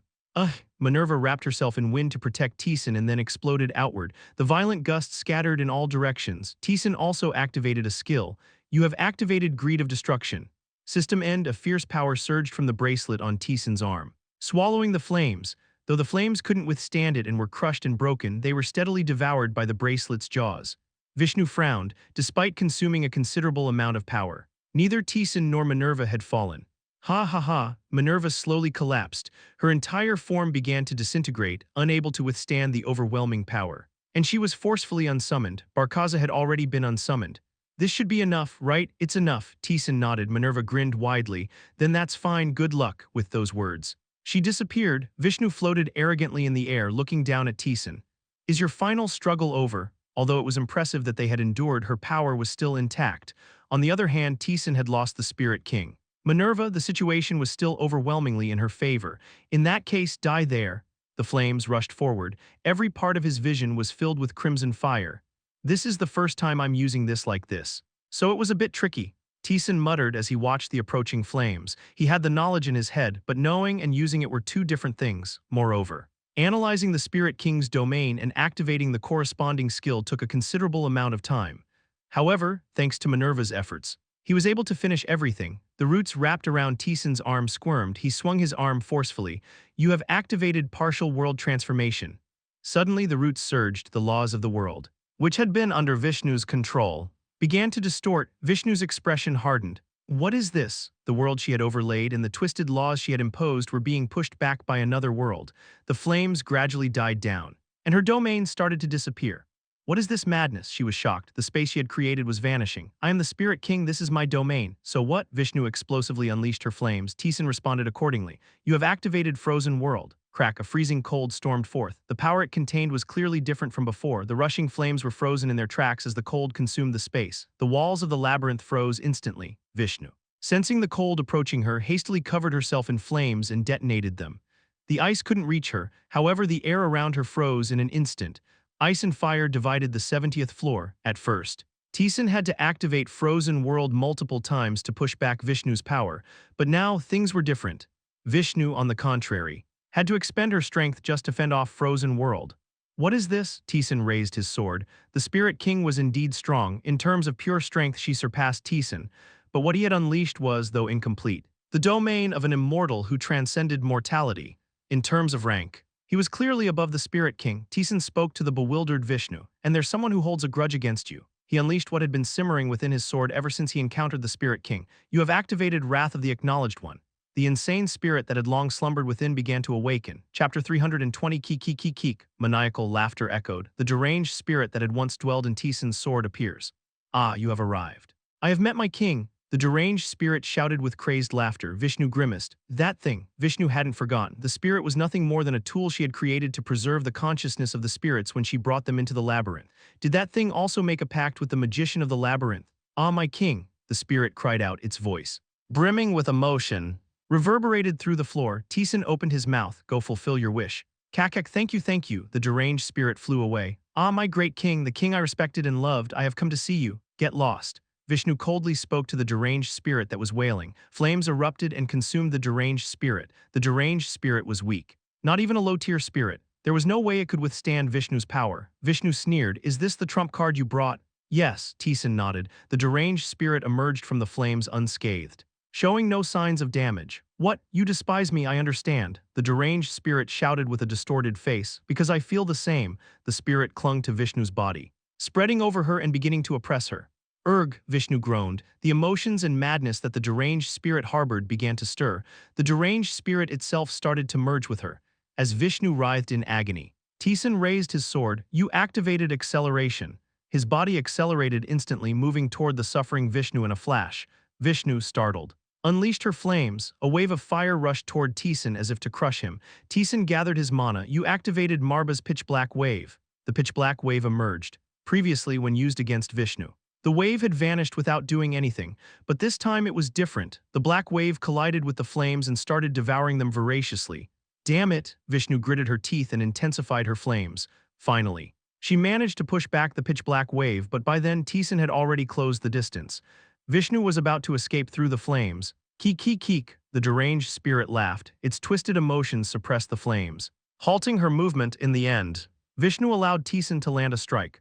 Arg, Vishnu activated the shoes of spatial shift. Vishnu's body moved. Taesan immediately identified her location and gave chase, suppressing her dizziness. Vishnu gritted her teeth. Flames flickered. Once again, Vishnu unfurled her king's domain. It was a power that literally altered the laws of the world. In this place, Vishnu was akin to an absolute being. It was only natural for someone like Taesan to be engulfed and collapse instantly. Boom, but she was blocked by Taesan's domain, unable to devour him. They clashed head-on. How is this possible? Vishnu couldn't accept it. Changing the laws of the world was not a power granted to mortals. It was something only possible for her, the Spirit King who had lived longer than any other spirit and held supreme control over nature. Even among the guides who had reached the brink of mortality, she was the only one capable of it. Yet Taesan had now made the world his own domain, and this world was colliding head-to-head with her. The Spirit King's domain. Vishnu couldn't comprehend it. The absolute advantage she had was gone, and that wasn't the end of it. Vishnu flared up her flames violently. It was a force that would burn and turn anything it touched to ash. Yet the deranged spirit clinging to her remained unscathed. Whoosh! Flames clung to her body. Normally, flames would be a familiar power to Vishnu, the Spirit King of Fire, like a cradle, but not this time. Now, the flames were trying to harm her. Vishnu violently shook her arm to cast off the flames. The deranged spirit clinging to her was slowly damaging her very essence and power. That was the reason she couldn't evade Taesan's attack with her flames, even in her own domain. How am I bound by such a low-tier spirit, no matter how much the deranged spirit had dedicated itself to taking revenge on Vishnu? The difference in rank and power was clear. There was no way it could influence her to this extent. Vishnu read the power contained within the deranged spirit that was binding her. Her eyes trembled. Within it was the energy of the spirit god. The spirit god had imbued the deranged spirit with the power to kill her. The spirit god, though it was a reward the spirit god had given Taesan for rescuing Aurelia. Vishnu didn't know that, and she was shocked. In the meantime, Taesan had reached her as he swung his sword. She hurriedly countered. She waved her hands frantically. The flames began to take shape. Burn, Firebird. Vishnu activated her fire familiar. Scree, a phoenix lunged at Taesan. Taesan didn't evade it. You activated the Seed of Calamity. A flame capable of burning the entire world rose and collided with the phoenix. Screech, the phoenix pressed down on the flames. The Seed of Calamity, crushed by the overwhelming power, gradually began to lose its strength. Taesan gathered his strength and fueled the flames further. Ka'ik, the Seed of Calamity that had engulfed Taesan's aura grew larger and devoured the phoenix. Having eliminated the phoenix, Taesan thrust his sword into Vishnu.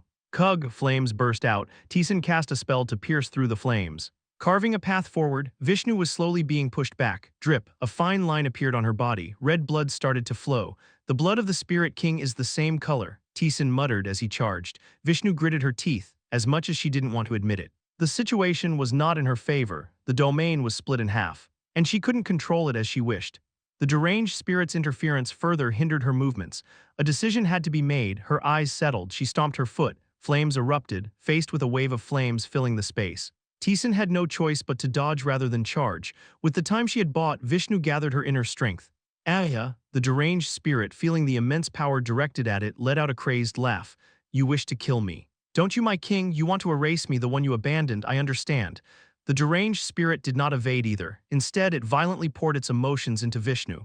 But in return, you must take all of me, the deranged spirit screamed fiercely. Human, Taesan immediately activated a skill. You have activated Forsaken Blade. He activated the second skill, one of the two skills he obtained when the deranged spirit merged with his sword. The emotions stored within the deranged spirit wildly amplified, swirling inside Vishnu. Vishnu bit her lip, gathering more strength amid the violent clash of powers. Taesan raised his sword. You have activated Naborius Golden Sword. You have activated Addition. You have activated the Blade of Fighting Spirit. You have activated Absolute Judgment. Thud, Taesan charged forward at the same moment. The condensed power within Vishnu exploded, but Taesan's sword pierced through her. Vishnu has activated the brand of Twisted Recovery. Vishnu took 71,040 damage. Vishnu has recovered 35,520 health. Your third attack nullification has been activated, Rumble, even though the attack was nullified. Taesan's body was pushed back by the series of explosions. The Spirit King's domain began to shake uncontrollably as the explosion subsided. Vishnu's figure reappeared. Half of her body was in tatters. A ring on her finger snapped and fell. As expected, the deep floor equipment is a nuisance. A damage amount of 70,000 was enough to defeat Vishnu. But she had survived using deep floor equipment. Taesan smirked. You killed the spirit that called out to you like that, that's harsh. You, Vishnu's enraged gaze focused on Taesan, crashed, the space shattered. The king's domain that Vishnu had unfolded crumbled under the strain. Taesan's partial world alteration ended simultaneously, since it was a power triggered by consuming a catalyst. Its duration was limited. I'm out of mana too. His mana was nearly depleted. He wanted to use a potion. But Vishnu wasn't giving him any opportunity. WRRRR, Taesan unleashed his divinity. A golden light spread around him, almost completely restoring his mana and magic power. Vishnu let out a hollow laugh when she saw the light. I was mistaken. She had thought that while Taesan was strong, he was still just a mortal bound by the labyrinth system, but she was wrong. Taesan wasn't bound by the system, instead. He was using it to surpass his limits. Taesan was a monster. Vishnu's aura intensified further. Taesan's eyes grew calm by altering the world partially. He had erased her advantage. He had inflicted great damage by using the deranged spirit. He had even reduced her stats with the necklace of depravity he obtained from the quest of the fallen god. But despite all that, the Spirit King had not lost her strength. This was the true power of someone who had reached the deep floors. Vishnu gathered flames. The intensity of the flames was noticeably weaker. Vishnu gave a bitter smile. How long had it been since she had been driven to this point? It was something that hadn't happened even when she was conquering the labyrinth, possessing the king's domain. She had always been one step removed from death. It's been a while. Vishnu spread her arms. All the flames began to gather in her hands. Vishnu has activated Agni's flame sword. A long sword of flame appeared in her hand. The flames contained within it were her remaining strength, burning the air and drying her lips. I admit it, you are stronger than me. The arrogant and great Spirit King finally spoke. So I will face you as a challenger, as you wish. Taesan stomped the ground. Agni responded. The flaming sword clashed with Taesan's sword. The flaming sword exploded, trying to burn and melt everything it touched. Taesan stepped forward, twisting his waist as he swung his sword. Clang, the swords collided. Taesan activated his foresight skill. The trajectory of Vishnu's sword faltered, revealing an opening. Just as Taesan was about to plunge his sword into her, Vishnu's body shifted. Vishnu has activated the shoes of spatial shift. So annoying, Taesan immediately charged forward. Pressing down on Vishnu, their swords collided, and Vishnu was pushed back. Kug, Vishnu was the spirit king. She wasn't familiar with wielding a sword or moving her body in battle. She couldn't help but be continuously pushed back by Taesan. But Vishnu was barely holding on, all thanks to her deep floor equipment. The most bothersome one was undoubtedly the shoes of spatial shift. With no activation delay and an extremely short cooldown, it allowed her to teleport freely, easily escaping any pressure Taesan applied. Vishnu's eyes hadn't lost their light, even as she endured Taesan's attacks. Her determination to find an opportunity was evident, but Taesan was no different. Klang, he couldn't read her intentions against an opponent of Vishnu's level. It was impossible to perfectly conceal one's will. So he pressed Vishnu, analyzing her behavior patterns, the timing of her spatial shifts, and her location relative to him each time she activated it. Crash, Taesan swung his sword harshly. Vishnu was pushed back, as his sword aimed for her chest. Vishnu activated her spatial shift. Vishnu has activated the shoes of spatial shift, and Taesan had been waiting for that moment. You have activated forced descent. Whoosh, all of Vishnu's stats dropped, caught off guard by the sudden change in her senses. Her reaction was slightly delayed compared to before. You have activated perfect fairy wings. You have activated acceleration. You have activated skill acceleration. Taesan's body left an afterimage just as Vishnu, who had landed far away, was about to turn her gaze. Taesan was already right in front of her, as his sword pierced her chest. Her pupils widened. Chapter 321. Taesan gripped the sword lodged in his chest. You have activated the branch of despair. Urug, in an instant, despair engulfed Vishnu's mind. Vishnu barely held on, swinging her arms. Vishnu has activated exclusion of all, Ki-eyeing. As Vishnu's bracelet glowed, Taesan's body was pushed far away. It wasn't physical force but a manipulation of space itself, forcibly widening the distance. You have activated random blink. However, the moment Taesan pierced Vishnu's chest with his sword, he had already branded her. Taesan immediately moved in front of Vishnu. His sword came down, and Vishnu hurriedly blocked it. Boom, Vishnu's arms were pushed back, as Taesan pressed on to slam her into the ground. Vishnu's body disappeared. Vishnu has activated the shoes of spatial transference. You have activated acceleration. You have activated skill acceleration. Tap, and Taesan arrived directly in front of Vishnu as she landed. Vishnu barely twisted her body to avoid the direct hit, letting out a gasp of shock. How is this possible? It's obvious. He had already fully grasped the pattern of Vishnu's spatial leaps, her estimated location, and the principles of her movements. He could see clearly where she would go in any situation. You can't leap anymore, can you? He had also figured out the limitation of the shoes of spatial transference. It was rechargeable equipment, allowing up to 3 consecutive leaps, once used 3 times. It required a cooldown period to recharge. Vishnu had activated the shoes 3 times in a row. She couldn't escape anymore. Boom, the sword slammed down, pressing her aggressively, although Vishnu was being overpowered. She retaliated by swinging her sword to push Taesan away. They exchanged attacks. Their health was depleting, but Taesan had the ability to forcibly drain his opponent's health. This exchange was in his favor. Clang, Taesan swung his sword, deflecting Vishnu's blade. As Taesan counterattacked, Vishnu parried and thrust her sword. You have activated counter. Taesan's ability sword ignored Vishnu's sword and pierced her chest. Gah, he twisted the sword and applied force with his foot. Boom, he activated acceleration and slammed her into the wall. Vishnu raised her arm to summon flames, but only a tiny spark emerged. A mere flicker of flame, most of her power had already been consumed. Vishnu slumped to the floor. Coughing up blood, Taesan sheathed his sword. You endured well, Taesan praised Vishnu. It wasn't just flattery. By the time Vishnu could no longer summon flames, her chances of winning had disappeared. She had to fight purely with her body and sword. But there was no way a spirit like her could outmatch Taesan in swordsmanship. Even their stats were heavily in Taesan's favor, though it was thanks to the equipment from the deep floors. The fact that she had endured this long proved her strength. This is humiliating. I was never in a position to receive pity from anyone. Perhaps because she understood this, or maybe because it was all over. Vishnu accepted it calmly. I am dying here. Vishnu let out a bitter smile. Spirits did not possess a true sense of self. Spirits who gained self-awareness eventually became corrupted as their consciousness decayed. That was the death of a spirit, as a spirit king. She possessed an immense and immeasurable lifespan, but even she would inevitably face true death one day. That terrified her. She didn't want to die. That's why she had abandoned everything and entered the labyrinth, to achieve perfect self-awareness. But she had been defeated by Taesan. Her sense of self was slowly fading. Her very being was dissolving. Returning to nature. It was the moment when one of the oldest spirits in existence began to die. It was the moment she feared most, yet surprisingly, she felt no great emotional turmoil. It's so quiet, instead of expressing anger or fear. Vishnu looked at the ghost. Hero, do you not resent me? The ghost had remained silent since the moment he encountered Vishnu. The ghost spoke up.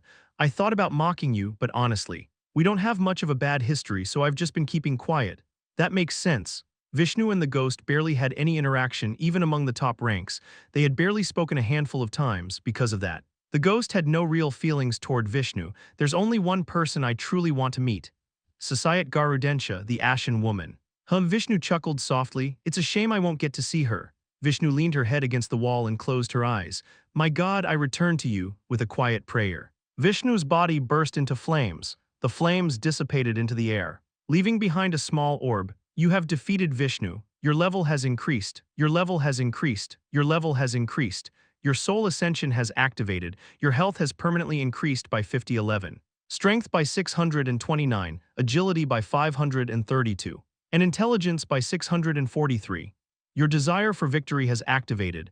Your health has permanently increased by 1066, strength by 358, agility by 333, and intelligence by 240. The Seed of Life has activated. Your health has permanently increased by 501, strength by 62, agility by 53, and intelligence by 64. Your proficiency in the Green Witch's magic has increased by 2%. The proficiency of partial world alteration has increased by 3%. Your soul ascension has activated. You have acquired the special skill Avatar of Nature. Your soul ascension has activated. Elementalism proficiency increased by 5%. Spirit contract, Spirit King of Wind, Minerva proficiency increased by 6%. And natural synchronization proficiency increased by 4%. You have obtained the core of the Fire Spirit King. You have obtained the essence of ancient nature. It was over. Taesan grasped the orb in his hand. The fight hadn't been easy. When the world alteration of the king's realm was activated, Taesan couldn't do anything and was one-sidedly attacked. Without the partial world alteration, he would have had to risk using his boundaries. I made the right call, thanks to it. He had pushed back Vishnu's realm and faced her on equal footing. Of course, this time, the situation had been special. Vishnu's trump card was the ability to alter the realm, but Taesan also had the ability to alter realms, and the power Taesan possessed was that of an immortal. With similar abilities, Taesan, who held the power of an immortal, naturally had the upper hand, but it wasn't without its drawbacks. The consumption of the catalyst is large. In the fight with Vishnu, Taesan had almost used up all the catalysts he obtained from the Green Witch. If he continued using them this way, he would need to acquire more catalysts. The mana consumption was also high. The more rules he added to counter the opponent's realm, the exponentially more mana it consumed. If it weren't for the insane spirit, his mana would have been depleted in an instant. I'll need to research this. He had to find a way to reduce catalyst consumption and understand the criteria for mana consumption in altered realms. Among other things, it was a skill well worth the effort. Taesan opened his stat window. Level 141 Shield, 7799/7799 Health, 90,000. 820/90,820, Mana, 7540/7540, Magic Power, 1128/1000, 128 Strength, 15,939 Intelligence, 14,000, 441 Agility, 16,095, Attack Power plus 5792, Defense Power plus 3942. The subject is in optimal condition. His level had steadily risen as he descended through the labyrinth. And after defeating Vishnu, his stats had surged. Now there was a significant gap even when compared to Lee Taeyeon, and he had acquired a new skill as well. Spirit Skill, Avatar of Nature, Mana Cost, 1,500, Proficiency, 1%, Duration, 1 hour, transforms into nature itself, absorbing the surrounding energy as your own power. During this time you gain dominion over nature, and the caster's abilities and rank are enhanced. Avatar of Nature, when Vishnu used this skill, her rank had risen to the point where she rivaled Taesan. You have activated Avatar of Nature. A surge of energy flowed out. The surrounding nature began to move according to Taesan's will. Along with that, his speed, strength, and rank, all of them increased. So this is how it works. Taesan had previously acquired spirit skills such as Deer Walking on the Wind Path and Tiny Ember. Avatar of Nature seemed to be the highest level spirit skill among them. It was quite useful, like Apostle Transformation or Vessel of the King. It was a skill that would be a great help in battle. Core of the Fire Spirit King, the core imbued with the power of the Fire Spirit King. It contains absolute dominion over flames. Essence of ancient nature, the condensed essence of natural energy that has existed since the creation of the world. These were the two material items obtained after defeating the Fire Spirit King. You have summoned the Spirit King of Wind. Minerva, the wind blew and Minerva appeared. She seemed almost drained, likely due to the aftermath of the battle, and her power was barely detectable. Why did you call me? I was resting. She mumbled in a nearly lifeless tone, then stared at the two orbs in Tiesen's hand. You won, I thought you could win, but still. Minerva's expression became slightly complicated. Of course, I'm happy that you won. But it's a bit bittersweet. Although the Fire Spirit King had been Tiesen's enemy, she was still a Spirit King. As a fellow Spirit King, Minerva couldn't simply rejoice over it, of course. This conversation didn't hold much meaning for Tiesen. He handed the orbs to Minerva. Here, can you use these? The orbs, let me see. Minerva took the two orbs and examined them closely. I can use this one right away. She pointed to the essence of ancient nature. It's not the will of something grand. Just a pure essence of nature. It's simply the power that reaches its peak after the passage of time. So I can absorb it. Then go ahead and use it. Are you sure it's an extremely valuable item? I don't mind, Tiesen replied. Minerva wasn't strong enough to fight against the higher-ups yet. She needed to become even stronger. Minerva obediently grasped the orb and shattered it. The natural energy contained within began to merge with her. She let out a sigh of awe as the power filled her. Ooh, Minerva clenched her fist. The wind swirling around her. This is incredible. So now you can use the abilities that Vishnu used. Not quite. But I've definitely grown stronger. Now I should be able to hold my own even if the world of the king is activated. That was a satisfying improvement. Tiesen pointed to the other orb in her hand. What about that one, inside the orb? Flames flickered. Minerva fiddled with the orb. Her expression ambiguous. This one, even I can't handle it carelessly. I didn't even know until now that a fallen spirit king could leave behind their core.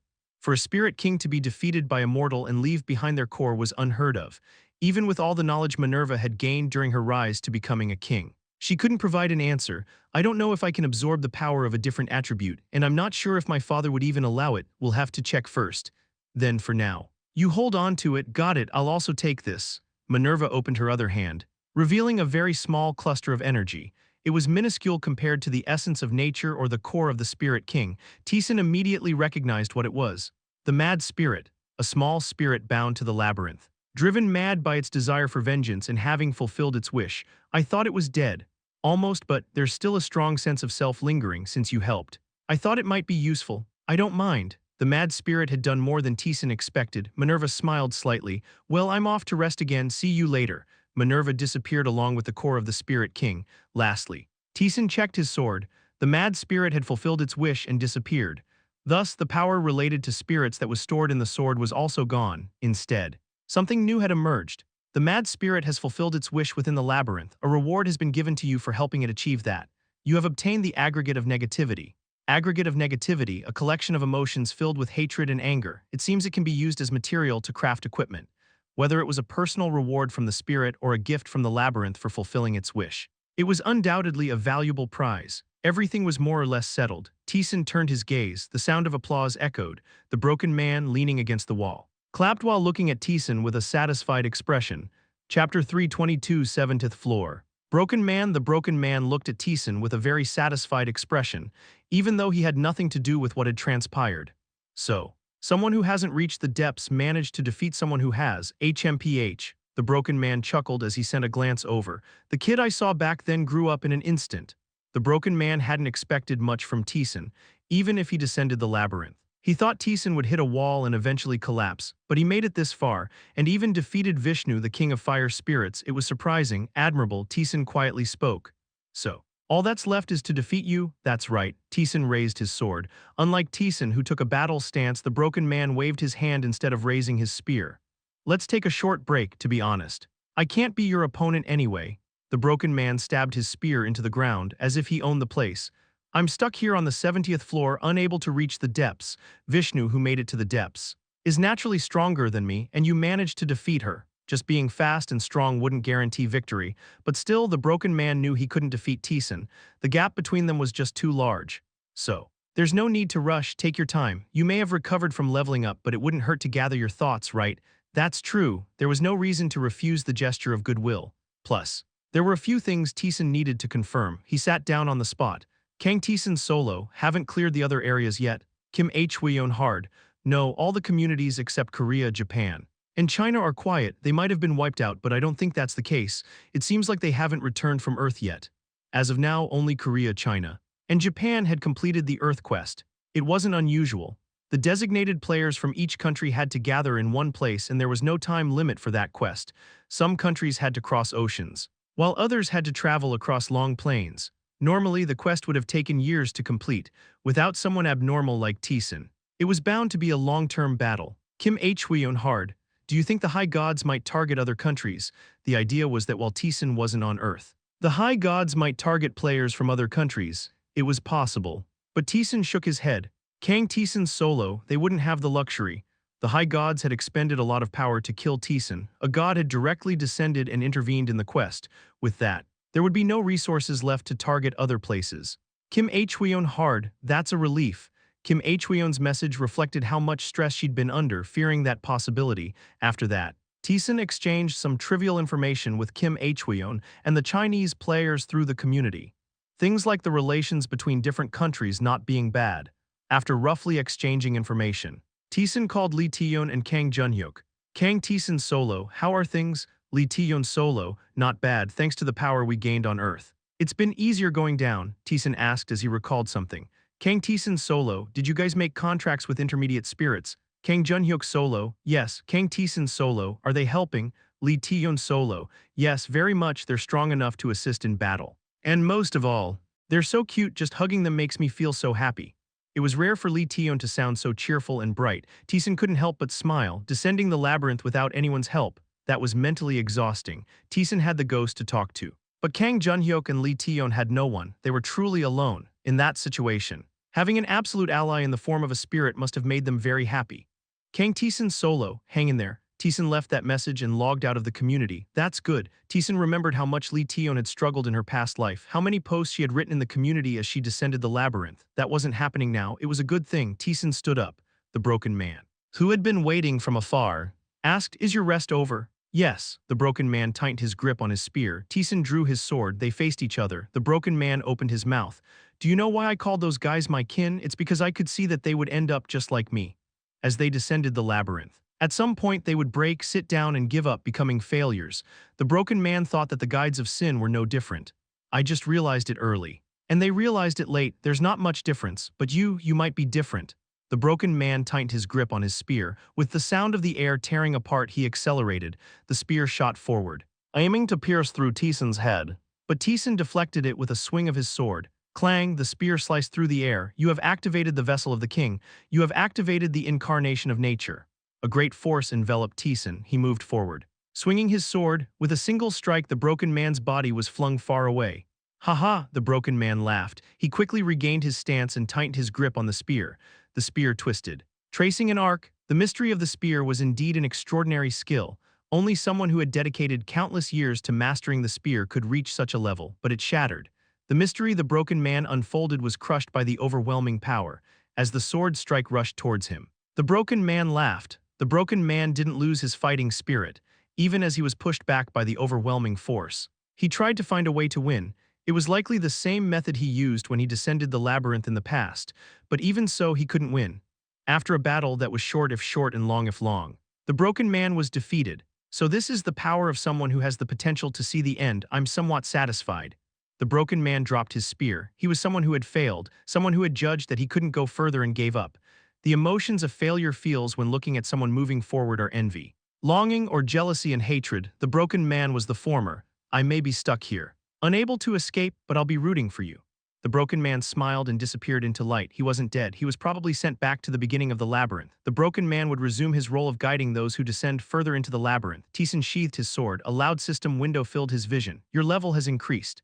You have reached the 70th floor. You have acquired the title, one who arrived at the entrance of the depths. You have perfectly cleared the 70th floor. You have acquired the title, one who entered a new domain. You have perfectly understood and cleared all floors up to the 70th. You have acquired the title, March of Conquest. You have arrived at the minimum location desired by the mage. You have acquired the title, one who meets the mage's expectations. You have arrived at the deepest of depths. Beyond this lies the place where the gods reside, where all terrifying things live, and where the secrets of the world can be revealed. Whether you move forward or sit here, content is up to you. A new reward is given based on your achievements as you reach the 70th floor. You have acquired the title, the qualified one. Simply arriving at the deep depths grants great enlightenment. You have acquired the special passive skill, Might of the One who reached the entrance. Title, one who arrived at the entrance of the depths. You have arrived at the entrance of the depths. Health plus 500, Strength plus 300, Attack power plus 100, Defense plus 100. The titles one who entered a new domain in March of Conquest weren't very different from one who arrived at the entrance of the depths. They were titles that increased overall stats and attack power. The differences came afterward. Title, one who meets the wizard's expectations.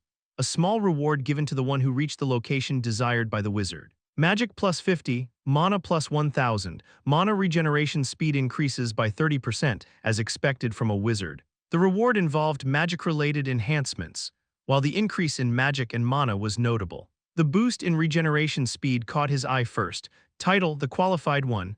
A symbol given to one who descended the labyrinth, utilizing many things and obtaining their own strength. Attack power plus 100. All skill proficiency growth rate increases significantly. Taesan quietly read the description of the skill, an increase in skill proficiency growth rate. Did you get this? The ghost looked at the system window, after reading it for a moment. The ghost responded in a somewhat displeased tone. No, what is this? I didn't get a title like this. What did you get then? I also had the title, the qualified one. But its effect increased swordsmanship proficiency and helped me understand the mysteries of swordsmanship. The titles had different effects. Taesan understood the reason. New rewards based on achievements. The title's effects varied depending on what one dealt with and achieved while descending the labyrinth. The warrior who focused on swordsmanship gained increased swordsmanship proficiency. In contrast, since Taesan handled almost every type of skill, his title seemed to increase the proficiency growth rate for all skills. How effective was it? Quite effective, the ghost replied. Since it's something you'll figure out as you descend the labyrinth, I won't go into detail. But you won't be disappointed, so it's like that. The phrase significant increase was written, considering how strict the labyrinth system explanations were. It was easy to expect that a significant increase would indeed be satisfying, as the ghost mentioned. Given the slow proficiency growth for spirit magic, intermediate magic, and black magic, this title would be very helpful going forward. Special passive skill might have the one who reached the entrance. Simply arriving at the deep depths grants great enlightenment. The user's might is enhanced. Once again, it was a skill that enhanced might. It was something Taesan had anticipated. Even the higher-ups hadn't been overwhelmed by him, who possessed apostle transformation and the vessel of the king. This implied the existence of skills or items that enhanced might. This title appeared to be one of them. He finished his general checks. Taesan descended the stairs. Finally, he had reached the depths. He felt something change in his senses, and instead of the shopkeeper who was always waiting, Balbabamba was there waiting for Taesan. You've arrived, Balbabamba quietly said. Welcome. Adventurer, you have arrived here in the depths. Chapter 323, Domain, the Wizard Who Created the Labyrinth, Part 1. I am the caretaker of the labyrinth. The bricks collided, creating a loud noise. And I also serve as a guide for those who seek the labyrinth. Adventurer, as you descend to the deeper levels, there is something I must explain to you. Whether you choose to listen or not is up to you. What will you do? I'll listen, Taesan answered. You must have experienced many things while descending the labyrinth. You must have a rough understanding of what kind of place the labyrinth is and the strategies for conquering it, but from the deeper levels. It's different, the things Lee Tion had told him. Balbabamba was speaking about that. Until now, the labyrinth was divided into new themes every 10 floors, but in the deeper levels, each floor is independent. There could be floors as vast as a single star, or floors so small that only one person can barely fit in. You may even be transported to entirely different worlds. Or the concept of time might be distorted. Floors that escape the concept of confined spaces, no longer even being called a labyrinth. That is what the deeper levels are like. The strategies you've used until now will be quite different. Balbabamba looked at Taesan for a moment and said, but perhaps, this is all meaningless for you. You understand well. Taesan could not be considered an ordinary adventurer. He had been to different worlds through the enhanced trials of the gods, and he had undertaken several quests on Earth as well. If he thought of it as something similar, it wouldn't be too difficult. Is that the end of the explanation? What I have to say ends here, the rest you'll have to discover as you descend the labyrinth. Taesan brushed past Balbabamba, heading towards the passageway, but Balbabamba's next words made Taesan stop. But before that, my master wishes to meet you. What? The ghost hesitated. Taesan turned to look at Balbabamba. Your master, truly, I do not speak falsehoods. Balbabamba spoke bluntly. The wizard who created the labyrinth, the one who created me, wishes to meet you. Adventurer, a meeting with the wizard who created the labyrinth, aided by the gods, however. The ghost spoke in a dubious tone. The wizard wants to meet an adventurer who has just entered the deeper levels. That's strange. Don't ask me. I have long grown tired of my master's whims. Balbabamba said in an annoyed tone. Answer. Human, what will you do? Can I refuse? If you wish, then I will simply inform the wizard that you have declined. It's that simple. Is that what you want? Taesan thought for a moment. Lee Tion had never mentioned anything about a wizard. He wasn't sure if she had deliberately avoided it or if she knew nothing. But Taesan knew almost nothing about the wizard. After some contemplation, Taesan spoke. I'll go. To achieve his goals, he would eventually have to meet the wizard. It only happened earlier than expected. So there was nothing bad about it. Troublesome, but I am his tool. I cannot refuse. Wait here. Boom, a powerful force surged from Balbabamba. Even Taesan for a moment felt the force that could raise his power. The power spread, twisting and distorting the space. Taesan could tell from the power he received. It wasn't just distorting space, it was interfering with the very rules of the labyrinth. That seemed to be Balbabamba's ability. Allowed as the caretaker of the labyrinth, Balbabamba activated number 4, crack, the space twisted completely, revealing a warped dimension. The wizard exists outside the labyrinth. Creating a passage from the inside to the outside is a very laborious task. Fatigue was evident in Balbabamba's voice. Taesan looked beyond the space. Balbabamba spoke with a weary voice. Hero. You are not permitted, only this human can go. Of course, safe travels. The ghost, as if expecting this, calmly parted from Taesan. Taesan began to step into the distorted space. You may be fine. But I have one piece of advice. Balbabamba spoke in a low voice. The wizard is the one who created the labyrinth. Keep that in mind. With those final words, Taesan entered the space. What he saw was an endless, twisted, and distorted space. Countless colors mingled together, creating a dizzying scene. He looked around, but nothing was visible. Taesan slowly began to walk. Eventually, the master would reveal themselves, no matter how far he walked. The space seemed endless. Like a rainbow, the colors continuously shifted, distorting their power. Different. Taesan had visited countless realms and worlds of the gods, and with his ability, which was specialized in observing and identifying the essence of things, he had grasped the characteristics of each realm to some extent. The realm of the demon god was dark yet peaceful. Pavsha's realm was intensely powerful, as if showing off its own strength, while the realm of the spirit god Beatrice was harmonious, with everything working together. But in this rainbow-colored space, the characteristics of the realms Taesan had seen so far were all mixed together. Can things be mixed like this? It was a different issue from mere strength. A being strong enough to have a domain should naturally have something built within themselves. Something that would show the characteristics of their domain, but this place was different. Even though it was clearly the wizard's domain, nothing about the wizard themselves could be found. Hello. Suddenly, a voice came from behind him, and Taesan stopped walking. The distance increased in an instant. Taesan, calming his breath, lifted his head. The owner of the voice had gray hair, with an average build and an unremarkable face. He had the kind of appearance that would be forgotten after a single glance if seen on the street. Nice to meet you, adventurer. He was smiling brightly, and from him Taesan felt nothing. No human scent. No will that should naturally be felt from a living being, nor any aura of power that those with strength possess.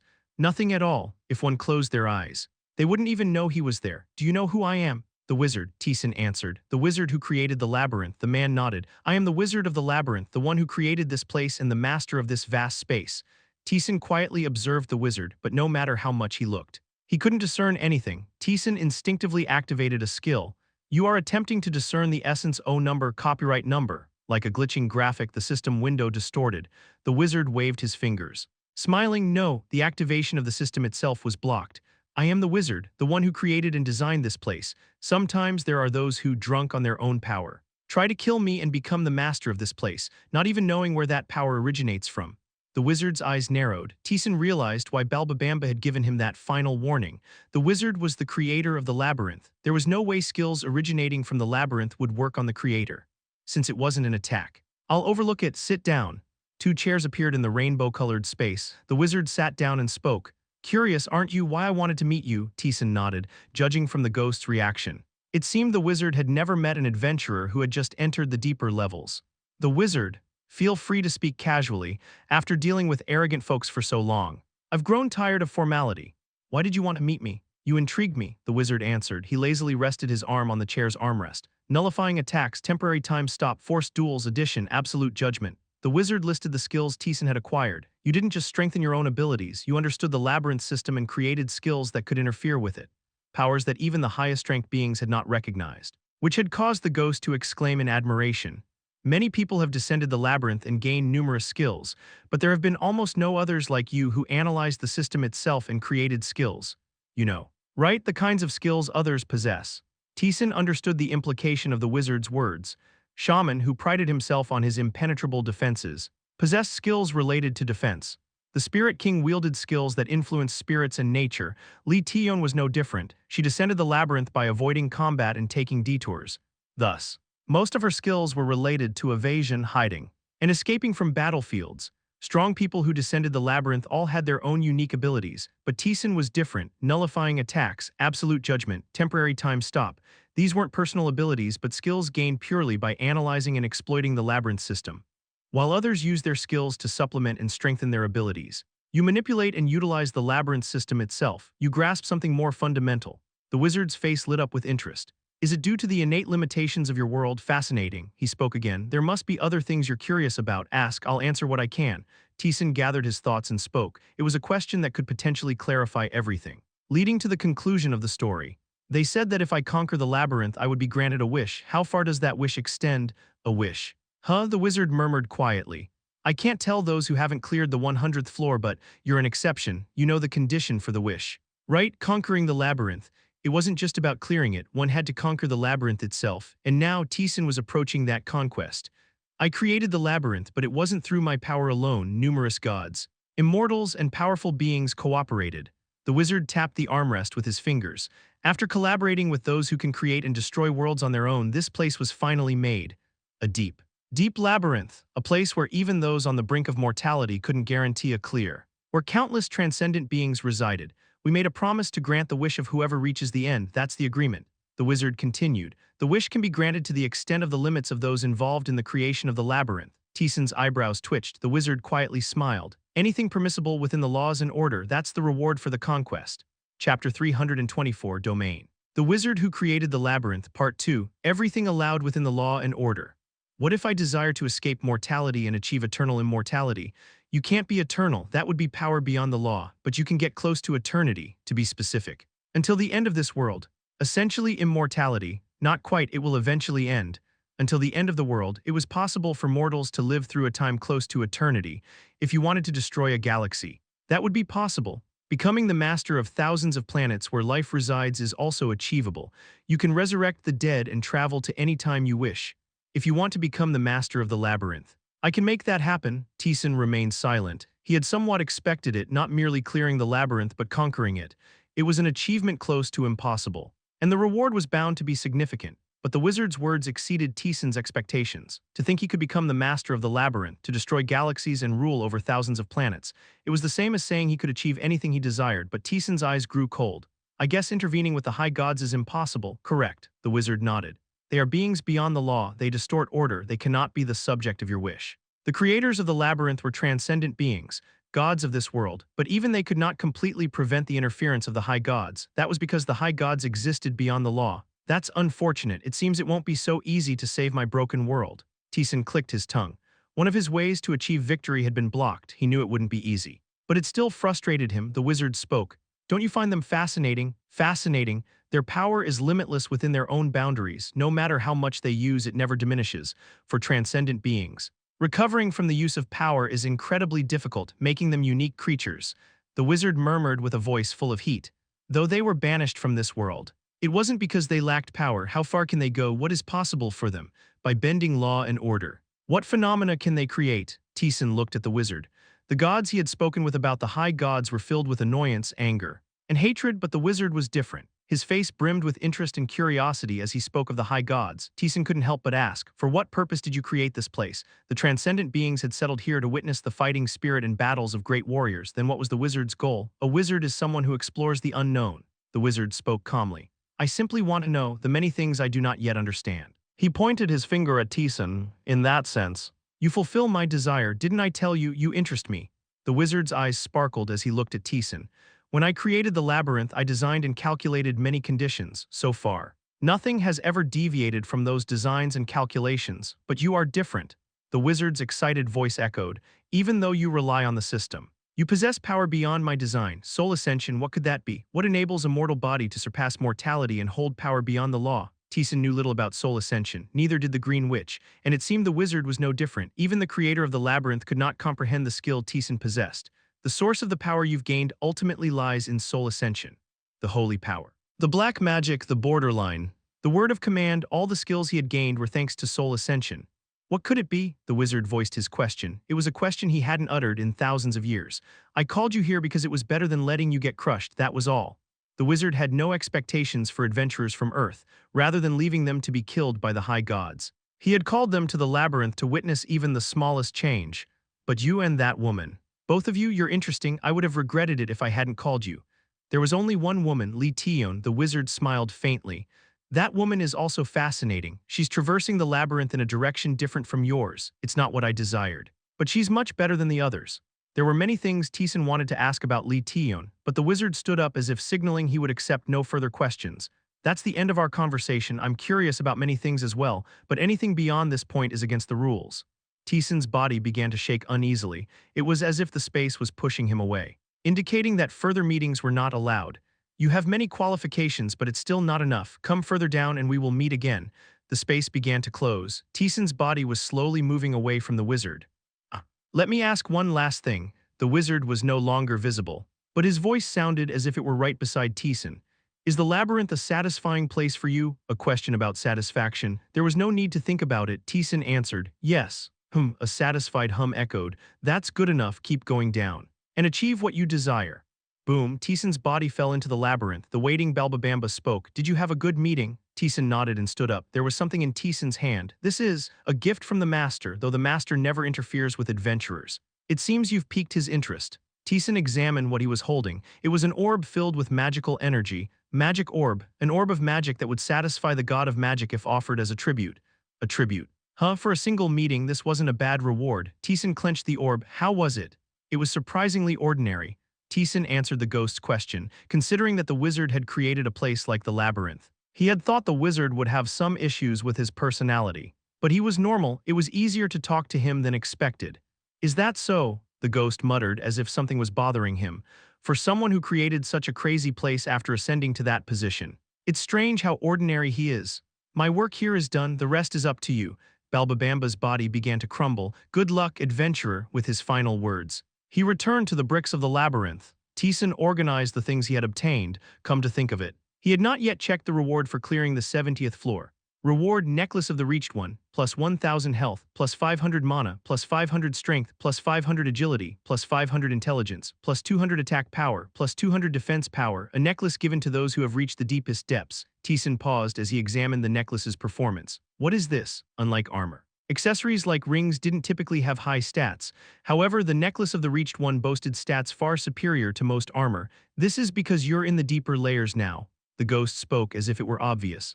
From now on, you should understand that the rewards you receive here are of an entirely different level than those you've received before. Taesan also checked the rewards from the secret room and secret quest. Staff of Dawn's Call, plus 400 magic power, plus 25 mana. A staff imbued with the sunlight that has illuminated the world thousands of times from within the darkness. Sword closed to immortality, plus 500 strength, plus 500 attack power. A longsword forged by one who has transcended mortality, its power still lingers heavily within the blade. The stats overall were significantly higher than those of the equipment he had received as rewards for clearing previous floors. They were on par with the equipment he had obtained from passing the trials of the gods or commissioning materials from blacksmiths. So, from now on, this is the kind of equipment I'll be getting. This is still equipment meant for the entrance to the deeper layers. Compared to the real gear, it's a bit lacking. Isn't it? Taesan laughed. It was only now that he could acquire the equipment that Lee Tion in his previous life and the guides he had faced had wielded. Before heading deeper into the labyrinth, Taesan returned upward. He met with lilies and offered his tribute. The magic orb given to him by the wizard who created the labyrinth held the value of an intermediate-level magic. Thanks to it, Taesan was able to obtain an intermediate magic spell he had been seeking. Intermediate magic, limited blink, mana cost 200, mastery 1%, allows teleportation to a certain distance. This skill cannot be used again for 10 minutes after activation. A skill for spatial movement, unlike random blink. Taesan could leap to any location he desired without marking it. The distance limitation was about 1 km, which was more than sufficient. It was a satisfying spell. Then Taesan handed the cluster of negativity to Hafren, after briefly inspecting the material. Hafren said it wasn't enough to create something exceptional. If Taesan wanted something better, he would need to bring additional materials, and Taesan agreed. Afterward, Taesan returned to the lower levels. Quest for the lower layers begins. Break through the territory of the starving shadows. Reward Anklet from Myths. Secret reward after passing through the room where he met Balbabamba. Taesan encountered the shopkeeper. You've arrived. The shopkeeper quietly welcomed Taesan. From here on, you're entering the deeper layers. You know what that means, right? The equipment you sell here must also be from the deeper layers. Correct, exactly. The shopkeeper smirked, murmuring in admiration. I've seen many adventurers, but you're the first one to descend without spending gold. Taesan had bought almost nothing except for a few materials needed for skills and recovery potions, other than a ring that increased all stats by percentage and the witch's bracers. He hadn't spent any money on equipment. As a result, Taesan now possessed an enormous amount of gold. The shopkeeper asked with curiosity in his voice, "How much do you have?" "Roughly, around 650,000 gold." "Huh, you've saved that much," the shopkeeper chuckled. And even the ghost was astonished. 650,000 gold. It was an amount of gold not easily obtainable. Even in the deeper layers, Taesan replied, "I haven't spent much gold since the 40th floor. The only thing he had really spent money on was the potions necessary to obtain absolute blessing. All of that had been for this moment, after selling off the heavenly sword." Taesan asked the shopkeeper, "Could you show me your wares?" "Of course." The shopkeeper cheerfully opened the space. Swords, spears, bows, staves, grimoires, whips, armor, and more countless and immensely valuable items fell out. Taesan began inspecting them one by one. Red whip soaked in divine blood, plus 700 attack power, plus 20% attack power against opponents with divine blood. Activates Saint Slayer ability. A whip used to torture saints with divine blood. The blood has soaked the whip all the way to its core. 600,000 G. Taesan stared at the whip in silence. It had an attack power of 700, moreover. It dealt an additional 20% damage against those with divine blood and came with a special skill. This weapon was on an entirely different level compared to the ones Taesan had acquired thus far. Next, Taesan examined a bow. The bow was as large as a human torso and looked difficult to draw. Guardian bow made from the roots of the world tree, plus 600 attack power. The elves cut the roots of the world tree and entwined its branches to create this bow to protect themselves, though they claimed to be protecting the tree. No one believed them. The stronger the bowstring is pulled, the greater the attack power and range. With no limit on the increase, can activate rooting once a month. 720,000 G. The bow's attack power and range increased the harder the bowstring was drawn. With no upper limit, though Taesan didn't know what the rooting ability entailed. The fact that its cooldown was 1 month indicated it was a powerful trump card. Taesan looked around. Over 100 pieces of equipment lay scattered. None of them were inferior compared to the two weapons Taesan had just inspected.